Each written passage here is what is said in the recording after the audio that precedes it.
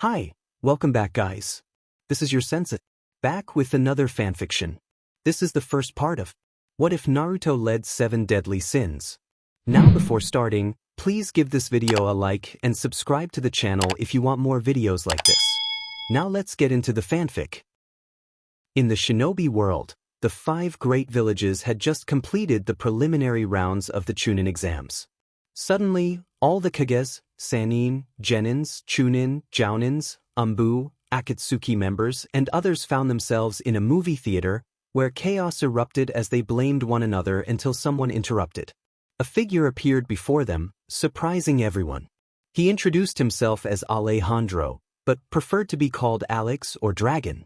He explained that he had brought them all together.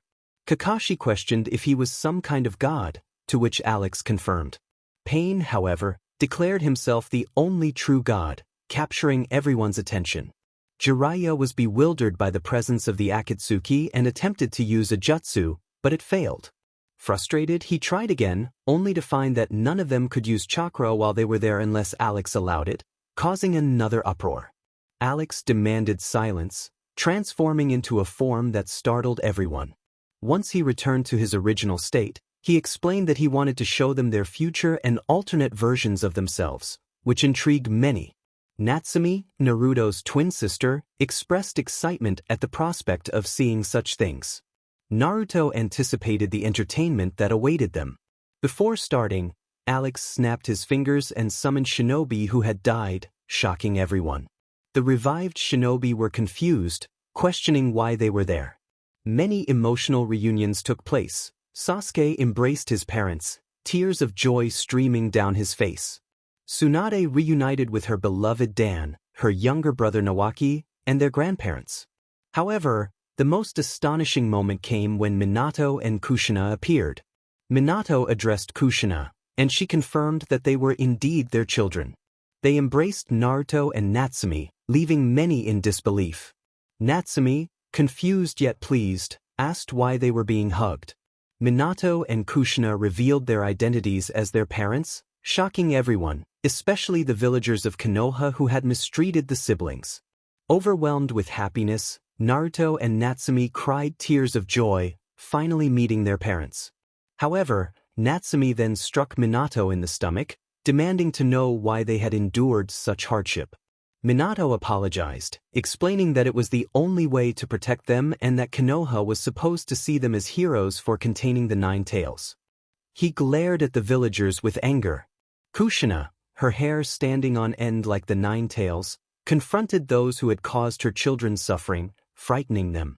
Kakashi approached his sensei, expressing his joy at seeing him but sorrow for not being able to protect Naruto and Natsumi. He lamented that he had tried to adopt them as siblings but was unable to, and all he could do was train them from a young age. Minato placed a hand on Kakashi's shoulder, reassuring him that he had done his best and expressing happiness that Kakashi was their sensei. Naruto and Natsumi praised Kakashi for being a great teacher and older brother. Alex, interrupting the heartfelt moment, announced that it was time to begin. He arranged everyone in their seats and prepared to show them moments from their world, including alternate versions of themselves. Sasuke inquired about what they would start with, and Alex prepared to light up the screen, revealing what lay ahead. Before the story could unfold, Minato suddenly shouted, recognizing a figure. Confusion spread as he called out to Madara, while Inoki clarified that the figure was not Madara, pointing to the real Madara standing nearby. He looked at them with hatred alongside the other Kages. Madara declared to everyone that it seemed they wanted to confront him. Minato mentioned that someone had told him he was Madara. Tobi then stated that he could no longer hide, removing his mask and surprising those who recognized him. Everyone who knew Obito exclaimed his name in shock.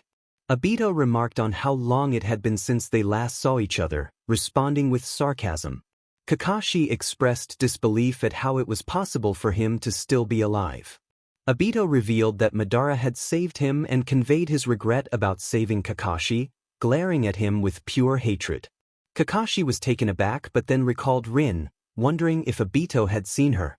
Obito confirmed that he had and declared that Kakashi would pay dearly for it, preparing to attack him until someone intervened. The voice called out to Obito, urging him to stop. He turned toward the source of the voice, his shock evident as he recognized Rin. Tears filled his eyes as he embraced her. Kakashi joined in the hug, also crying. Rin reassured Kakashi not to blame himself.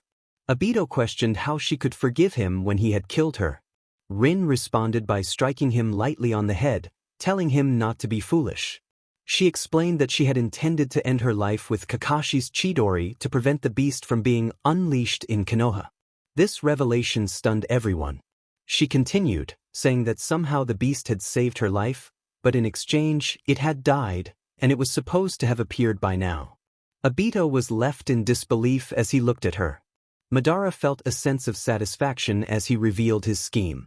He admitted that everything that had transpired that day was part of a plan to fill Obito's heart with hatred towards Konoha, all thanks to Zetsu's assistance. His laughter echoed with a manic edge, showcasing his delight in the chaos he had orchestrated. Obito, fueled by anger, was determined to confront Madara, vowing that there would be consequences for his actions. However, just as he moved towards Madara, a voice interrupted the tension. Alex, observing the scene, urged them to cease their conflict, hoping to restore some semblance of calm amidst the brewing storm. He thought that perhaps he could no longer be part of them, but they would continue with their plan. The author decided to give them a moment to talk among themselves. Obito found himself in a heartfelt discussion with his old friends, seeking forgiveness for the misunderstandings that had led to his past actions. Those closest to him offered their understanding, though some remained unable to forgive him easily. Meanwhile, Madara approached the Akatsuki, taking on the role of Toby until the original author returned. Alex expressed hope that everyone had made the most of their time, as they were about to begin the next part of their journey. Naruto was curious about what they would see first. Alex announced that the first thing they would explore was the end of the chapter. Originally, there had been plans to showcase a universe, but a new idea emerged. The author hoped that readers enjoyed what had been written and encouraged them to comment on which of the following three options they wanted to see next: a rap from Marvel's Civil War, a rap from Luffy's crew, or a chapter from Go to the Verse, with a request for readers to specify which chapter they preferred if that option won. With that, the author bid farewell. Naruto Namikaze, also known as Iron Man, expressed his disagreement with the decisions being made. He felt that the government should have control over their missions and was frustrated, feeling a strong urge to confront the captain about it. Sakura questioned why Naruto was using the name Namikaze, prompting Alex to reveal that Naruto was the son of the fourth Hokage, leaving everyone in the room stunned. An astonished villager wondered how it was possible for him to be the child of their hero. Kushina, Naruto's mother, reacted with alarm, demanding to know who had revealed her son's identity, her hair momentarily taking on the form of the Nine Tails, startling the villagers. Alex continued, explaining that both Naruto and Natsumi were children of Minato Namikaze and Kushina Uzumaki, with Natsumi being the heir of the Uzumaki clan and Naruto the heir of the Namikaze clan, which left everyone in shock. Naruto questioned his role in this world, to which Alex explained that he was known as Iron Man, the son of Minato and Kushina Namikaze, and the owner of Namikaze Industries. He had faced a near-fatal accident involving weapons but was saved by an arc reactor and a person named Menma, hinting that many would know who he was referring to.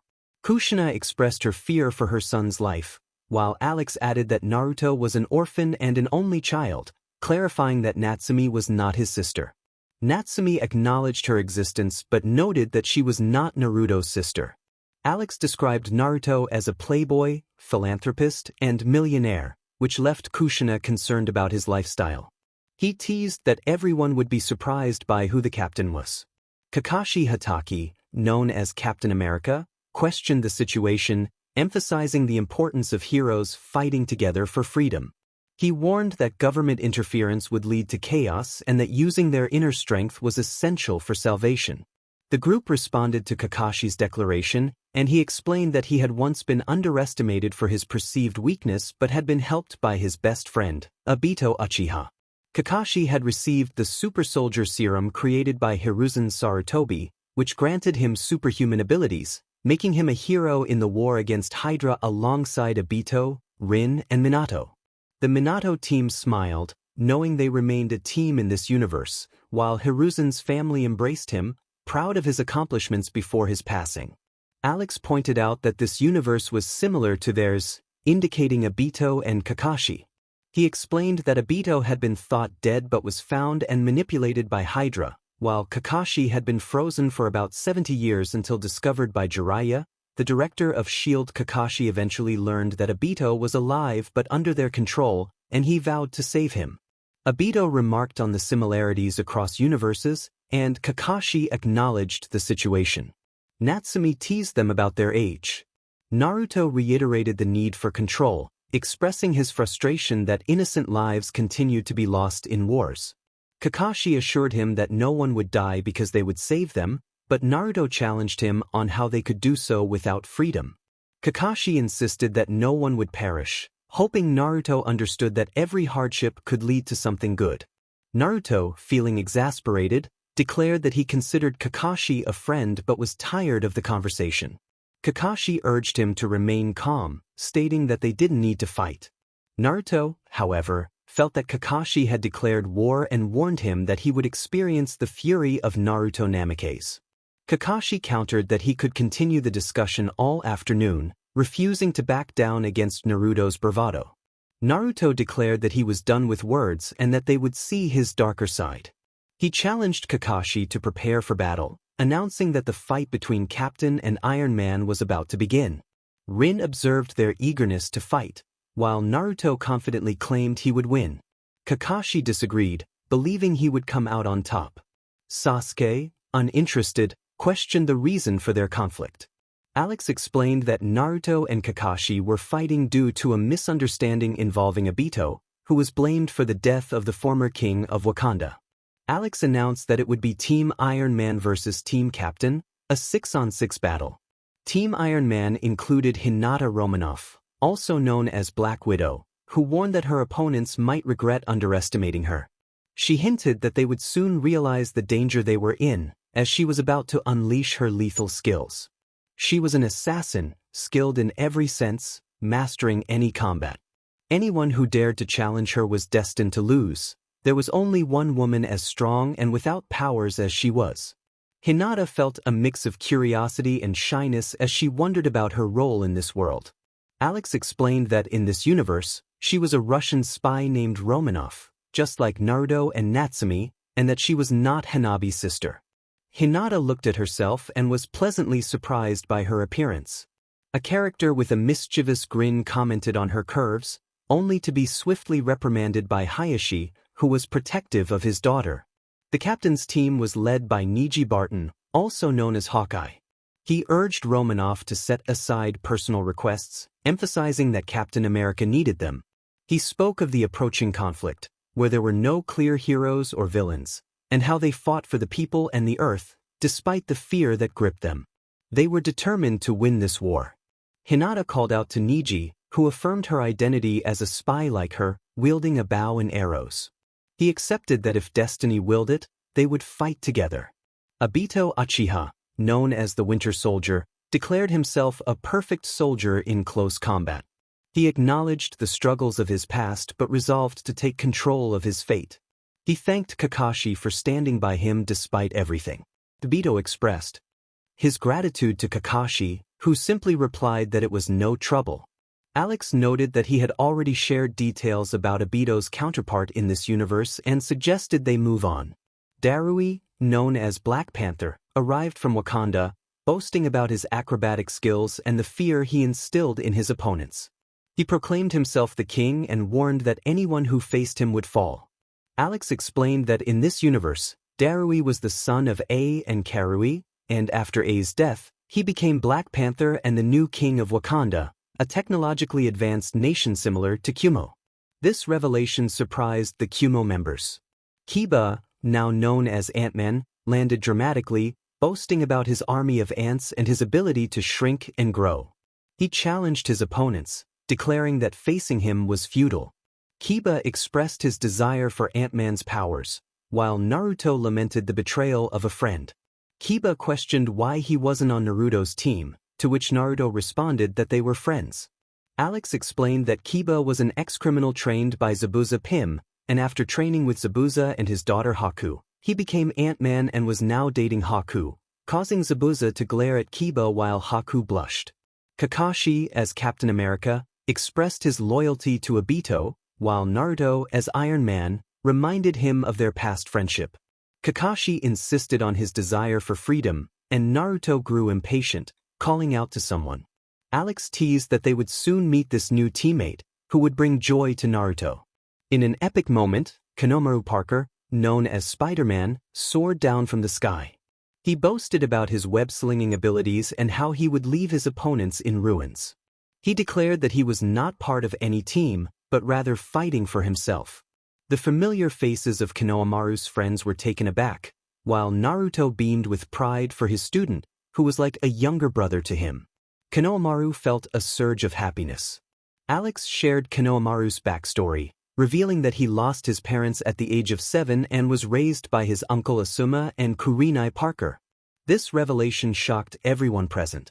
At 14, he was bitten by a radioactive spider, gaining spider-like powers, but he felt compelled to become a hero due to the guilt he carried over his uncle's death. This left the Sarutobi family in shock, while Konohamaru embraced Asuma tightly.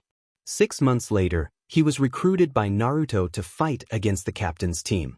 Kurenai expressed her concern about Naruto, noting that in this world, Konohamaru was too young to be fighting.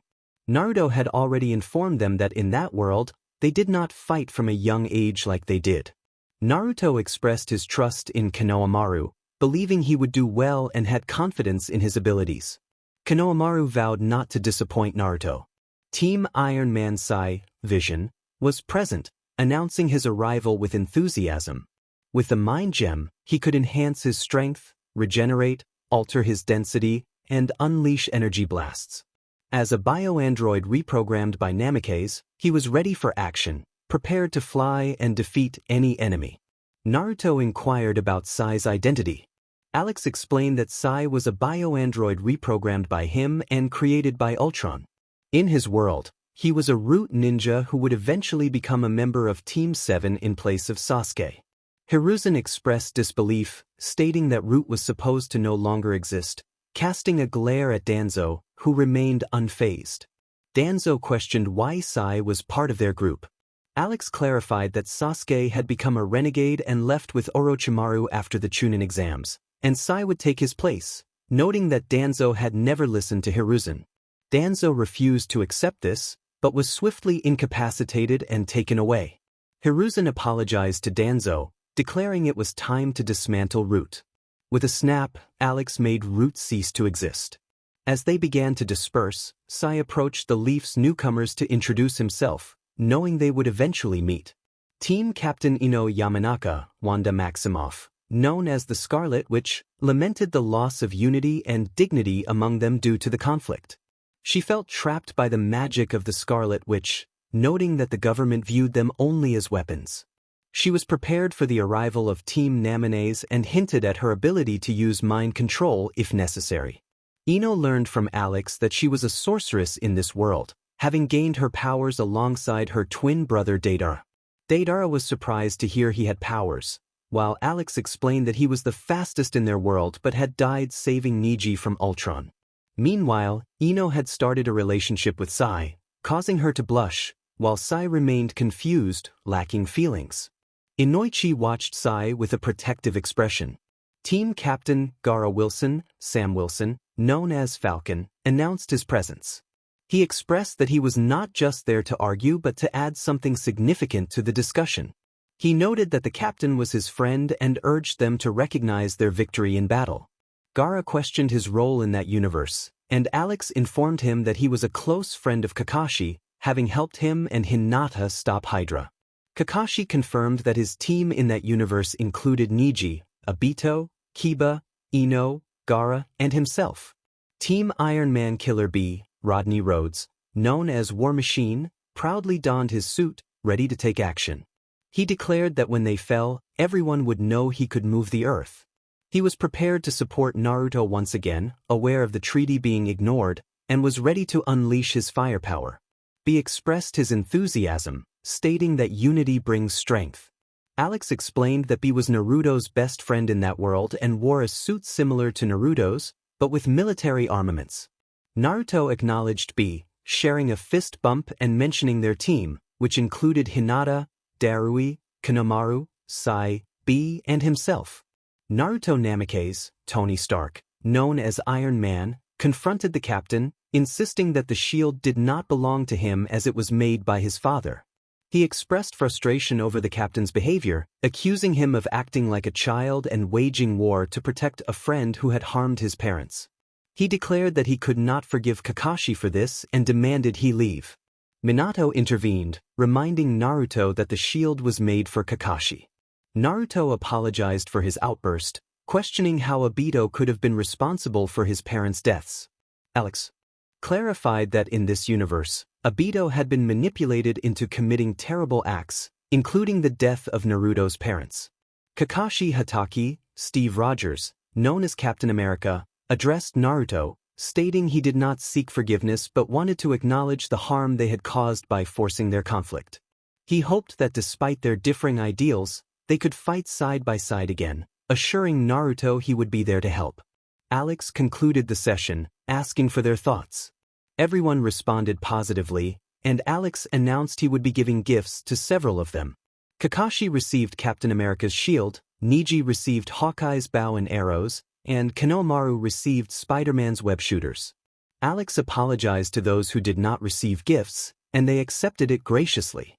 Alex then hinted at what would come next, signaling the end of the chapter. Chapter and Alex announced that the next thing they would see was the battles from the Chunin exams. He mentioned that he would first show some Marvel content before moving on to another universe in the next chapter.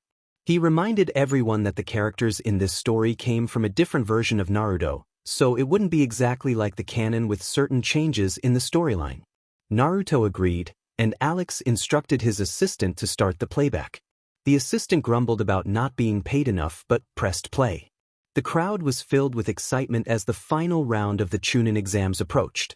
In the center of the arena stood the participants: Neji Hyuga, the prodigy of the Hyuga clan; Shikamaru Nara, heir of the Nara clan; Natsumi Uzumaki, Naruto's twin sister; Shino Aburame, heir of the Aburame clan; Gaara of the Sand, the Jinchuriki of the One Tail; Temari of the Sand, the eldest daughter of Raza; Kankuro of the Sand, a puppeteer from Suna; Yujito Ni, the Jinchuriki of the Two Tails; Kuretsuchi Kazan, granddaughter of the third Tsuchikage and representative of IWA; Haku Yuki; Momoshi, the last of the Yuki clan; and Chojuro, the swordsman from Kiri.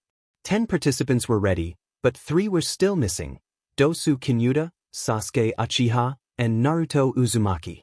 Kushina expressed her concern about Naruto's absence, while Naruto felt that his eventual entrance would be epic. Neji taunted him, suggesting he shouldn't even show up, as fate had declared him a loser. Naruto, frustrated, retorted that he was tired of hearing about fate and surprised everyone with his boldness. In the Kage's box, the 5 Kages from the 5 great nations were present: Hiruzen Sarutobi, the 3rd Hokage of Konohagakure; the 4th Raikage of Kumogakure; Mei Terumi, the 5th Mizukage of Kirigakure; Anoki Kazan, the 3rd Tsuchikage of Iwagakure; and Raza, the 4th Kazakage of Sunagakure. Minato sensed that something was off and felt a bad omen. He urged Yujito to win at all costs, while Mei encouraged Haku and Chojuro to give their best in the fights. Anoki expressed his hopes for Kuratsuchi to win for IW. The 4 participants acknowledged their Kage's words. As the matchups were about to be revealed, a whirlwind of leaves appeared in the center of the arena, revealing Sasuke and Kakashi. Suddenly, a kunai appeared, not just any kunai, but the one used for the Hiraishin, leading everyone to wonder if Minato had somehow returned. Instead, a younger version of Minato appeared, dressed similarly to Jiraiya but in different colors. The crowd was astonished by the Naruto they saw on the screen. Kakashi remarked that Naruto had decided to reveal his true self. Naruto explained that he wanted to show this during the exams but felt there was no point in hiding it any longer. He joined his hands and performed a technique, revealing a taller and more mature version of himself. Shikamaru acknowledged this as the real Naruto, and Jiraiya commented on the resemblance to his own outfit, curious about where Naruto got his clothes. Natsumi greeted her brother and Sasuke with a disapproving look, while Sasuke explained that they were late because Kakashi had taken his time. Naruto apologized for the delay, humorously claiming he got lost on the path of life, earning a thumbs up from Kakashi, who expressed pride in his student. Natsumi warned Naruto not to follow in Kakashi's footsteps, to which Naruto shrugged, dismissing her annoyance. Kakashi advised Naruto not to pay attention to her, stating that she had no style. Genma, the proctor, finally announced that it was time to begin. Kakashi wished his students luck as he walked away with Asuma and Kurenai. Genma explained that the matches would be chosen randomly, and the board was set up for the draw. The board randomly selected the first two names. Genma announced that the first match would be Natsumi Uzumaki versus Chojuro, instructing the other participants to move to the spectator area. Naruto wished his sister good luck, and Natsumi thanked him as she prepared for her match.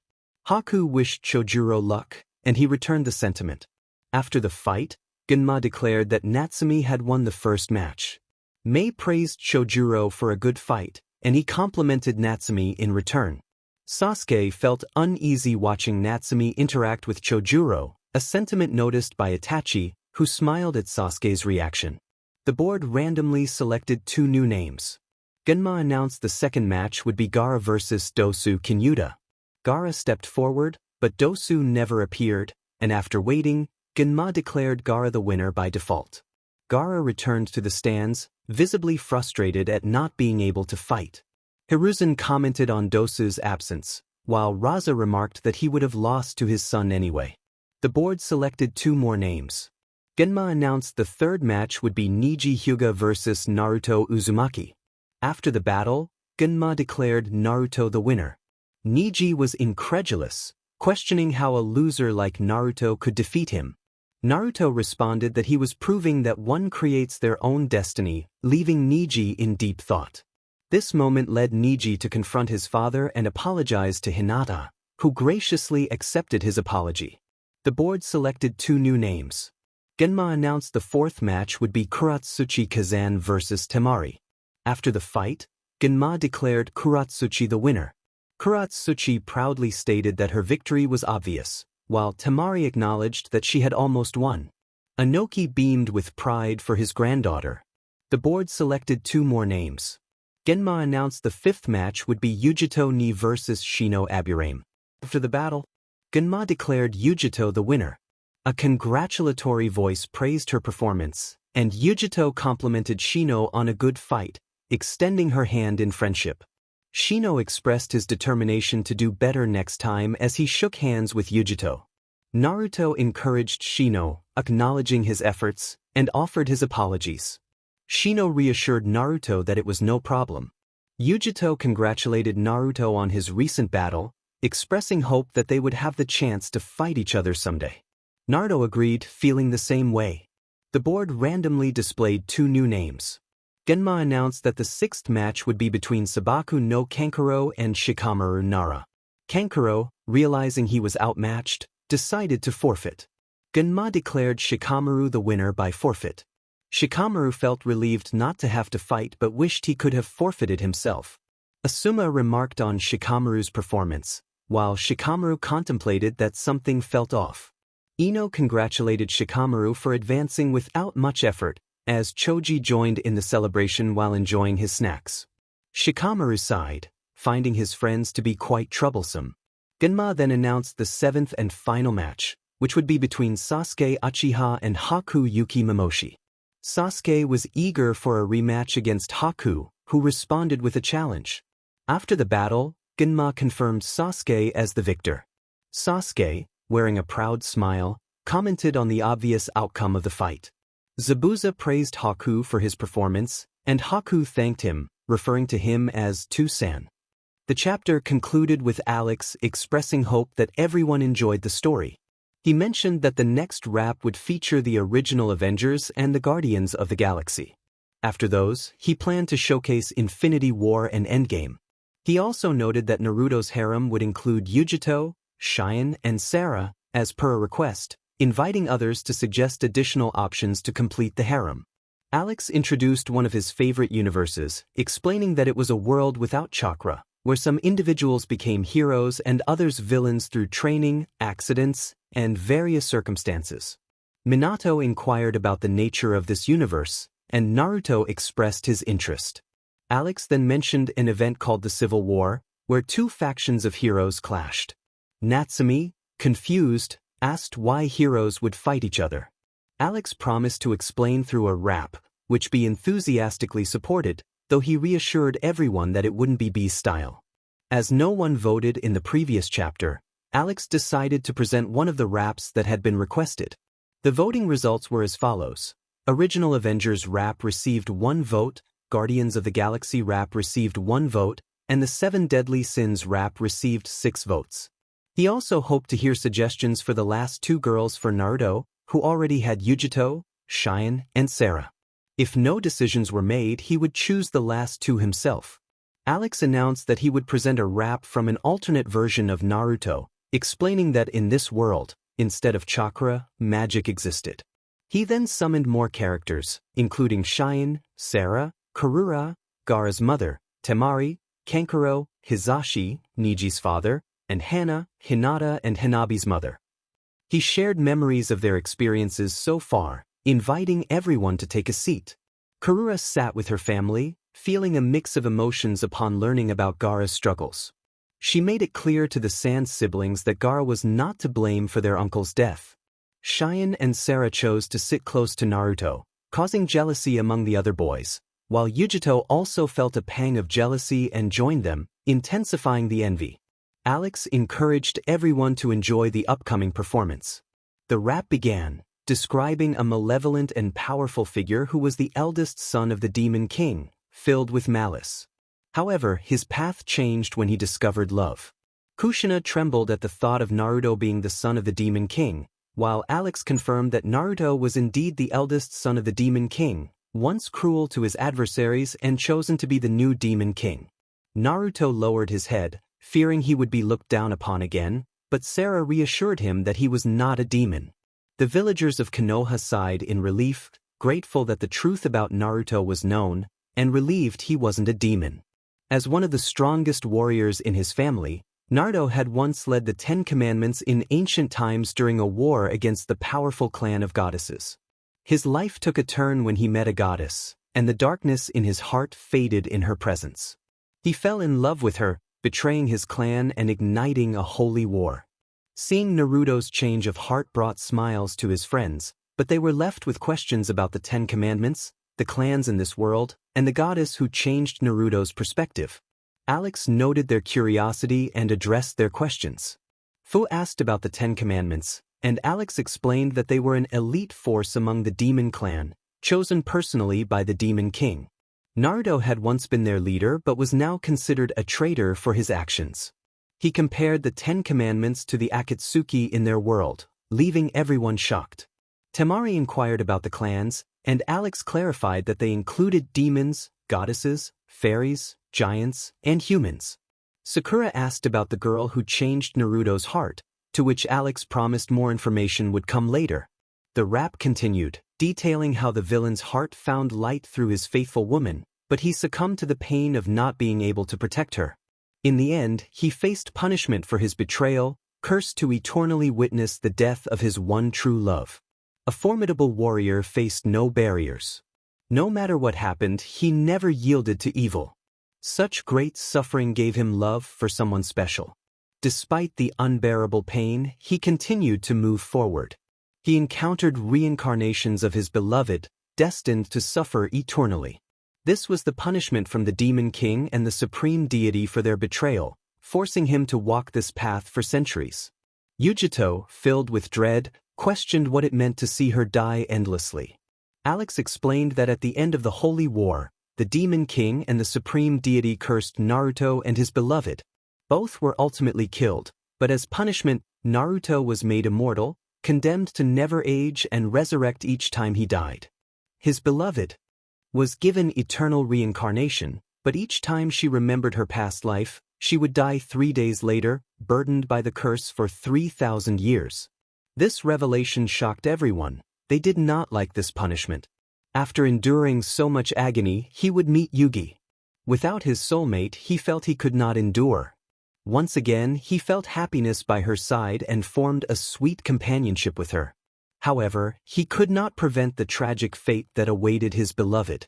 A demon would take her life, and in a fit of rage, he destroyed everything. She died in his arms, and he fell into despair. Yujito blushed, realizing her feelings for Naruto, which stirred jealousy in Cheyenne and Sarah. Alex confirmed her feelings, while Kushina expressed her disapproval of the curse but admired their enduring love. It seemed Yujito was ready to find peace with Konoha, bringing a smile to Alex's face. He suggested they continue listening to the story. Thus began a new journey, another reincarnation. She appeared, and he vowed to protect her with devotion. He became a sacred knight, determined to save the one he loved without hesitation. As one of the sins, he would advance on his path. The girls found it romantic, their eyes filled with hearts, while the boys acknowledged his strength. Leading the 7 deadly sins, he formed strong friendships. A spark ignited as he created this squad. He fought with conviction for the kingdom alongside his comrades. However, he was wrongfully accused of a crime he did not commit, forced to live in isolation away from his loyal friends. After years, he would reunite with his beloved.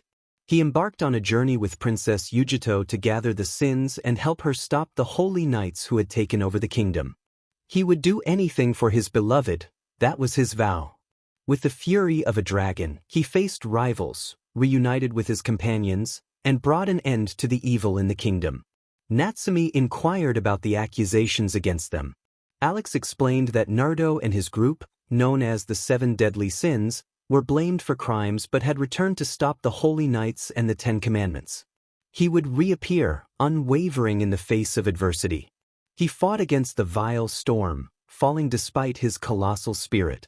Yet, not even death could dim his vast will. Firm against evil, he would rise again. The feelings forged for his eternal love would always remain in his spirit, even if he lost control. With his demonic sword, Naruto would fight for the good and those he loved, determined to change his fate. Minato and Kushina expressed their pride in Naruto, hoping he would continue on this path. Naruto affirmed that this was his ninja way. Natsumi promised to always stand by his side, sharing a bond as twins. This brought a smile to Sasuke as he glanced at Natsumi. The formidable warrior faced no barriers. No matter what happened, he never yielded to evil. Such great suffering gave him love for someone special. Despite the unbearable pain, he continued to move forward. Alex concluded the story, asking for opinions. The group responded with mixed reviews, some finding it great while others believed there were better stories. Alex suggested it was time to eat, and without hesitation, the Akimichi rushed for food, followed by the others. As everyone enjoyed their meal and spent time with loved ones, Alex prepared to showcase the rap of the 7 deadly sins. Natsumi expressed her excitement, while Sasuke discreetly admired her strength, caught in a dilemma between revenge against Itachi and his feelings for her. Itachi, noticing his brother's distraction, whispered a teasing remark about his interest in the red-haired girl, while Kisame remained oblivious to the exchange. Alex urged everyone to enjoy the performance, and an assistant humorously broke the fourth wall, prompting Alex to remind them not to follow Deadpool's example. The rap of the 7 deadly sins began, marking a new chapter in their adventure. There are 7 deadly sins. They will show no mercy to their rivals. Their unmatched abilities define the strength of this union. They are 7 lethal warriors who will vanquish all evils, achieving remarkable victories. They will never give up. You will see their unwavering conviction. Sakura expressed her enjoyment of the song's progression. Fu enthusiastically shared her love for the chorus.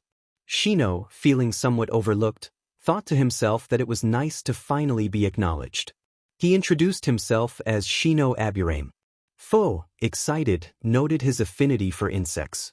Shino, surprised, asked if she liked insects, explaining that many girls found them off-putting. Fu expressed her sympathy and inquired about the types of insects he had. Just as Shino was about to respond, Kiba interrupted, teasing them about their conversation, causing both Shino and Fu to blush. Sai, representing the sin of lust, entered the scene. He declared his power, which left others in awe, referring to it as an invasion. He introduced himself, revealing that he carried the mark of the goat, a symbol of his sin. Sai struggled to understand emotions, feeling limited by his doll-like soul. Ino recognized Sai as one of the sins, expressing her surprise. Sai found it interesting but questioned why he bore the sin of lust. Alex explained that in this universe, Sai was a doll created by the original Sai, who was accused of causing Ino's death after an NTMT encounter. This revelation shocked Ino and others, as it was hard for them to believe, especially given Ino's royal status. Alex continued, clarifying that Sai and Ino had been in love, and after her tragic passing, Sai had tried to save her, but it was too late. The guards found him in a compromising situation, leading to the wrongful assumption of murder. Ino felt sympathy for Sai, wishing she could have helped him in that world. Sai then inquired about his sacred treasure. With a snap, Alex revealed it to be a pair of bows. Sai was intrigued, and Naruto complimented the bow. Niji challenged Sai to a contest of archery. Alex explained that the bows, named the Twin Bow Herit, had various powerful abilities, including the ability to trap enemies in illusions of their most desired memories, rendering them defenseless. Temari, embodying the sin of envy, made her entrance with a powerful presence. She declared her strength and pride as a warrior, emphasizing her giant heart and fierce skills. She asserted that defeat was inevitable for anyone who faced her, representing the sin of the serpent. Together, they formed an invincible squad capable of achieving the impossible. Gaara and Kankuro called out to Temari, prompting her to ask about her role in this world. Alex surprised everyone by revealing that she belonged to a race of giants and had been accused of killing Matsuri out of envy. Her symbol, the serpent, was associated with poison, a trait often attributed to envious individuals. Temari was displeased with this association, recalling Orochimaru. Anko excitedly declared their new team name, Team Serpents. Alex explained that although Temari had once been close to someone, time had passed, and she had forgotten him. Eventually, she met Naruto and felt a spark, but later found herself truly in love with the sin of sloth. Temari was taken aback, as she had never felt attracted to Naruto. Alex revealed that both Matsuri and Temari had been deceived by the Holy Knight Kabuto, who had betrayed them. Before her death, Matsuri had fought back against the Holy Knights, but all the blame fell on Ino. The room filled with disapproving glances directed at Kabuto, who felt uncomfortable under the scrutiny. Temari then asked about her sacred treasure. With another snap, Alex produced a small version of her weapon. Temari admired it, and Tenten expressed her envy, wishing for such a weapon. Alex assured them they would see more in the future. He introduced her treasure, the War Hammer Gideon, a giant hammer that enhanced Diane's powers. By using Gideon, Temari's abilities to manipulate the earth were multiplied incredibly. Sheikah, the king of sloth, appeared. When facing the fairy king, one should not expect to have luck on their side. They were the 7 deadly sins, one by one. The 7 would fight, none would be defeated. With my chastiful, you cannot escape. My sacred treasure topples all the evildoers it encounters, you will not rise again. When Shikamaru of the beat finds your end, it will be final. Everyone who knew Shikamaru recognized him. They looked at those who thought he was another Nara, and now they would pay. Shikamaru found them problematic. Alex explained that Shikamaru's full name remained the same, but he was called Sheikah, the Fairy King, the 3rd Fairy King to be exact. This surprised his family. One day he had left to find his best friend, Choji, who, due to unfortunate circumstances, had taken the lives of some humans, forcing Shikamaru to make a heart-wrenching choice to stop his friend. Both Shikamaru and Choji exchanged glances. Despite knowing he had been killed by his friend, Choji was grateful that Shikamaru had at least stopped him from taking more lives. Shikamaru looked at Choji, wishing to apologize. Alex continued, explaining that Sheikah had been accused of ignoring the human deaths caused by Choji over 500 years and was sentenced to the same duration. Due to his lack of willingness to stop these atrocities, he was assigned the sin of sloth. His symbol was a bear, an animal that sleeps for months but awakens strong and vigorous, just like Shika, who possesses great power when it comes to defending what he loves. Shikamaru found the situation very problematic. Alex teased him about wanting his own flying pillow along with his sacred treasure. Shikamaru exclaimed that he wanted it, needing it to be a cloud, startling those who knew him, as he was not one to shout with enthusiasm. With a snap, Alex made Shika's sacred treasure and pillow appear. Without hesitation, Shikamaru launched himself toward his pillow, beginning to fly around the room. He was ecstatic, finally able to fulfill his dream of being a cloud, so happy that one might think he was an imposter. Alex introduced the name of Shika's sacred treasure, the spiritual lance Chastifol. It was a gray lance adorned with golden and blue decorations, featuring a peculiar shape with a golden ring holding the tip. Chastifol was much tougher than steel and possessed the mysterious qualities of the sacred tree, which King could extract thanks to his ability, Disaster. It had also shown the ability to regenerate after being cut in half or even broken into several pieces. Disaster was a power that allowed Shika to manipulate the mysterious qualities of his respective spiritual lances. Bumblebee was a technique used in conjunction with the lance form. By controlling Chastifol with his ability to levitate objects, Shika unleashed a multitude of attacks that struck the enemy rapidly from all directions. Naruto, the embodiment of wrath, entered the battle. There would be no ties when he arrived, he would go all out. With his full counter-finishing move that took one's breath away, it was time for a brutal lesson. They should prepare, for the dragon would begin to burn. From his rage, they would be torn away or perish. He was the captain who never failed when the battle exploded. All would faint if they faced his power. Alex shared a bit of Naruto's history, explaining why he was assigned the sin of wrath. Everyone nodded, except for Shikamaru, who was still enjoying the feeling of being a cloud while listening to his friend's story. Alex recounted that Naruto had lost himself in rage and annihilated the kingdom of Danafor with his own hands, ending the lives of its inhabitants and even Yugi, his great love. They were shocked and felt pity for Naruto from that world, knowing he did not deserve such suffering. Alex explained that his symbol was the dragon because when he became furious, he grew much stronger, just like Naruto, who increased his power with each bout of anger. Naruto asked about his sacred treasure, and Alex revealed it with a snap. Naruto noted that it was a bit small but he liked it. Alex introduced the name of Naruto's sacred treasure, the demon sword Lost Vein. Its appearance was that of a dagger with 5 holes in the blade. Full counter was a skill that allowed its user to reflect attacks directed at them back at the enemy, but with double the power. Thus, the stronger the enemy's attacks, the stronger the user's power became. Jutsuzo Bunshin, the special ability of Lost Vein, allowed Meliodas to create up to 4 clones of himself. The clones retained only a fraction of the original's energy, with each clone having half the power of the original, which would also be halved and divided among any additional clones. Naruto realized that even in another universe, he continued to create clones while reflecting attacks. Alex confirmed this, and Naruto found it brilliant. There were 7 deadly sins. They would show no mercy to their rivals. Their unmatched abilities defined the strength of this union. They were 7 lethal warriors who would topple all evils, achieving magnificent victories. They would never give up, their conviction was clear. Fu expressed her enjoyment of the chorus, moving her head to the rhythm. Naruto wondered who would be next. Sasuke, representing greed, entered.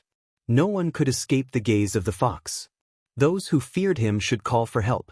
He would take everything they had, there was no way to stop him. Mortals should beware, for his sin would end everything. How they underestimated this infamous criminal. Greed controlled him, it was his capital sin. Sasuke, the bandit, found it all too easy. No one should attempt to kill him, for it would not work. Everyone shouted Sasuke's name. Naruto felt something within him. The Kyuubi was criticizing him, saying he did not deserve to be a fox and other such things. Sasuke was surprised to find himself among them, questioning what he was in that world.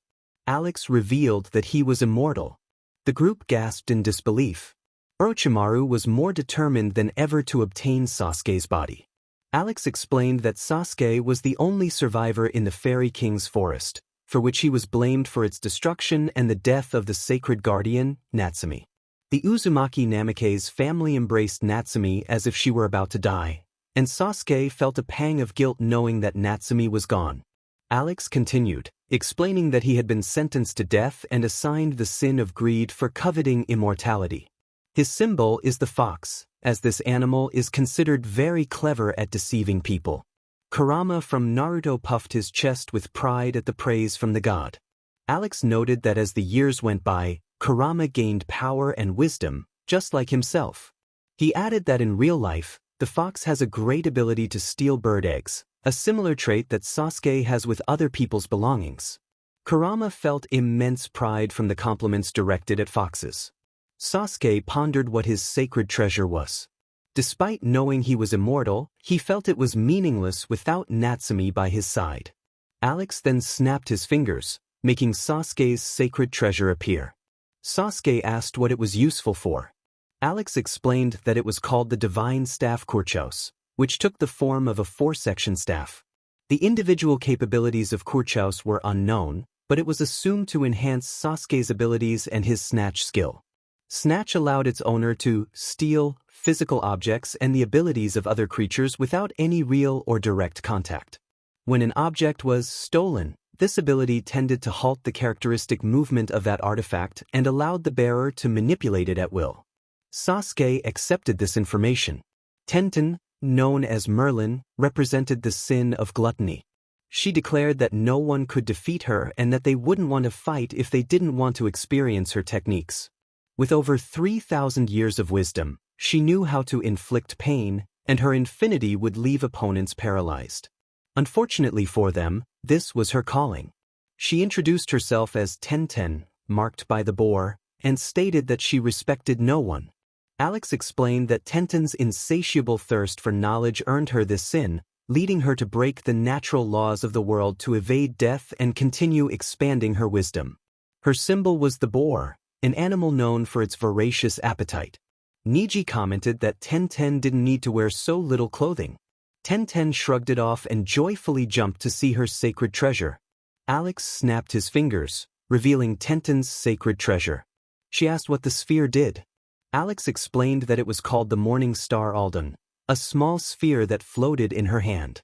Much of Aldan's abilities were still unknown, but it had been used in conjunction with Tenten's telekinesis and to see through various locations when she needed to locate something. Infinity was a unique and powerful ability that allowed Tenten to stop the time of all her spells until she decided to dissipate them. No matter how powerful the spell was, Tenten only needed to use it once for her ability to take effect. This skill was versatile, allowing her to freeze others in eternal ice, produce flames that burned endlessly, and even stop her own time. Tenten found this information exciting. Alex then mentioned they were moving on to the last sin, perhaps the strongest of them all. Lee, known as Escaner, represented the sin of pride. He proclaimed that he was born on July 1st and that he always wore his pride and arrogance with honor. Everyone knew he was the best and he was never wrong. Rivals fell under his yoke without compassion, and he challenged others, declaring himself the lion that attacks again. He would be their angel because he ascended to the heavens, and there was no one equal to him in the game. He demanded that others make way for him, as no pleas would be accepted. Guy, filled with pride for his beloved student, shed tears. Tenten remarked that Lee took the flames seriously. Lee stated that the flames of youth burned within him, and Alex explained that he was assigned the sin of pride after being accused by the kingdom of Leoness of terrorizing and destroying many towns and villages, severely injuring the holy knights who tried to stop him, and even disrespecting the king. He was sentenced to receive punishment and then be publicly hanged. Everyone was shocked by this, as they disliked being unjustly accused. Alex explained that Lee's symbol was the lion, an animal considered the king of the jungle, yet lazy and believing itself superior to others, much like Lee, who had no qualms about boasting about his strength and power whenever he could. Lee acknowledged his pride, asking what his sacred treasure was. Alex snapped his fingers, revealing Lee's sacred treasure. Lee exclaimed that it was too large for him. Alex agreed to shrink it for him and did so with another snap. He explained that it was called the Divine Axe Rida, which appeared as a giant axe with a crescent-shaped blade. Rita's primary ability was to absorb and store all the immense heat that Lee's body emitted during the day. This allowed him to release the stored heat at will with great precision, avoiding burning everything around him. Lee also utilized his sunshine ability through Rita, enabling him to burn and incinerate his enemies with a precise strike. Lee asked if sunshine made him muscular, to which Alex confirmed it did. He continued explaining Lee's abilities, including charge and fire, which absorbed and stored all the thermal energy emitted by Lee's body, increasing during sunrise. This energy could be released at will in a powerful blast. Super Slash allowed Lee to unleash a powerful cut as his power peaked, utilizing his great musculature with Rita. Lee found this information fantastic. There were 7 deadly sins, and they would show no mercy to their rivals. Their unmatched abilities defined the strength of their union. These 7 warriors were so lethal that they would vanquish all evils, achieving magnificent victories. They would never give up, showcasing their conviction. Alex concluded by asking everyone what they thought. Responses ranged from awesome to wonderful. He then announced they would move on to the next topic. The chapter ended with a prompt for feedback on the choices for the sins. Chapter end. Harem of Naruto. Yujito ni Shine. Sarah. Tayuya Uzumaki. In this story, she will be Uzumaki. Karen Uzumaki. This will be Naruto's harem, it will not change and no one else will be added. Choose what the next chapter will be. Rap of Luffy's crew. Rap of the Guardians of the Galaxy. Go to the verse, the chapter you choose the most. Without further ado, let's begin. Alex announced that he would bring more guests. With a snap, he summoned the 4 from the sound alongside Karen, Kimimaro, Sujetsu, Jugo, and Izuna. Before anyone could say anything, he transferred their memories up to that point. He then invited them to take a seat. Izuna sat next to his brother Madara, while Sujetsu and Jugo settled near Sasuke. For some reason, Karen and Tayuya chose to sit close to Naruto, while the others gathered near Orochimaru. Alex stated that the next thing they would see was the rap of the original Avengers. Naruto expressed his curiosity about who among them were the original Avengers, claiming that he was one of them. Tsunade disagreed, prompting Naruto to challenge her to a bet. She wagered her necklace and 10,000 ryos that he was not one of them. In response, Naruto bet his Namikaze inheritance, meaning his money. Tsunade accepted the deal, shaking hands with him. Jiraiya thought to himself that something told him Tsunade had already lost just by participating.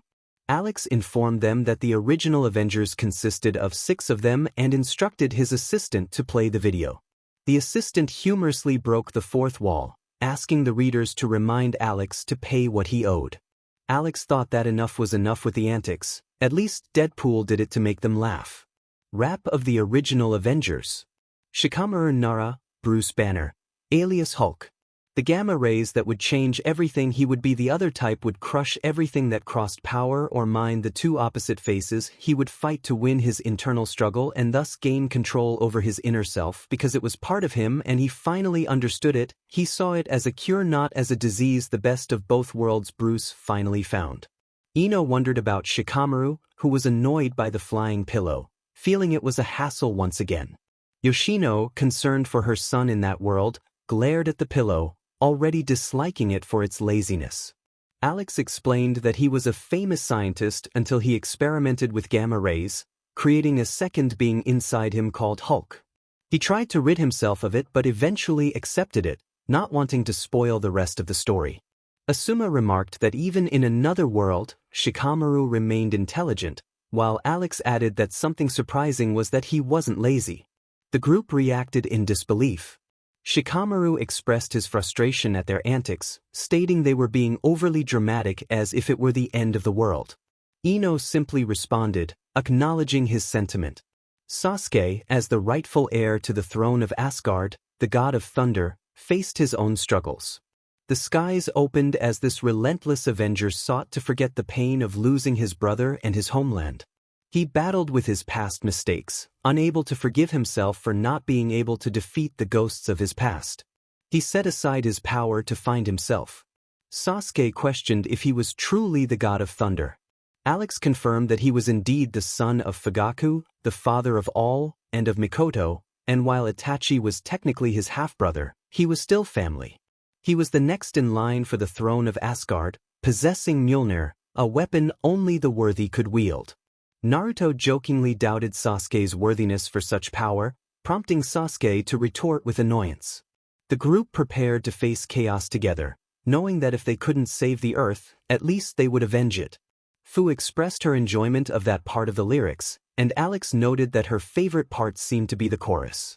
Neji, known as Hawkeye, was a special agent with a vengeful destiny and a family he loved dearly. However, everything changed on that fateful day. Now, he sought justice fueled by unresolved anger, ready to confront his past when the opportunity arose. He admitted to Alex that he never thought he would be among the first Avengers as an archer. Alex reassured him that not everyone needed to be extraordinary to belong to a great group, mentioning that he had already shared Neji's story and that he had a family. Neji was curious about who that family was, and Alex revealed it was 1010. Their eyes met, and they both looked away, blushing. Lee commented that he knew they would end up together, and Guy encouraged them with a thumbs up, further embarrassing the couple. Hinata, known as Black Widow, was an assassin with a bloody history. She felt the need to do something to cleanse her past, joining S.H.I.E.L.D. as the most valued agent. Hinata fought for a greater good, willing to give everything in her mission to save those she cared about, ensuring her legacy as an Avenger would be remembered. Hayashi expressed surprise at his daughter's transformation. Alex reminded him that he had previously shared her story, mentioning a brief romance with Shikamaru, which seemed to bother Temari for some reason. Hayashi hoped Hinata would be a better daughter here, acknowledging that he may not have been the best father but always pushed his daughters to become great kunoichis. Hinata, determined, promised to surpass herself, especially since she believed Naruto would never notice her. Alex was taken aback by Hinata's resolve. The group prepared to face chaos once more, knowing that if they couldn't save the earth, at least they would avenge. Alex noted they had 2 more to go. Tsunade playfully pointed out Naruto's absence, smiling mischievously. Naruto reminded her that there were still 2 left, noting that this was another personality of his, so he wouldn't use the nicknames he had for Jiraiya or Tsunade. Kakashi Hatake, known as Steve Rogers, took on the mantle of Captain America. The man out of time who would never give up, because Kakashi could fight all day long. Those who are weak understand the value of their strength, which is why the captain will fight with determination to defend what is just and honorable for those who have been oppressed by tyrants. The man from the past has a goal to fulfill, to reclaim everything he could never live. It was logical that the soldier would be there, with a smile that would make Kakashi blush, though it wouldn't be noticeable due to his mask. They already knew about him, so there wasn't much to say. Kakashi acknowledged that he was the leader, so it was obvious. Tsunade told the young man to give up, asserting that she didn't believe he was the last one. Naruto, confident, suggested doubling the bet. Tsunade agreed but warned him not to come crying when he lost. Alex thought to himself that Tsunade shouldn't have accepted the increased wager. Naruto Namikaze, also known as Iron Man, the Metal Man saving the world in style, was determined to defeat the evil that had changed its course long ago. No matter the cost, he would protect what he had today. He would sacrifice everything for those he cared about because he was Iron Man. Tsunade let out a dramatic cry of despair. Naruto then demanded payment from her. Tsunade had no choice but to pay him 20,000 ryos and her necklace. Naruto remarked that this was what happened when one gambled against luck. Natsumi wondered what he would do with so much money. Naruto thought about ramen and the ninja gear he could buy. Alex noted that there wasn't much more to say about Naruto. As everyone gathered, they would face chaos. If they couldn't save the earth, at least they would avenge it. If they couldn't save the universe, they would seek revenge. Alex asked for their thoughts on the rap. The 6 who appeared responded with mixed reactions, while the others found it surprising but good. Alex announced it was time to continue. At the end of the chapter, the outcome of the battle was decided, with Balance Universal winning by a vote. The next fight was to be chosen, and instead of a rap, they were asked to decide on a battle because many had requested fights. The options included Spider-Man vs. Vulture, Konohamaru vs. Kozu, Meliodas vs. Escanor, Naruto vs. Lee, Meliodas vs. the Ten Commandments, Naruto against the Akatsukis. The beginning of Nanatsu no Taizai, the first episode of the anime. These were all the battles requested, plus one extra from Alex. If they wanted more battles, they were encouraged to comment on which ones they would like. Naruto wondered what they would see next. Alex replied that they would witness a funny yet rude universe starring the ramen boy and the vengeful emo. Naruto and Sasuke reacted in offense, making everyone in the room laugh. Kushina asked what he meant by that. Alex explained that it was a world known as Vite a la Verche, where chakra did not exist. Mikoto sensed that it wouldn't end well. Alex urged them to press play. An assistant mentioned they were still waiting for support with their payment from the readers. Alex reminded them that no one had said anything, so they shouldn't complain. The assistant then began to showcase the universe. Sasuke was seen bathing while whistling, then he stepped out to get dressed but noticed something outside the window. He exclaimed in surprise, wondering what had happened now. Sasuke, with a hand on his forehead, questioned Naruto about his latest antics. Naruto, dismissing the situation, insisted that he never did anything foolish. The room fell silent for a moment before Naruto lamented the lack of respect, mimicking Hashirama's style. Madara commented on how Hashirama had been copied, to which Hashirama responded not to start anything. In a corner, Naruto was being consoled by Mito, while Hashirama, Yujito, Cheyenne, Sarah, and oddly enough, Karin and Tayuya joined in the moment. Naruto called out to Sasuke, who demanded to know what he had done. Naruto reiterated his concern about the car, which was apparently on fire. Sasuke was incredulous, stating that he would never escape Naruto's foolishness, to which Naruto retorted with sarcasm about his concern for the car. Kushina warned Sasuke not to use foul language, her hair starting to rise in a threatening manner, which frightened Naruto. Mikoto echoed the warning to Sasuke with a sinister smile, causing him to feel uneasy. Sasuke expressed his frustration, while Naruto insisted he had done nothing wrong. Sasuke, in a panic, warned Naruto to stay away as the situation escalated. Naruto, still unfazed, wondered if he should pour water on the fire. The room erupted in laughter at the chaos caused by the two. Sasuke, feeling overwhelmed, questioned why he had to deal with this. Naruto insisted he was going to pour water on the flames, while Sasuke threatened to call the fire department. As Naruto munched on a sandwich, Sasuke reiterated that he should not pour water on the car. The laughter continued as Sasuke lamented his situation. Naruto, still determined, insisted he would pour water, prompting Sasuke to exclaim in frustration. The room was filled with laughter, and Sasuke wondered why he was the one dealing with this. Naruto continued to insist he would pour water, while Sasuke threatened to call for help. As Naruto enjoyed his sandwich, he pointed out that he was happy while Sasuke worried about the car. Sasuke reminded Naruto that he was not in a position to make such comments. Sasuke, exasperated, shouted that the car was burning, while Naruto made a crude remark about Sasuke's personal life. In a fit of anger, Sasuke chased Naruto around the room, while the others laughed uncontrollably. Sasuke demanded action as he continued to pursue Naruto, who cleverly dodged him. Sasuke shouted for Naruto to do something about the car, while Naruto insisted he would pour water on it. At that moment, the flames intensified. Tayuya called Naruto an idiot as she watched him being chased. Jirobo commented that at least Naruto was entertaining with his usual antics. Tayuya blushed slightly, but no one noticed. Sasuke expressed his frustration about the car, while Naruto joked that it was Sasuke's fault for causing chaos. Sasuke argued back, but Naruto insisted that Sasuke's actions were the reason for the car's predicament. As Naruto continued to evade Sasuke, he warned not to disrupt the balance of the universe. Sasuke threatened him, and in a moment of chaos, the car exploded. Naruto cheered, while Sasuke was left feeling defeated. Sasuke, resigned to the situation, continued to chase Naruto, while Itachi suggested he needed more anger to catch him. Sasuke, irritated, told his brother not to start.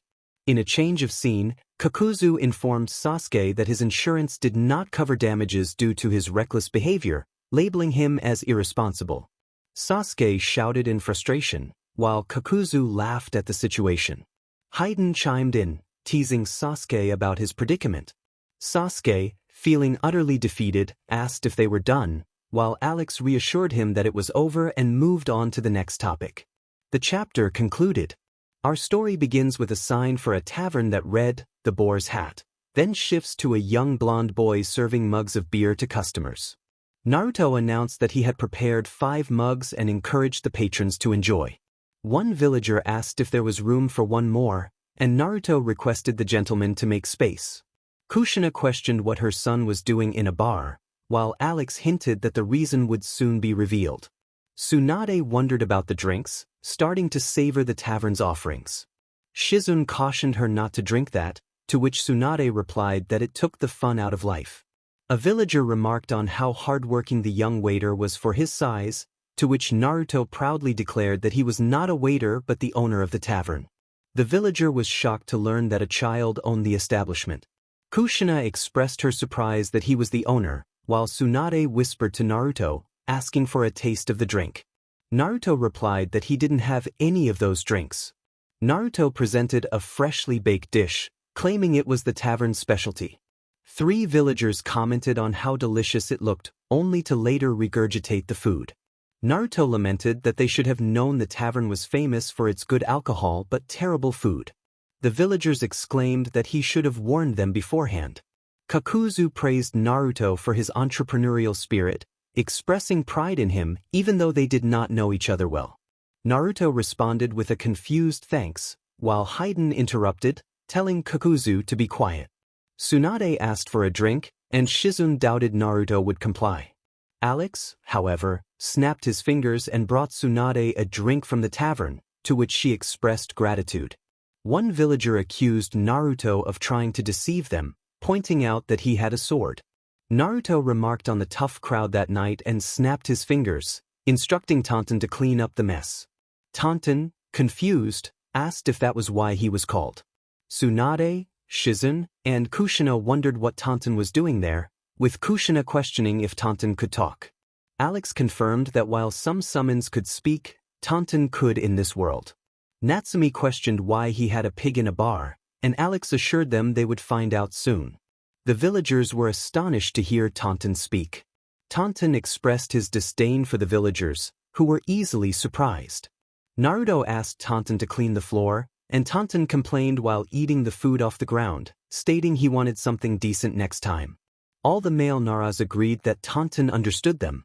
Tsunade threatened Naruto for having Tonton as a janitor, making him nervous. Naruto pointed out that Tonton did eat, but Tonton glared at him for how he treated him. Naruto offered to cook a decent pork stew if anyone was still hungry. Tonton excitedly declared his love for leftovers. Some villagers nervously laughed until one burst in, claiming he had seen the rusty knight. Tsunade and Shizune threatened Naruto again, and he called for help, only to be ignored. Minato wondered if no one had noticed the rusty knight, while Fugaku dismissed it as unimportant. The chatter continued about the evil, 7 deadly sins and the good, sacred knights until a strange sound came from the tavern entrance. The feared rusty knight entered, causing the customers to flee, leaving only Naruto and Tonton with the knight. Naruto called the fleeing patrons cowards, while Tonton looked at them as if to say, "Don't leave me with the cowards." Naruto asked who the knight was, but the knight fell to the ground, unconscious, and removed her helmet, revealing that the rusty knight was a girl. Tonton questioned if she was one of the 7 deadly sins. The villagers of Kumo recognized her as Yujito. She greeted Naruto, suggesting their meeting in this world would be interesting. Naruto felt an uneasy sense that it wouldn't be well received by some. Alex commented that Naruto was about to face anger from those closest to him, while a sense of pride would arise in a few others. The scene shifted to the girl in armor lying on a bed, with the armor beside her. Tonton expressed surprise at her being a girl. Naruto approached her, noting her sweet face, her curves, and her fragrance, confirming her femininity. Jiraiya expressed pride in Naruto, followed by the other onlookers. Kushina, Tsunade, and Natsumi shouted for someone to restrain him, threatening to take action. Held only by Minato, Jiraiya, and surprisingly Sasuke, the others wished for Naruto to face some consequences. Naruto, realizing the situation, began to flee from Kushina and Tsunade, who had managed to break free. Yujito watched, blushing, but she couldn't help but smile at Naruto's harem, who internally complained as they chased after him. Naruto managed to escape their wrath. In a frustrated tone, Tonton expressed his annoyance, having already warned Naruto. The girl opened her eyes and sat up in bed, noticing that the blonde boy was still close to her. Yujito, feeling embarrassed, questioned why he was still there. Naruto, with a cheerful demeanor, remarked that her heart was still beating. Jiraiya, kneeling before Naruto, asked him for his secret. Yujito, still blushing, wondered if her other self would be bothered by this. Deep down, she had thoughts about Naruto that were far from innocent. Alex commented on her innocence. Yujito expressed her gratitude, thanking Naruto sincerely, while Tonton grew increasingly frustrated. She looked around, confused about her surroundings, and questioned why she was there. Naruto explained that she had appeared in his business and then suddenly vanished. The screen then went dark. Alex asked everyone what they thought. The other perverts present expressed their fondness for Naruto. Kushina, Tsunade, and Natsumi decided they needed to keep Naruto away from Jiraiya, whom they referred to as Erosenin. Jiraiya retorted, telling Kushina not to call him that, to which she replied that it suited him perfectly. Alex suggested that it would be best for everyone to get some rest since it was already night. Yujito took Naruto by the arm, insisting they needed to talk about something important, and led him to a room. The others, including Karen, Cheyenne, Sarah, and Tayuya, exchanged remarks about Yujito's boldness before heading to their respective rooms to rest. End of the chapter. A new day began, and the guests were waking up to have breakfast. Naruto entered with a big smile on his face, accompanied by Yujito, who also wore a bright smile, though it was evident that she was not walking quite right. Concerned, Naruto asked if she was okay. Yujito responded that she was better than ever, smiling radiantly as she sat down to eat. Alex observed the scene, noting that it seemed only Naruto's harem had noticed the lack of respect shown. After a few moments, everyone gathered in the living room to see what Alex had planned. He greeted everyone and announced that they would witness a battle from the world of the 7 deadly sins. Sasuke inquired about the nature of the battle, and Alex explained it would be Naruto versus the 10 Commandments, which included the Akatsuki. Hayden expressed his excitement at finally having a moment in the spotlight. Before starting, Alex reminded everyone that Obito was one of the commandments, specifically Tobi, which caused some murmurs among the group. Pain acknowledged the betrayal but was curious to see how things would unfold. Obito lamented his role as the villain, prompting Kakashi to remind him about his language. As the scene unfolded, Alex noted that having the Captain America shield seemed to influence Kakashi's language. He decided it was time to start the action. An assistant interjected, questioning why they were still discussing payment when the story had not been updated. Alex insisted he would pay at the end of the chapter, but the assistant demanded payment immediately. Kakashi yelled from a distance about the language, and Alex handed over a large sum of money, which the assistant celebrated, thanking the readers for motivating the author. The battle commenced with Naruto, resembling Meliodas, and Pain, resembling Zeldris, staring each other down. Naruto decided to use Lost Vein against Pain, who managed to sever Naruto's arm, holding it in his hand. Pain remarked on the interesting ability he possessed, while Naruto expressed his determination to stop them. Alex contemplated how to explain Naruto's fate in that battle.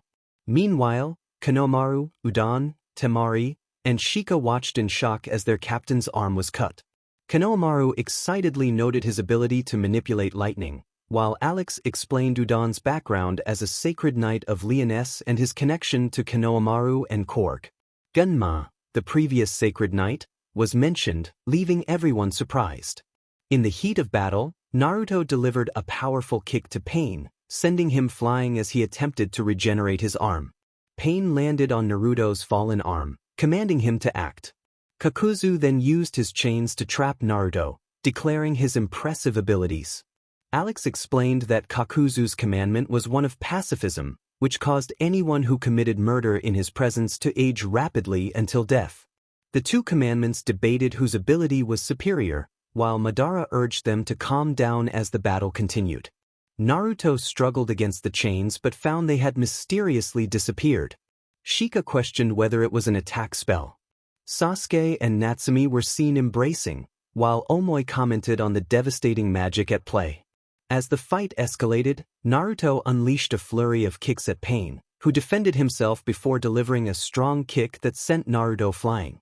Regenerating his arm completely, Naruto prepared to confront the commandments, spotting Itachi, Kisame, and Tobi, but paused.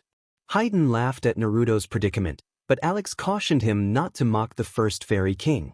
Itachi, curious about his own abilities, learned that he had been granted the commandment of rest. However, the effects of the curse remain unknown, but it grants incredible abilities from the Fairy clan, making one the strongest among them. Kisame pondered about his size, feeling out of place. Alex explained that Kisame had been granted the commandment of patience. The effects were unclear, but like Itachi, he was considered the strongest of the giant clan. Obito, feeling a bit left out, asked about his own abilities. Alex informed him that Tobi had received the commandment of love, which caused anyone harboring hatred to lose their power and become incapable of harming others. Kakashi remarked on the irony of Obito's situation, to which Obito responded with annoyance. Madara chimed in, noting the power of Obito's ability, lamenting the betrayal he felt. Obito countered, stating that he had been used by Madara. Kakuzu warned that the spell was rooted in resentment and that the curse would bind them to the place where it was received, making death inevitable. Just as Naruto prepared to attack, Dailing, the female version of Deidara, launched a surprise attack. Naruto managed to block it, and they began to engage in a fierce battle, evenly matched. Deidara, frustrated by his transformation, expressed his anger at the Akatsuki's teasing and demanded to know his abilities. Alex explained that Dailing had received the commandment of purity, granting her significant powers with demonic abilities. Deidara felt it was unfair that others had strong abilities while he remained in the dark about his own. Meanwhile, Konomaru, Udon, and Asuma observed the strange occurrences. Asuma noted that their strength seemed to be increasing with each passing moment. Udon agreed, sensing the growing power around them. Asuma reflected on his past as one of the former Great Holy Knights alongside his friend Genma. He had been responsible for creating the class of Holy Knights that threatened peace in the kingdom. He realized that he had been possessed by Zetsu, who had forced him to create a new generation and drink the blood of demons. Asuma pointed at Zetsu, incredulous at the revelation, while Alex noted that he was not the only one affected by possession. Back in the battle, Naruto and Dailing continued to clash. Sasori reminded Naruto of Dailing's powerful combo ability, which increased the strength of her attacks with each hit. Dailing counted her strikes, while Naruto endured the blows. Sasori noted Naruto's resilience but warned that he would not be able to counterattack against the incoming Infernal Bird attack, which soared toward Naruto, engulfed in flames. Sasori made his entrance, revealing his own commandment of reticence, which silenced those who expressed hidden emotions. Deidara felt a sense of satisfaction watching his female counterpart in action. Yujito, overwhelmed with emotion, covered her face with her hands as she cried. In a surprising turn, Naruto managed to land a hit on Sasori, revealing Zetsu, Dailing, and Genma, who were all taken aback as they witnessed Naruto's fall. Genma exclaimed in shock, while Kakashi reprimanded him for his language. Genma insisted that it was not the time for such concerns, feeling like he was on the wrong side. Alex clarified that Genma had also been possessed by Zetsu, who was the true embodiment of the commandment, causing Genma and his friends to glare at Zetsu, who remained unfazed. Zetsu asked if he could share his abilities, and Alex explained that he possessed the commandment of indifference, which caused anyone with a relationship based on desires to lose their memories and sense of self when facing him. Sai wondered if Zetsu's abilities were similar to his own, to which Alex replied that while not exactly the same, they were indeed related. Sasori acknowledged Naruto's efforts, while Daling dismissed the situation as pathetic. Sasori suggested leaving it open to interpretation. Despite being gravely injured, Naruto persisted in his fight. Zetsu taunted Naruto, expressing his long-awaited desire for revenge, recalling his defeat in Danaford. He declared that Naruto's luck had run out the moment he chose not to finish him off, lamenting that even Genma and Asuma's lives would not have changed much. Asuma, filled with rage, confronted Zetsu, who smugly agreed with himself. Naruto, rallying his spirit, urged Genma to stand strong and not be defeated by Zetsu, encouraging him to open his eyes. "You have to get away from him and run." Zetsu remarked that no matter how hard one tried, reaching Genma's spirit was futile. But it seemed that the true Genma was regaining control, shedding a tear as he addressed Captain Naruto, the Star Destroyer, indicating that the attack would cause significant damage to Naruto. Zetsu was bewildered, questioning what had happened. Kakashi acknowledged the reference, while Alex thought that it would only be a matter of time before the references were understood. Itachi unleashed a spiritual attack, launching it powerfully toward Naruto, hitting him directly. Taunton expressed his concern for Naruto, while Yujito cried for him, and Sasuke looked on in frustration, feeling helpless to assist his friend. Itachi sighed, expressing a desire for a weapon like the one Alex had. Alex noted that Itachi found it very useful, to which Itachi agreed. Pain declared that after Naruto's demise, the first part of their revenge would be complete. He lamented that if it weren't for Naruto, they would never have faced such humiliation, blaming him for their suffering in the war. Madara confirmed that everything was driven by revenge, and Alex acknowledged this. Madara then remarked that Pain must feel quite satisfied with that. In that moment, Naruto prepared for another attack. Sasuke, frustrated, called out to him, while Shika worried about Naruto's situation. Sai observed that Naruto had feigned surrender, believing it to be the only way to defeat their enemies. Lee stood beside him, noting that Naruto's magical power was significantly greater than during their battle in the capital, estimating it to be 30 times stronger. Sasuke clenched his fists, unable to believe he could do nothing to help his friend. Alex thought that spending time with Natsumi at night seemed to be changing Sasuke's perspective, at least making him reconsider abandoning the village for more power. Sasori felt uneasy about the situation, while Zetsu vowed they would not lose to Naruto again. Naruto called for vengeance and a counterattack, but before he could proceed, Tobi intervened, causing Naruto to collapse from exhaustion. At that moment, a force field surrounded Obito, who questioned why he was trapped. Alex assured him he would be grateful later. Tobi taunted Naruto, expressing a preference for death over his current actions, while stepping on Naruto. He claimed it was because he loved him, continuing to torment him. Rin remarked on the love Obito had for his brother, causing him to sweat nervously. Tobi declared that Naruto's fate was to die at his hands, extending his arms and summoning 7 dark swords, stabbing one into Naruto. He then questioned why Naruto had come to this place, just as Sasuke arrived to help his friend and captain.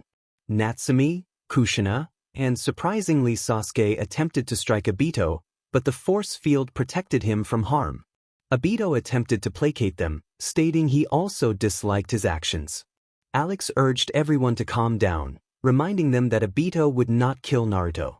They reluctantly settled down. Sasuke, frustrated, unleashed a powerful attack, but it failed to harm Tobi. Tobi explained that high-ranking demons had 7 hearts, stabbing Naruto with the second sword. He warned that any demon would perish if all hearts were destroyed. Sasuke, determined, grabbed Tobi by the neck, refusing to allow him to harm Naruto further. Sasuke cursed, still frustrated by his inability to save his friend, recalling how he had failed to stop Itachi from destroying his clan. Tobi continued his assault, stabbing Naruto with the 3rd and 4th swords, causing further damage. Sasuke, furious, declared he would not allow Tobi to kill their captain. Tobi proceeded to stab Naruto with the 5th sword, and Sasuke, fueled by rage, enhanced his strength to confront Tobi. Tobi then stabbed Naruto with the 6th sword, causing Sasuke to break down in tears. Sasuke shouted for it to stop, surprising those around him, as he was not one to worry about others. It seemed that the spirits were beginning to change him. Natsumi placed a comforting hand on Sasuke's shoulder, assuring him that everything would be alright, helping him to calm down slightly. Sasuke felt a deep sense of inadequacy, believing he could not protect either his loved ones or his friend. He bowed his head, reflecting on his past failures to protect his family and clan. Now, with new loved ones, he feared he would fail them too. He vowed to protect them no matter what, as his family looked on, proud of their son and younger brother. Mikoto remarked that they would soon be family, to which Kushina responded that it was surprising her daughter had a boyfriend. Both boys blushed furiously at their mother's comments, eliciting smiles from Itachi and triggering Minato's protective instincts. Tobi prepared the seventh and final sword to end Naruto's life. Sasuke cried out for him to stop, tears streaming down his face. Tobi bid farewell to his beloved brother Naruto as he plunged the last sword into his heart. Sasuke screamed for him to stop, crying out in despair. In that moment, Naruto fell lifeless at the hands of his younger brother Tobi, witnessed by the rest of the Mandamientos, except for Hayden and Konan, who were absent. The screen then went dark. The room fell into a heavy silence. Although they knew Naruto would eventually revive, it did not lessen their sadness. Friends, parents, and those Naruto considered family embraced him in their grief. Hayden broke the uncomfortable silence, asking what he was. Alex explained that Hayden had been granted the Mandamiento of Truth. The ability in question was that anyone who lied in front of him would turn to stone. Hayden expressed his desire for such a power, feeling it was unfair that he could not possess it. With his arms crossed, he voiced his frustration. Konan then inquired about her own abilities. Alex explained that Konan had been granted the commandment of faith, which allowed her to burn the eyes of the disloyal nearby. The women found this ability intriguing, thinking it would be useful against inappropriate individuals. The perverts, feeling insulted, reacted defensively. Before Kakashi could comment on the situation, he was interrupted by the presence of the god. Alex suggested they move on to what came next. End of chapter. Chapter end. As promised, here are the memes that everyone voted for. From now on, chapters will be published as I normally update the story, either on Friday or Saturday. The next voting is as follows. Scion Rap, you can guess who they are. Luffy's crew rap, I mean Naruto's crew. Ben finds the Omnitrix, Naruto finds the Omnitrix. The original Ben 10, not the remakes. Without further ado, let's begin. Alex suggested that to lighten the mood, they should look at some memes. Lee asked what memes were, and Alex explained that they were images with funny phrases from their world as well as others. Naruto hoped they would be good. Alex then announced that they would see memes from both their world and the one they had recently visited. Many girls blushed at the sight of Sasori, who confidently remarked on his own beauty. Shio, looking at Sasori, questioned if it was really him. Sasori playfully teased her about just now realizing it, stepping out of his puppet and causing even more girls to blush. Imagining characters, Naruto and Sasuke exclaimed how they were like twins, while Tenten and Temari humorously disagreed. The men acknowledged the truth, while the women lamented their situation. Kisame faced teasing from the Akatsuki members, and Itachi assured him he wouldn't do anything, to which Kisame nervously distanced himself. The girls squealed at the cuteness of Yujito, while Naruto claimed he was called Romeo, prompting Kakashi to acknowledge the reference. Obito, annoyed, told Kakashi to stop with the references. Imagining adult versions of Naruto and Gaara, the girls reacted with excitement, and the boys struck diva poses, making everyone laugh. Kushina proudly commented on how her son looked just like his father, while Minato puffed out his chest with pride. Imagining characters again, Naruto and Yujito blushed as the girls in Naruto's harem looked on with jealousy. Jiraiya expressed his pride in Naruto, only to be met with a powerful slap from Tsunade, who called him a pervert. Jiraiya defiantly declared he regretted nothing as he flew away comically. Shikamaru remarked on how troublesome Tsunade was, while Sasuke questioned what he did to deserve her disdain. Temari nonchalantly stated she had no regrets. Sakura wondered about the children, hoping one was her daughter. Alex explained that Boruto Uzumaki was the son of Naruto and Yujito, bringing a smile to the couple. He added that Sumire was Boruto's girlfriend, which he personally liked as a ship. Naruto proudly noted that Boruto was just as charming as he was, while Alex revealed that Mitsuki was Orochimaru's son, leaving everyone shocked and curious about how that came to be. Orochimaru, with a chuckle, remarked on his unexpected fatherhood, while Jiraiya sulked in a corner, lamenting his own situation. Tsunade questioned who in their right mind would be with Orochimaru, while Alex introduced a new character, Musa, as Mitsuki's mother. Tsunade recalled how Musa had a crush on Orochimaru. Sakura inquired about the girl, and Alex revealed that Sarada Uchida was the daughter of Sasuke and Natsumi, causing a stir in the room as Natsumi fainted at the revelation. Minato quickly intervened, asserting that his daughter would not date Sasuke, activating his protective father mode. Kushina excitedly celebrated the prospect of grandchildren, while Mikoto smiled in agreement. Sasuke, concerned, realized that Sarada and Mitsuki were a couple, prompting him to express his displeasure.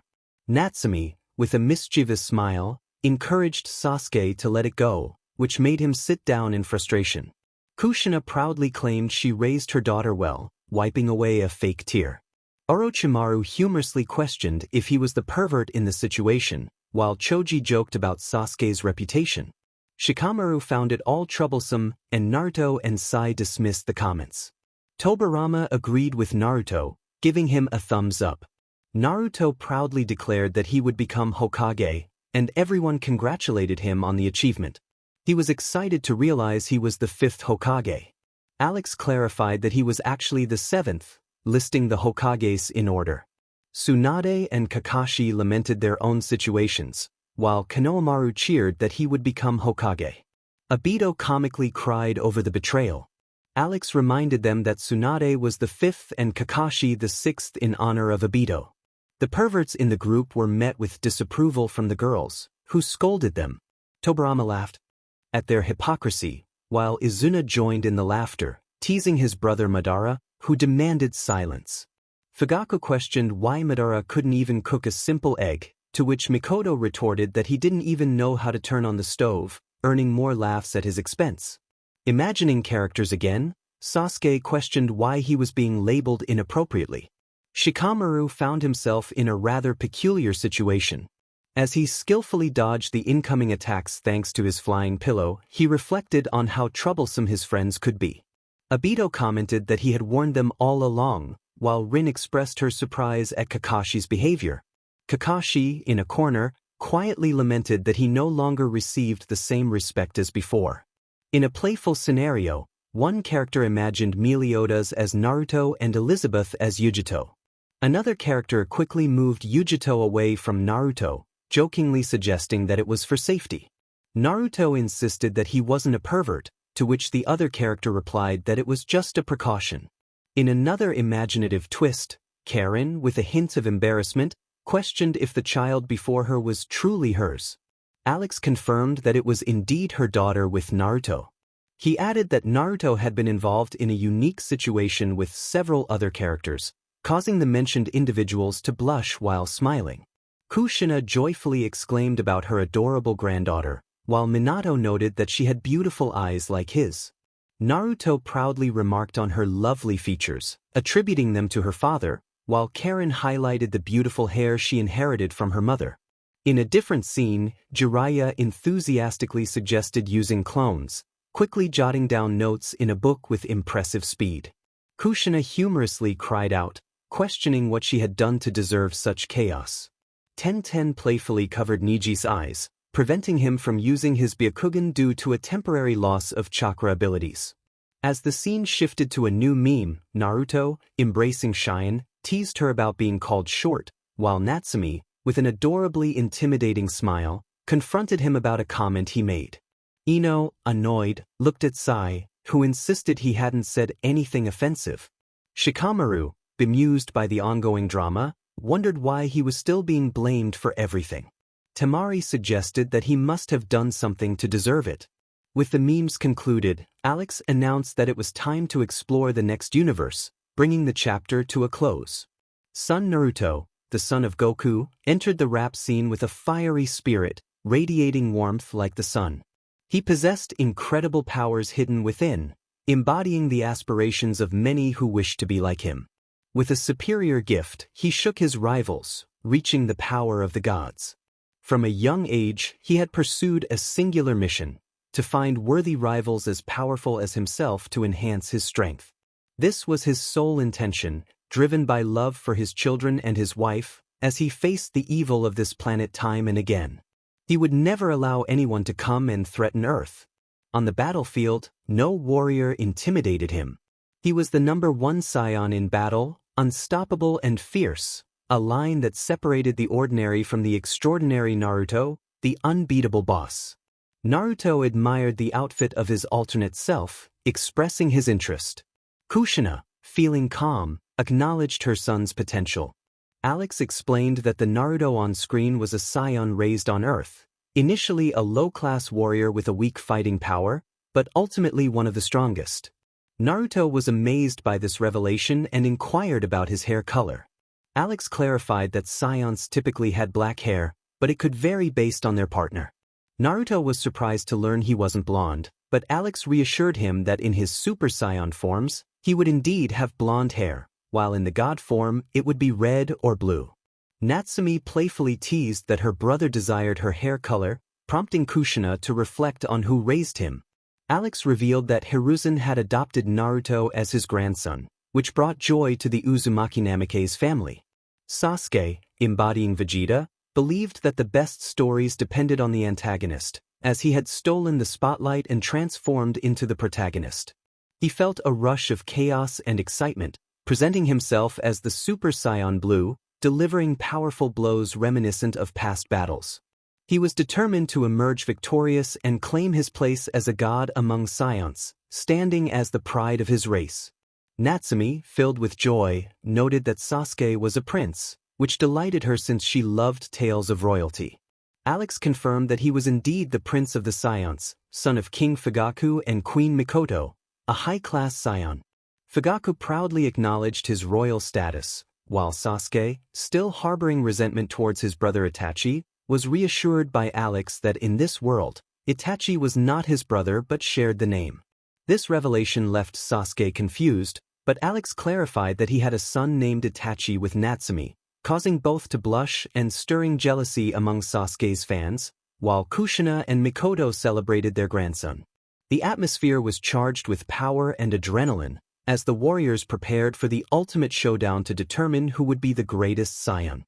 Fu remarked that the chorus was quite short, to which Alex responded that it was simply how it was. Kai, the invented son of Naruto and Taiyuya, declared himself a small warrior destined for battle, confident that any challenger would fail to match his strength. He introduced himself as Kai, the most powerful, quick, and agile scion. His genetic abilities granted him immense power, and he vowed to become a great warrior of the perfect race, ready to unleash his Kamehameha with the force of a volcano. His goal was to achieve honor in the life he had. Naruto learned that Kai was his second child with Taiyuya, causing both to blush while the other men teased them, silenced by Taiyuya's fierce gaze. Alex then announced that the first child of Naruto and Taiyuya would be next. Kanomaru, embodying Gohan, unleashed powerful energy blasts, declaring his readiness for battle as the Saiyaman. He promised to deliver a crushing blow with his Kamehameha, asserting his identity and newfound strength. He acknowledged the challenges of becoming a scion but vowed not to disappoint his father, determined to grow strong for those who supported him. Sarutobi called out to Kanomaru, and Alex explained that in this alternate world, Kanomaru was Naruto and Taiyuya's first child. Naruto found the concept of alternate world strange, while Kanomaru enthusiastically agreed, proud of his appearance. The atmosphere crackled with power and adrenaline, as the warriors prepared for the ultimate showdown to determine who would be the greatest scion. Itachi, the invented son of Sasuke and Natsumi, reflected on his life, dedicated to correcting the wrongs that had been created to destroy lives. People and all their origins, my teacher, my best friend, died protecting me. Anger was not enough to stop the threat looming over my home, the one that had ended countless lives. Time was the key, there were no options left. My mother made it possible for me to travel through time. It was a fortunate decision that halted the suffering, but it was only temporary, as evil had returned. This time, the damage was immense, and I had returned to the past. I had witnessed what had happened. I was already exhausted. The deaths had never ceased. I never would have imagined it, yet we had defeated them all. Nothing remained. We had generated a reset that left no tomorrow. Sasuke and Natsumi raised an eyebrow, reflecting on the difficult life their son had faced in the future, and it filled them with fury. They vowed that when they encountered the one who had caused their child pain, they would make him pay. Alex explained that he was the son of Sasuke and Natsumi, Itachi, who had shown his future self and all he had endured due to the significant role he played in the past on several occasions. Natsumi expressed her anger, demanding to know who had inflicted such harm on her son. She shouted in anger, her hair moving like Kushina's, startling most of the room and bringing a proud smile to Kushina's face. Alex explained that first there were some androids, and he would talk about the other one later, leaving everyone confused by his last comment. Minato, the legendary Scion warrior, declared that battle was his stage. He vowed to put an end to those who had betrayed him and played with his life. They would pay dearly for the lives of his friends. After fighting against their tyranny for so long, he knew they were listening. They would pay for their audacity. His bandage-stained red was a reminder of their fate, a message etched in his eyes. He could not prevent the destruction of his planet, but he went to fight, facing the consequences. If he could not stop them, future generations would rise against the tyranny that opposed them. He unleashed his rage, surpassing all barriers. This power coursed through his veins as he remembered that vile emperor, the legendary Super Saiyan, and thus he was born. Imagining him without the Edo Tensei marks and with completely black hair, Minato expressed his excitement about how he looked. Kushina embraced him and kissed his cheek, telling him he looked good with a smile on her face. He thanked her, flashing his signature Namikaze smile. The adrenaline surged as they felt the powerful key that would shake them. Who would emerge victorious in the end? This was the quest to become the best Scion warrior. Haku, known as Caulifla, stood proudly alongside her sister, Samui, who introduced herself as Kale. Samui declared her legendary power, suggesting that they could become even stronger if they fused. Saku, as Kefla, proclaimed her transformation into Super Saiyan 3, ready to face anyone from Universe Zabuza, and others were astonished by what they considered to be a daughter or niece. Haku and Samui introduced themselves, and Alex commented on their surprise. B, resembling Broly, felt the key around him, asserting his legendary strength. He compared himself to Naruto and his friends, stating that they were similar but did not interact much. When he left the planet, he would treat the villains like puppets, his power striking like a comet.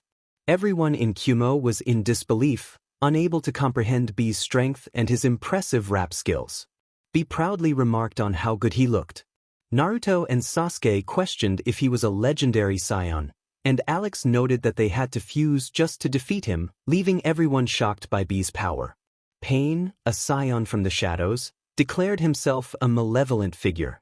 He had been summoned by Orochimaru and sent a message to Naruto, stating he would have to use Super Saiyan Blue.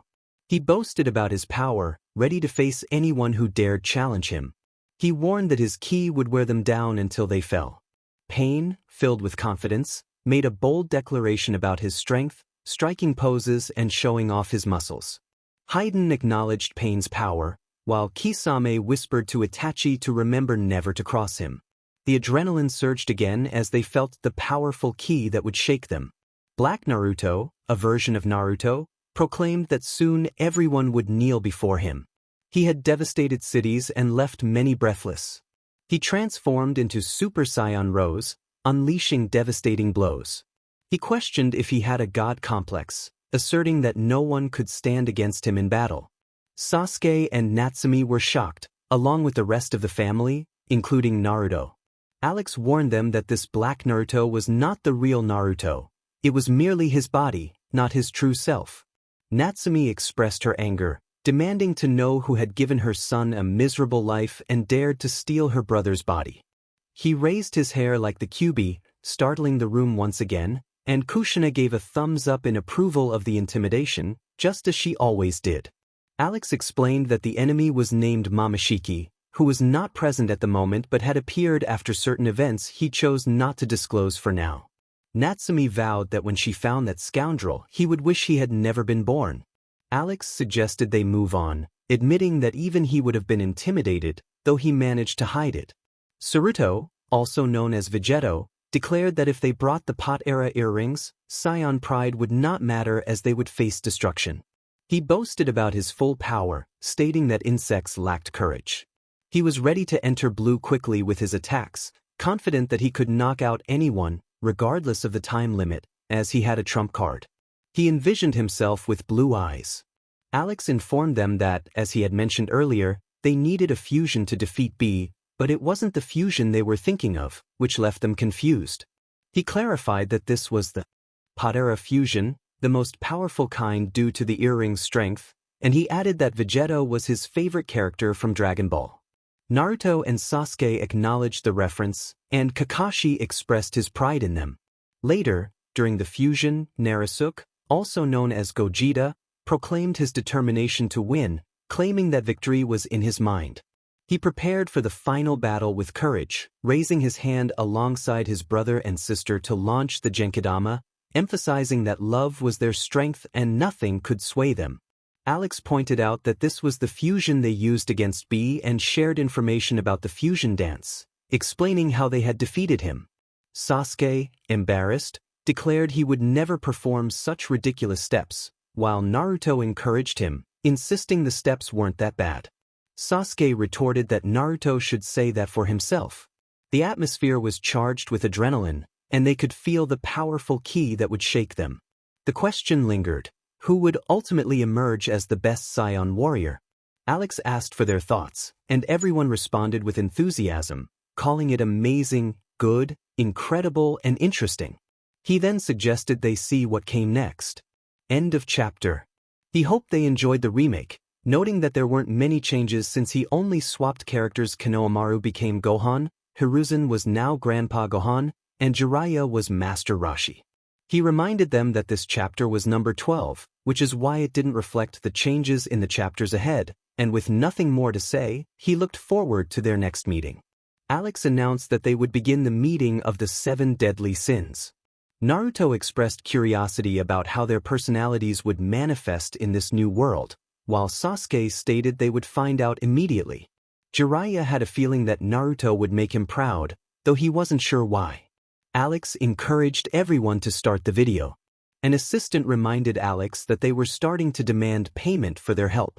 Alex replied that only a couple of people had suggested paying the assistant. The assistant insisted on their payment, highlighting their contributions to the reactions of 26 episodes of Naruto and 9 chapters of the current story. Alex acknowledged the assistant's demands and promised to pay them in the next chapter, suggesting that the audience could decide how much was owed per chapter. The assistant expressed satisfaction with this arrangement and encouraged the readers to request a higher payment, promising to ask for a special episode to be published by the author. In the next segment, Alex introduced a rap about the Scions, explaining that they were a warrior alien race with the goal of conquering planets for a tyrannical overlord.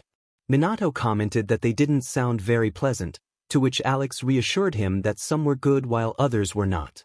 The assistant, eager for payment, stretched out their hand, prompting Alex to reluctantly hand over the money, clarifying that it was for 7 chapters moving forward. The assistant inquired about the story breakdown, and Alex stated that if the audience wanted it, he would include it, but they would continue with the current content until then. As they prepared to move on, Alex noted the results of the previous poll, revealing that the GTA 5 rap had won by a single vote after accounting for duplicates. He then presented the next voting options to the group, which included various themes for future episodes. Alex transitioned to discussing GTA 5, expressing a bit of reluctance to explain the world but ultimately shared the necessary information with the group. Once everyone understood, he encouraged them to start the video. The assistant prepared the universe for the next segment, reminding Alex that the breakdown would cost money, to which Alex responded with a light-hearted remark about the assistant's demands. With everything set, they were ready to dive into the world of GTA 5. Naruto was often seen as just a simple gang member, but his true ambition was to live a life filled with excitement and wealth. He believed he could achieve it, even if no one took him seriously until he made a bold move. He introduced himself as Naruto, declaring that if someone didn't pay up, he would take their prized sports car. The thrill of speed was addictive, and he had outgrown the troubles of his neighborhood. In this urban jungle, he was determined to rise to the top, and anyone who stood in his way would face dire consequences. He had little respect for those he deemed unworthy, and his loyal dog was always ready to defend him. Kushina sat in a corner, enveloped in a melancholic aura, lamenting what she had done to deserve a son like him. Naruto reassured her that he wasn't like that, but she remained troubled, reflecting on her alternate self's choices. Minato tried to lift her spirits, while Sasuke teased Naruto for his behavior. Kakuzu, focused on money, expressed a strange fondness for Naruto, admitting he felt a twinge of regret at the thought of having to capture him. Naruto was determined to make his mark in the city, fighting for respect and freedom, defending himself in the chaotic world of GD. Fu remarked on the catchy rhythm of the chorus, and Shino agreed, while Kiba, feeling left out, questioned their conversation, blushing at their camaraderie. Sasuke, once a notorious bank robber, now juggled family life with a party-loving wife and 2 children. Despite his wife's extravagant spending, he prided himself on being a good father. He was respected and wealthy, armed to the teeth to protect his interests. His criminal past seemed buried, but he knew that nothing good lasted forever, and life was getting expensive. Naruto took the opportunity to tease Sasuke, while Mikoto joined Kushina in the corner, sharing her worries about having a son who turned to crime. Sasuke couldn't help but think about the irony of his mother's concerns, knowing she was more worried about his criminal activities than the tragedy that had befallen their clan. Kakuzu, proud of Naruto and Sasuke for their financial ambitions, was interrupted by Haiden, who was told to watch his language in front of the children. Gaara, a daring individual, was known for his unpredictable nature. He dismissed the opinions of others, confident in his own madness. He trafficked in dangerous goods, embracing his ruthless persona. Once a thief alongside Sasuke, he now worked with Naruto, warning anyone who crossed their path to beware. Karuna approached Kushina and Mikoto, seeking to join their conversation.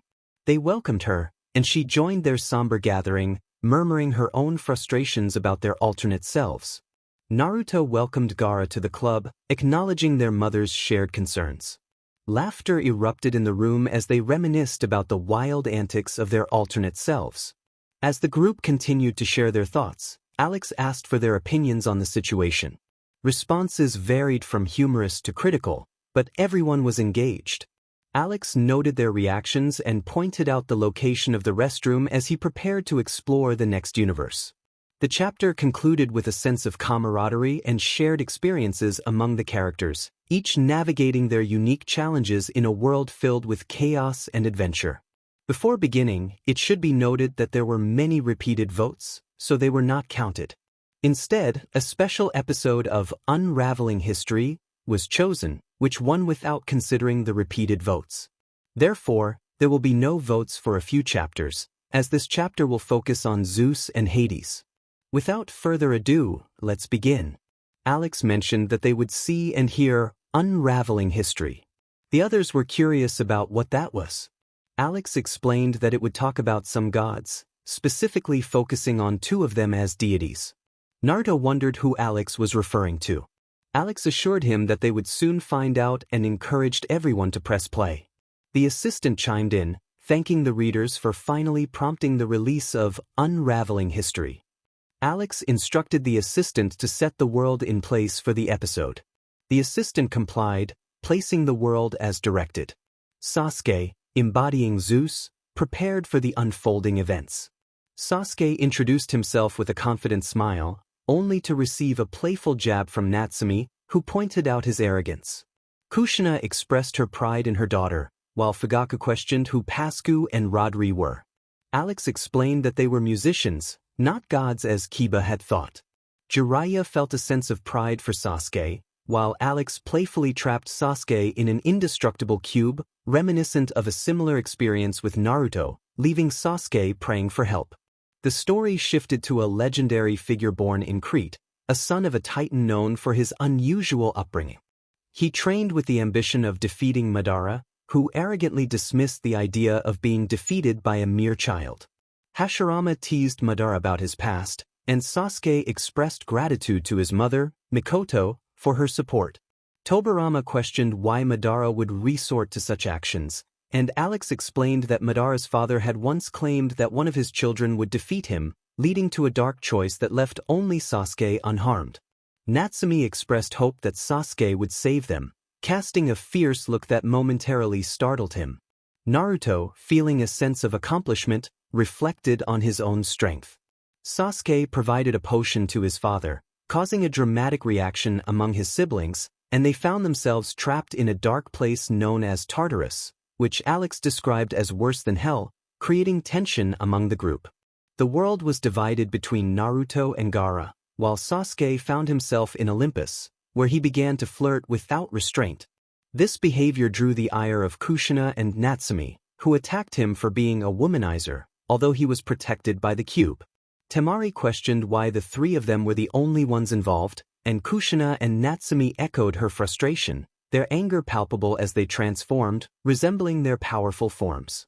Sasuke attempted to win over Natsumi, who rejected him multiple times, but eventually he managed to deceive her into marrying him. This caused a mix of embarrassment and disappointment among Sasuke's fans. Kushina interrupted, questioning how he could deceive her daughter, but Alex clarified that there was genuine love between them, despite Natsumi's reservations. Sasuke's reputation as a flirt continued to grow, leading to confrontations with Naruto and his parents, who were furious about his infidelity. Fugaku took pride in his son's charm, while Mikoto warned him to tone down his ego. Jiraiya expressed his pride in Sasuke's antics.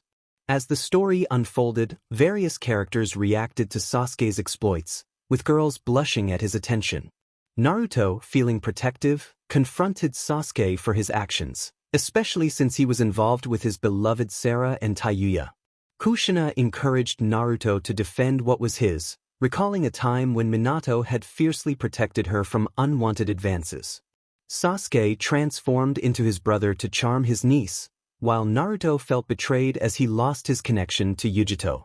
In a moment of vulnerability, Yujito reassured Naruto, causing him to blush. Sasuke felt grateful to her for saving him from a difficult situation. As the narrative progressed, the Inozuka family instinctively looked at their dogs, and the focus shifted to Inoichi and Ino, revealing that Sasuke had also affected their family. Alex concluded the segment on Sasuke, leaving Naruto to face his own challenges, prompting Naruto to express his apprehension about what lay ahead. Hello, mere mortals. Welcome to Dissecting History, with Pascu and Rodri. Today, we will talk about the god Naruto. Naruto appreciated the introduction, while Sasuke claimed his own was better. Naruto was the eldest son of Madara, who had lost his mind. Madara had devoured his 4 other brothers to avoid the prophecy of Zetsu. Madara sarcastically reminded Tobirama of his defeat, to which Tobirama retorted with a smirk. Madara, annoyed, called him a white rat. Naruto wondered how they had survived, and Alex shrugged, suggesting it was a matter of gods. In the depths of Tartarus, they fought and recruited Cyclopes. They were granted gifts, one for each brother, and they faced their father. Naruto looked at the god, questioning why he received a helmet while others had a lightning bolt and a trident. Alex assured him that the helmet had its own abilities. With the helmet on, Naruto became untouchable. Alongside his brothers, he confronted Madara and they divided the spoils. Excited about the helmet, Naruto expressed his enthusiasm. Neji, feeling challenged, activated his Byakugan to see if it was true. Alex snapped his fingers, enhancing Sasuke's control over Raitun while promising Naruto a trident when he played Gaara's song. Gaara agreed. In his realm, Naruto controlled everything. He rarely ventured out, owning a black chariot, a magnificent dog, a personal river, and a Greek ferryman. Naruto remarked that with all that, who would want to leave? Kiba and Konohamaru agreed. Sakura reminded Naruto that he had everything, to which Alex replied that he was missing something. Naruto was curious about what that could be. Naruto was on a quest for a queen and noticed his niece, grabbing her leg.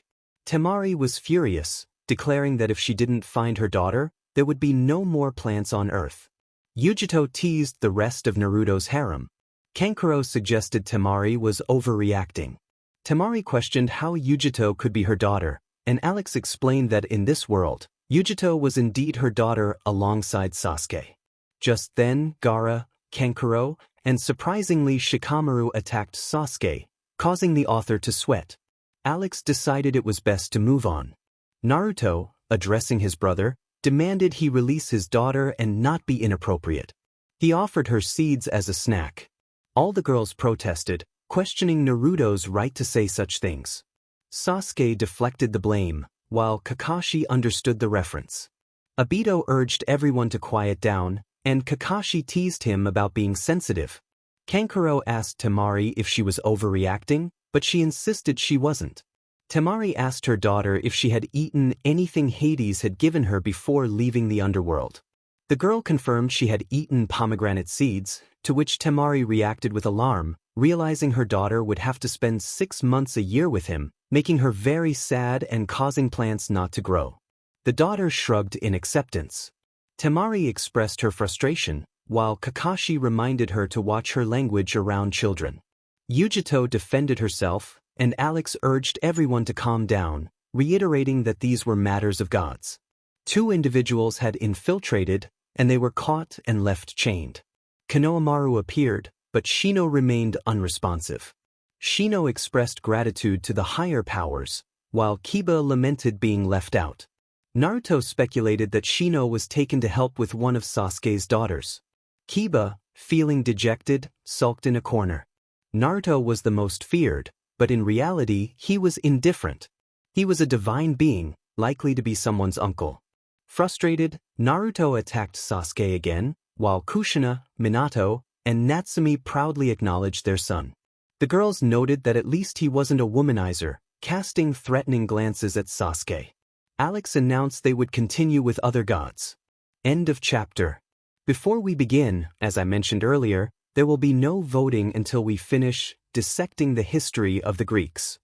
However, I have an idea and want to ask if you would like me to include dissecting the history of the Asgardians. Without further ado, let's begin. Continuing in the same universe, we now turn to Gaara. Gaara pointed to himself in surprise, and Alex confirmed it was indeed him. Everyone in the room, except Haydn and Enko, looked at the gods strangely. Alex decided it was time to start. Poseidon, Gaara. Welcome to Unraveling the Story with Pascu and Rodri. Today, they will share the tale of the god Gaara. Gaara pondered whether it was strange that he controlled water instead of sand. Temari agreed that it was indeed unusual, and Kankuro nodded in affirmation. Meanwhile, Tobirama, Kisame, and Zabuza proudly declared that water was better than sand. Lee, with a tone of pride reminiscent of a legendary hero, questioned who decided that water was superior. From the moment he was born, his father attempted to consume him. His brother Sasuke rushed in to save him, wielding a trident, a deadly weapon, and thus became the king of the sea. Gaara remarked that even at birth, they wanted to eat him. Alex shrugged, saying it was just the way of the gods. Suddenly, Gaara's trident appeared by his side, and he expressed his gratitude. Gaara was strong and virile, but not a good husband. He caused earthquakes and was a horse god, complete with a dolphin companion. Karuna playfully scolded Gaara, urging him not to be a bad husband or cause earthquakes. Gaara, feeling an unexpected twinge of fear, agreed. Raza lamented what he had done to deserve such a son, while Karuna reminded him that he had ordered Gaara's death, wearing a sinister smile. Raza, trembling with fear, stammered an apology. Jason was encouraged to join the party, as Gaara faced giants with great courage. His passion was conquering cities. He conspired against Sasuke, who punished him by building a wall. Kankuro remarked that he didn't even know why he got involved, especially since they weren't paid for their efforts. Alex pointed out that Kankuro had also conspired against Sasuke. Sasuke dismissed their complaints, stating that the punishment wasn't as severe as they claimed. Gaara and Kankuro challenged him to see if he could handle it.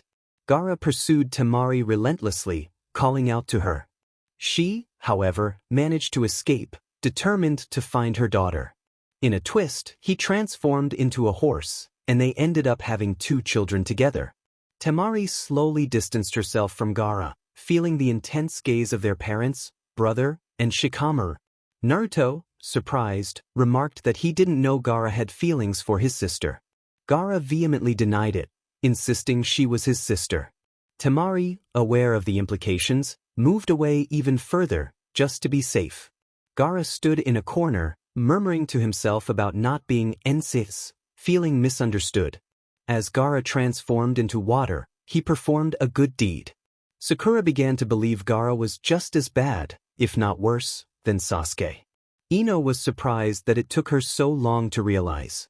Sakura acknowledged that at least Gaara did some good things. Meanwhile, Gaara remained in his corner, comforted by Matsuri, who had always been kind to him despite his status as a Jinchuriki. Naruto discovered her uncle Gaara in a compromising situation with his priestess.